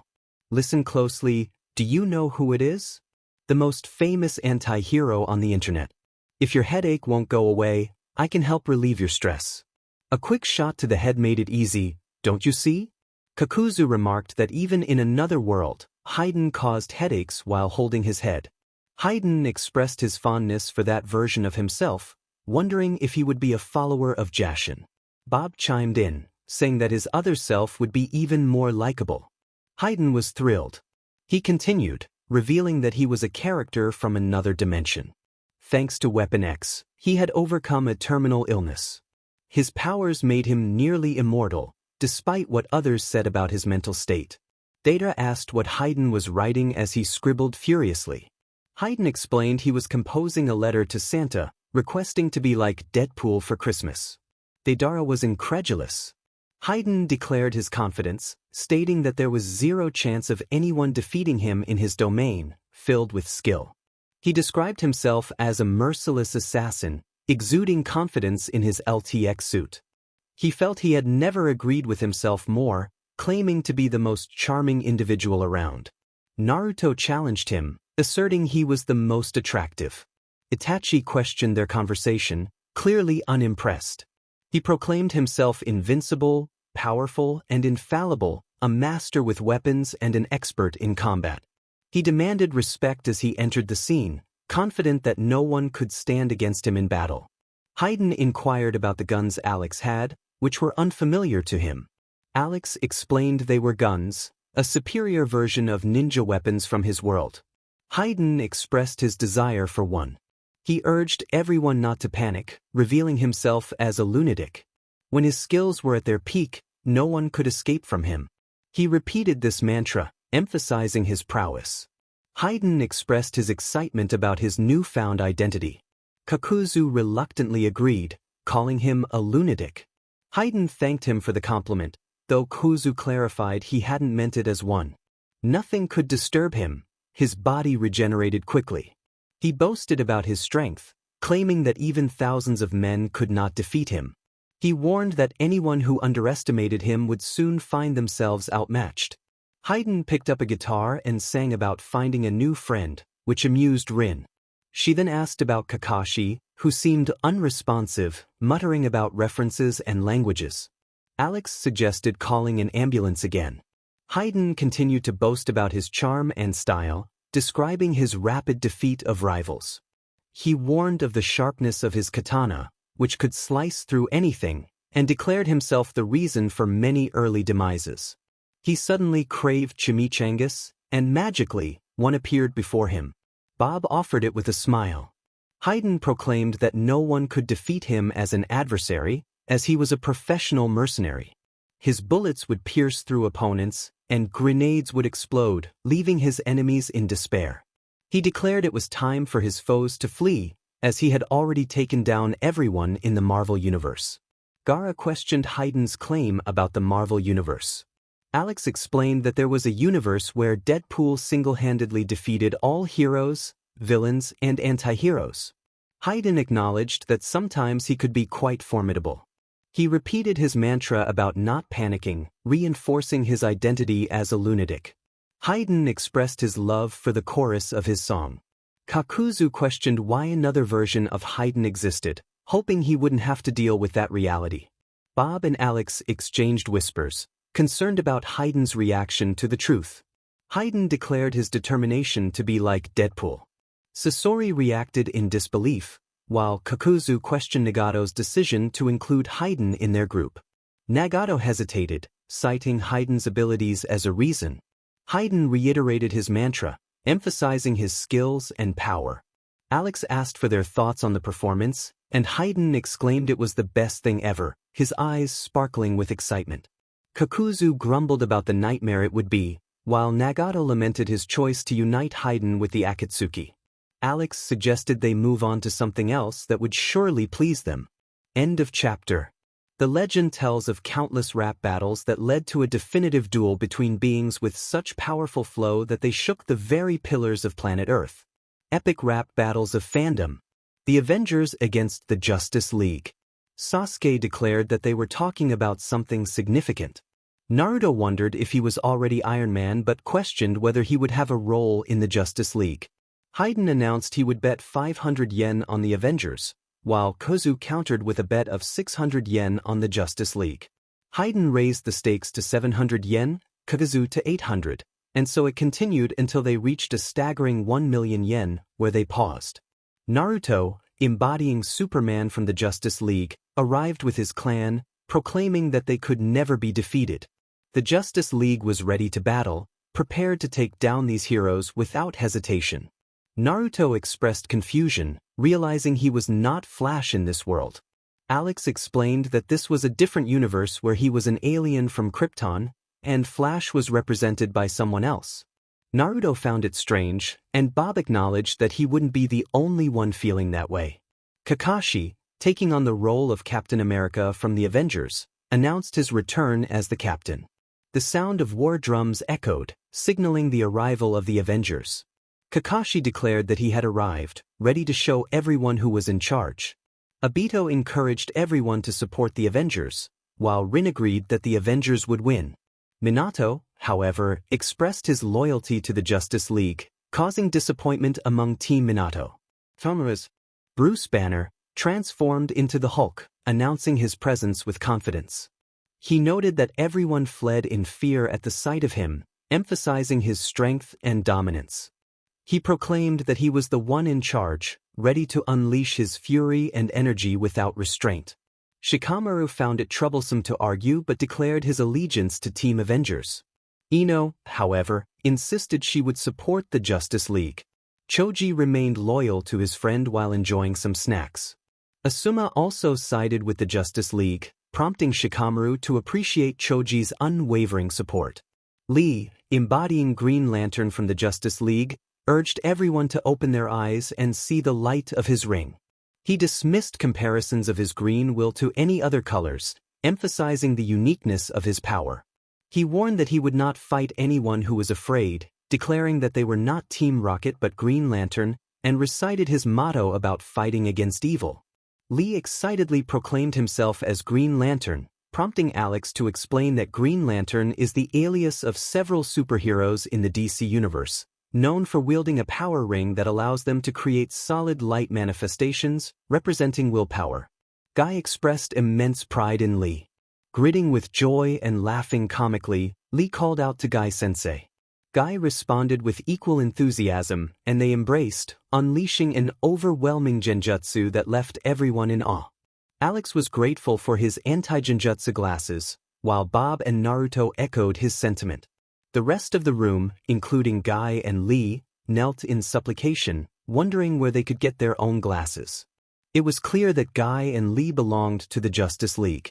Naruto, embodying Iron Man from the Avengers, had landed with the brilliance of a genius. Overflowing with cleverness, he declared himself the senior combatant against enemies with siege weapons. His jokes were entertaining, breaking the monotony, yet he remained serious when it came to being a hero against injustice. Stark was the hero, annihilating every villain in sight. With countless suits at his disposal, he amazed everyone upon entering the scene, effortlessly launching projectiles to resolve any issue. As a philanthropist swimming in money, he saved every tough situation, driven by an iron will akin to his armor. Naruto, feeling aligned with the Avengers, remarked that it didn't matter who won, as he would ultimately come out on top.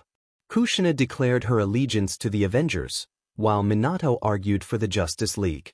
The debate escalated, with Kakashi and Guy supporting the Avengers and Justice League, respectively, and Madara and Hashirama joining in, leading to a lively dispute over which group was superior. Sasuke, embodying Batman from the Justice League, responded to the bat signal in an instant. The citizens of Gotham admired his every move, as he vowed to fight until he could no longer breathe. Arriving in the city, he instilled fear in those who saw him, knowing they could not escape his grasp. His powerful strikes sent foes crashing to the ground, thwarting their attempts to evade his batarang. With or without Robin, he took to the Batmobile, cleaning the streets with unmatched efficiency.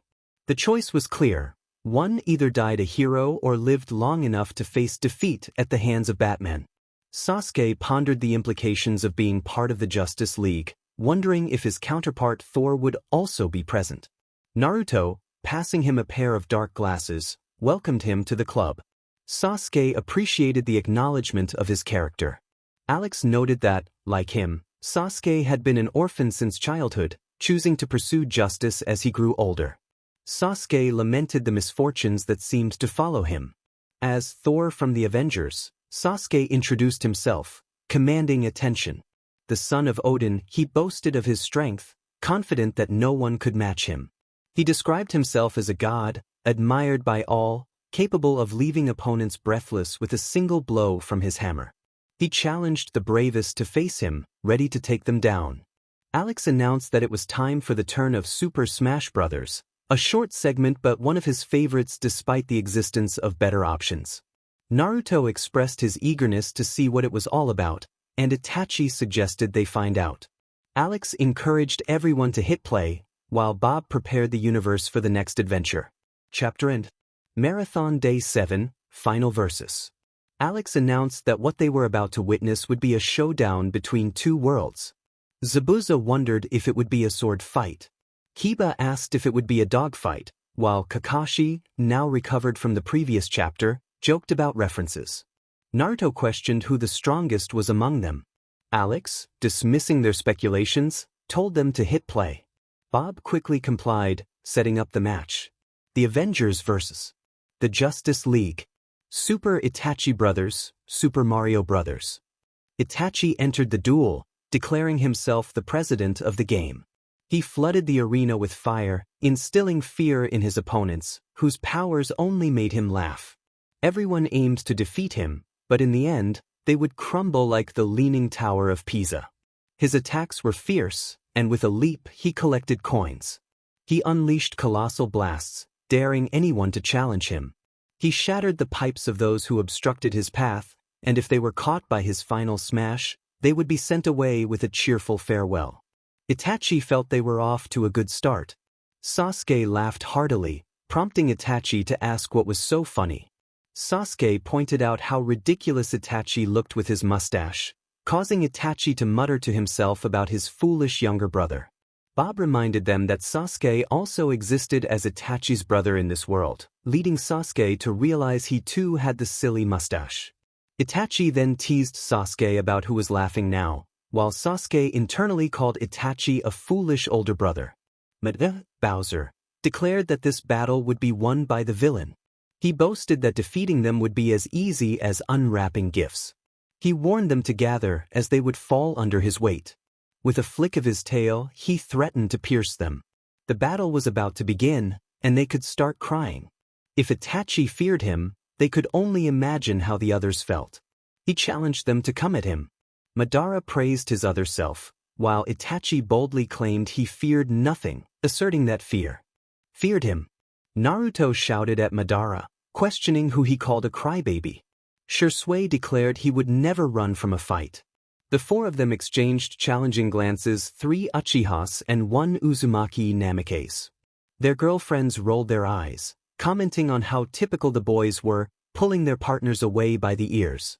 Naruto, Link, introduced himself, marked by the courage of the Triforce. He threw bombs and used his hook to grab the boomerang. His left hand wielded the Master Sword, more powerful than any other. With arrows and his bow ready, he aimed at his targets. They would feel a dark power akin to Majora's Mask. He invited them to call him Link, as they would be bound together, sharing the same fate. Naruto admired his appearance, but Natsumi teased him about his ears, calling him funny. He retorted that disrespect was rampant around them. Minato chimed in, saying Naruto still possessed his father's beauty, striking a diva pose. Kushina countered, claiming Naruto inherited his beauty from her, also posing dramatically. The two approached each other, ready to demonstrate who Naruto resembled more. Naruto, feeling offended, noted how childish he was being while watching Kiba fall for the gas joke once again. Choji Kong, Donkey Kong, entered the battle, causing everyone to fear him. He threatened the jumping plumber, claiming he would steal what he cherished most. Heroes and villains alike followed the path he laid out.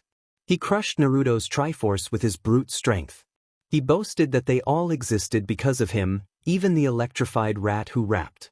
No one could match the great CK and his tie, as he vowed to tie up every Koopa, hedgehog and rat. Choji exclaimed how strong he was, flexing his muscles. Kakashi noted how full of references Choji was today. Naruto, confused about the Triforce, claimed it was stronger than Choji's muscles. Choji dismissed this, and the two exchanged challenging looks, ready to fight. However, Karui pulled Choji by the ears, while Naruto's 5 girlfriends did the same, preventing a confrontation. Pikachu declared that if they fought, he would leave them knocked out and take the trophy. He warned that if they faced him, they would fall in the tournament. He boasted about how he would slam them into the ground when he flew high and counterattacked. He advised them not to enter the game, as he unleashed lightning, causing burns like fire. Everyone would fall when hit by his tackle and the voltage of his thunderbolt attack. Kakuzu questioned what that yellow rat was. Hayden, confused, remarked that in the chapter of questions and challenges, some of them had their own Pokemon, wondering why he didn't have one. Alex pondered why Hayden was acting like Deadpool, not recalling giving him that personality. Bob suggested they move on to something else. End of chapter. A massive castle loomed in the sky, overflown by a dragon. The sorcerer, with his powers, was a sight to behold. Sasuke, dressed as a sorcerer, had a gleam in his eyes. Lee admired Sasuke's appearance, noting how manly he looked. Sasuke acknowledged it proudly, attributing it to his great sorcerer powers. Naruto sensed something amusing was about to happen, prompting Natsumi to question his certainty. Naruto explained that knowing Sasuke, something funny was inevitable. Sasuke appreciated Naruto's confidence, and Naruto gave him a thumbs up. Under the necromancer's spell, the stairs would rise. The crowd marveled at the power emanating from him as Sasuke attempted to make the stairs work, drawing curious looks from onlookers. Naruto teased Sasuke, who was met with laughter from the room, as they realized his sorcerer persona was more fantasy than reality. Sasuke felt the sting of disrespect and wore a gloomy aura. With a display of his brutal power, Sasuke melted ice and dispatched a horde of monsters with a wave of fire. Itachi remarked on how impressive it was, even if it was just a fantasy, and Sasuke felt grateful for the support. With a simple gesture, Sasuke demonstrated his power by causing a hot dog to explode in the microwave. Mikoto, recalling a previous incident, prepared a sandal, causing Sasuke to feel genuine fear. He stammered in disbelief as Mikoto readied the sandal, and despite his attempts to evade it, the sandal struck him on the head. As the sorcerer crossed the street, a spell would halt the traffic. Sasuke walked confidently, even with a bump on his head from the earlier incident. Naruto commented on how Sasuke was just like his old self, proud and emotional, to which Sasuke retorted for Naruto to be quiet. With his wand, Sasuke changed the channel on the TV, dreaming of flying as he was pampered by his fellow ninjas, who offered him grapes and fanned him with air. Sasuke remarked on how sometimes he could be quite the character. He was seen lounging on a couch, slowly dozing off while watching an action-packed movie. Jiraiya and Orochimaru debated the film, with Tsunade criticizing Jiraiya's previous works. Jiraiya felt offended but couldn't deny her point, leading to some playful banter. Sasuke narrated how, under the soft light of the dream realm, he climbed the icy waterfall of Boltrivia in search of Natsumi, the guardian of infinite power. Minato and Naruto exchanged cold glances at Sasuke, who appeared calm on the outside but felt nervous under their scrutiny, especially with Natsumi hugging him. Suddenly, a fearsome creature appeared, attacking with ice, but the sorcerer remained unfazed. The creature roared and unleashed a fierce wind, yet Sasuke stood his ground, undeterred by the chaos around him. Kakashi questioned if this was some sort of reference, while Obito urged him to stop with the references, suggesting he was traumatized by something. Kakashi insisted he couldn't help it, leading to a sigh from Obito, who knew he wouldn't change. Channeling the powers of his ancestors, Sasuke conjured sacred fire and sent his enemy into the molten jaws of the insatiable Gorm, expressing gratitude to Gorm. He believed Natsumi would enjoy the spectacle as he leaned in to kiss her, only to find himself transported to another universe. Minato and Naruto prepared their Rasengan, causing Sasuke to pale with fear. He realized it was time to run and began to escape from the two blondes. The sorcerer stood at the pinnacle of power, as the doors opened to reveal something extraordinary. Everyone watched attentively, eager to see what would unfold.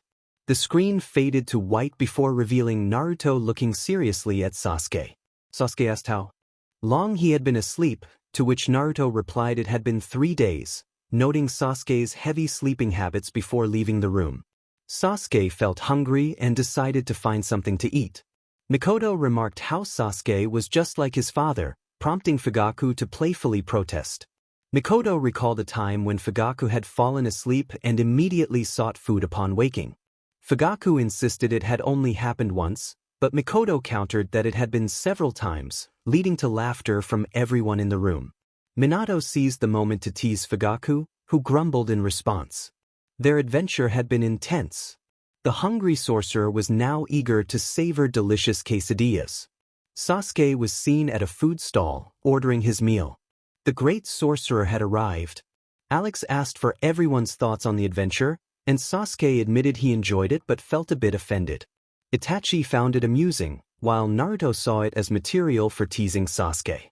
The rest of the room debated whether it had been entertaining or epic.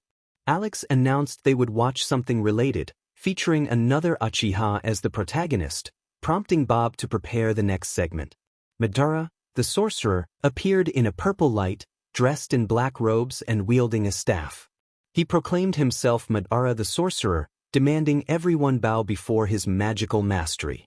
Meanwhile, Tobi, dressed as a farmer and carrying wheat, was seen in the background. Deidara expressed skepticism about Tobi, sensing he would be more amusing than frightening. Obito questioned Deidara's distrust, while Deidara lamented Tobi's attitude, asserting he was a man. Tobi and Madara exchanged confused remarks, leading to a humorous misunderstanding as they both questioned each other's intentions. With an eyebrow raised, Madara observed that Obito did not seem embarrassed, while he began to rub his head, anticipating how irritating this would become. Madara explained that it was magic, clearly. Tobi, confused, asked what that was. Obito wondered what it was used for, prompting Madara to scold him for pretending to be clueless, a vein throbbing on his forehead. The room erupted in laughter at their interaction. Madara attempted to clarify what magic was, saying it involved doing things.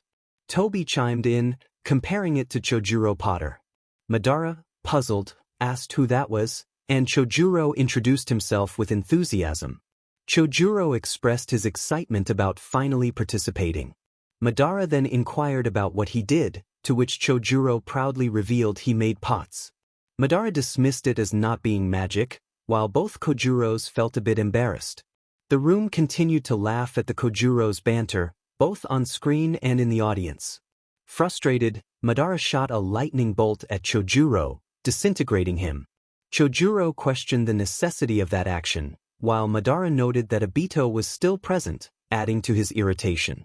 Obito protested Madara's lack of respect, receiving looks that suggested he was the least qualified to say that. He remarked that disrespect was abundant in the room. Madara insisted he had eliminated Chojuro, but Tobi countered that he had not. Madara argued that he had indeed blown him up, pointing to where Chojuro had been. Tobi suggested it might have been a pre-existing condition. Obito agreed, playing along with the joke. Madara, in desperation, questioned the idea of a pre-existing condition related to exploding. Izuna congratulated his brother, calling him a prophet, which made Madara the target of mockery from both the screen and the audience, eliciting a growl from him. Tobi remarked that he was not a doctor, and Madara stumbled over his words before dramatically calling forth a powerful dragon, claiming it was magic. The Tobi characters pointed out that it was just a sparrow, while the Madara characters insisted it was enormous. The Tobi characters noted it was too close, causing the room to erupt in laughter at the similarities in their dialogue. Even the usually serious Akatsuki members couldn't contain their amusement. Madara, determined, shot a lightning bolt at Tobi, declaring he was now flying. Tobi acknowledged this, and Madara pointed out it was magic. The Tobi characters suggested there might be a string attached, while the Madara characters questioned what it was tied to. Tobi humorously claimed it was obviously tied to him, prompting a collective scream from the Madara characters.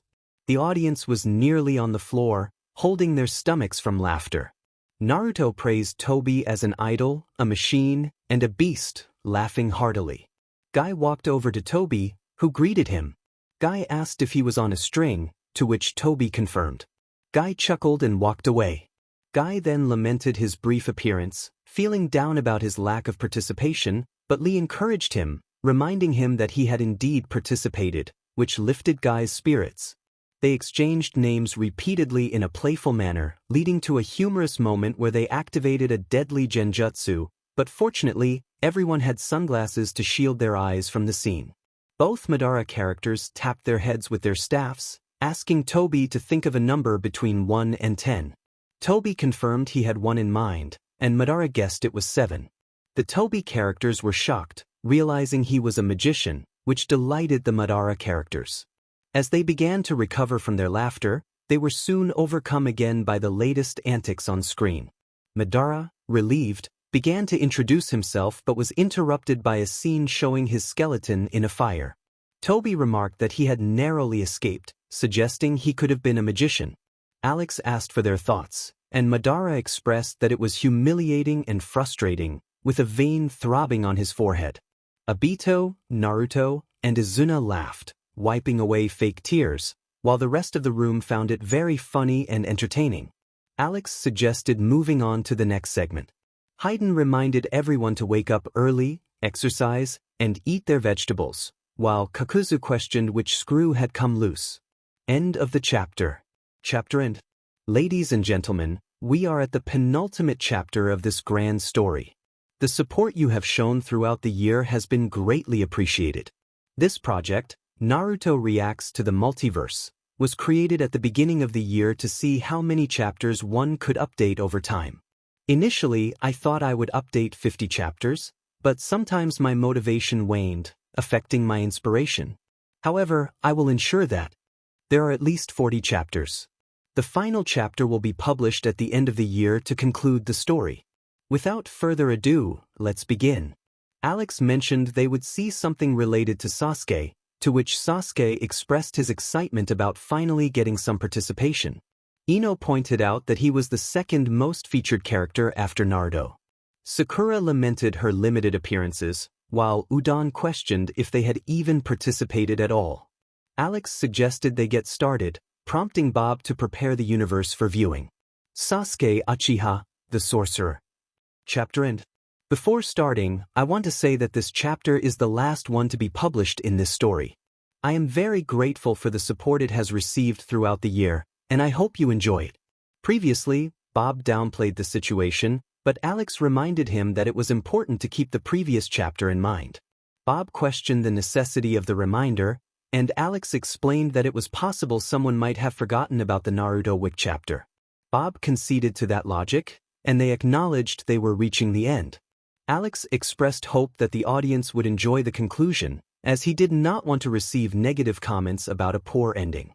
Bob wondered why they were still adding filler when viewers might skip it to see the chapter, but Alex insisted they should proceed with the chapter.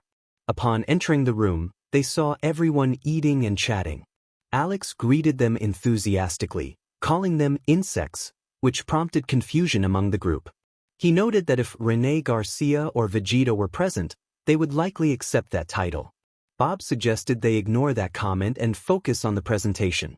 Naruto inquired about what was coming next, and Alex explained that they would witness the final battle, after which they could return to their world at the moment they were brought there. Natsumi expressed her disappointment, wanting to see more. Kakashi asked what they would be watching, and Alex revealed it would be another rap battle, which he believed would provide a satisfying conclusion. He urged Bob to start the playback. Bob quickly set up the battle, and Alex remarked that they would finally see what they had been eager to know, the battle in the part Bob had mentioned with the letter S. He hoped they would enjoy it. Creepypastas versus slashers. Itachi Kruger greeted everyone with enthusiasm, while Sasuke Voorhees asked how everyone was doing. Choji Ghostface expressed excitement at seeing everyone again after a long time. Sasuke was shocked by the state of his appearance, and Itachi lamented the condition of his once handsome face. Choji echoed their surprise, while Alex pointed out that they were all well-known slashers, regardless of how they were labeled. Mikoto was distressed about her children, and Choza worried about his son. Alex suggested they let the creepypastas introduce themselves before explaining what had happened. Nagato Slenderman greeted them with a casual tone, and Eyeless Shika announced their presence. Naruto, known as Jeff the Killer, added that things were going well. Nagato was upset about his appearance, and Naruto echoed his confusion. Shikamaru found the situation tiresome. Alex explained that they were the infamous creepypastas, and their tragic stories would be revealed in due time. Minato, Kushina, and Natsumi expressed their shock over what had happened to their son and brother, while Yahiko and Konan were concerned for Nagato. Choji teased Naruto about his braces, and Naruto defended his choice, pointing out that it was the latest trend. Eyeless Shika dismissed their concerns, while Nagato declared they would show their strength. Sasuke laughed, questioning their confidence, and Itachi challenged them to prove it. Naruto confidently stated they would win, but Sasuke corrected him, claiming victory for their side. Nagato insisted that with him on their team, victory was assured. Itachi claimed his prowess would lead them to win, while Shikamaru found their competitiveness troublesome. Choji apologized but insisted they would come out on top. Shikamaru lamented the betrayal from his friend. Nagato assured them they would demonstrate their power, and the creepypastas declared their return. They proclaimed themselves the coldest trio, not just unique but ready to take down the slashers. They mocked the outdated nature of their rivals and claimed to be idols among the youth, warning the slashers not to underestimate them. Naruto, Nagato, and Shikamaru smiled confidently, while Sasuke, Itachi, and Choji maintained their own arrogance. The two rival groups exchanged challenging glances, each determined to prove their superiority. The rest of the room divided their support between the creepypastas and the slashers. Nagato sensed the rising tension and warned them that they needed to tone it down. Naruto encouraged Shikamaru to speak up, and Eyeless Shika introduced himself with a playful warning about his stealthy nature. He boasted about his skills and the weapon he wielded, dismissing Ghostface as a source of fear. Shikamaru then inquired about his own story. Alex explained that Shika was born to an organ trafficker and a young woman who struggled to make ends meet. After enduring mistreatment, Shika's mother divorced his father, and Shika chose to stay with her. Years later, when his sister fell ill and needed a kidney, Shika felt helpless. In a moment of desperation, he resorted to drastic measures, leading to a tragic series of events that left him traumatized and alone. Shika's journey took a dark turn as he sought vengeance against those who wronged him, becoming a figure of fear in the night. He haunted the shadows, ensuring that those who committed wrongs would face consequences, just as he had. Each night, he stealthily approached his targets, seeking retribution for the pain inflicted upon him.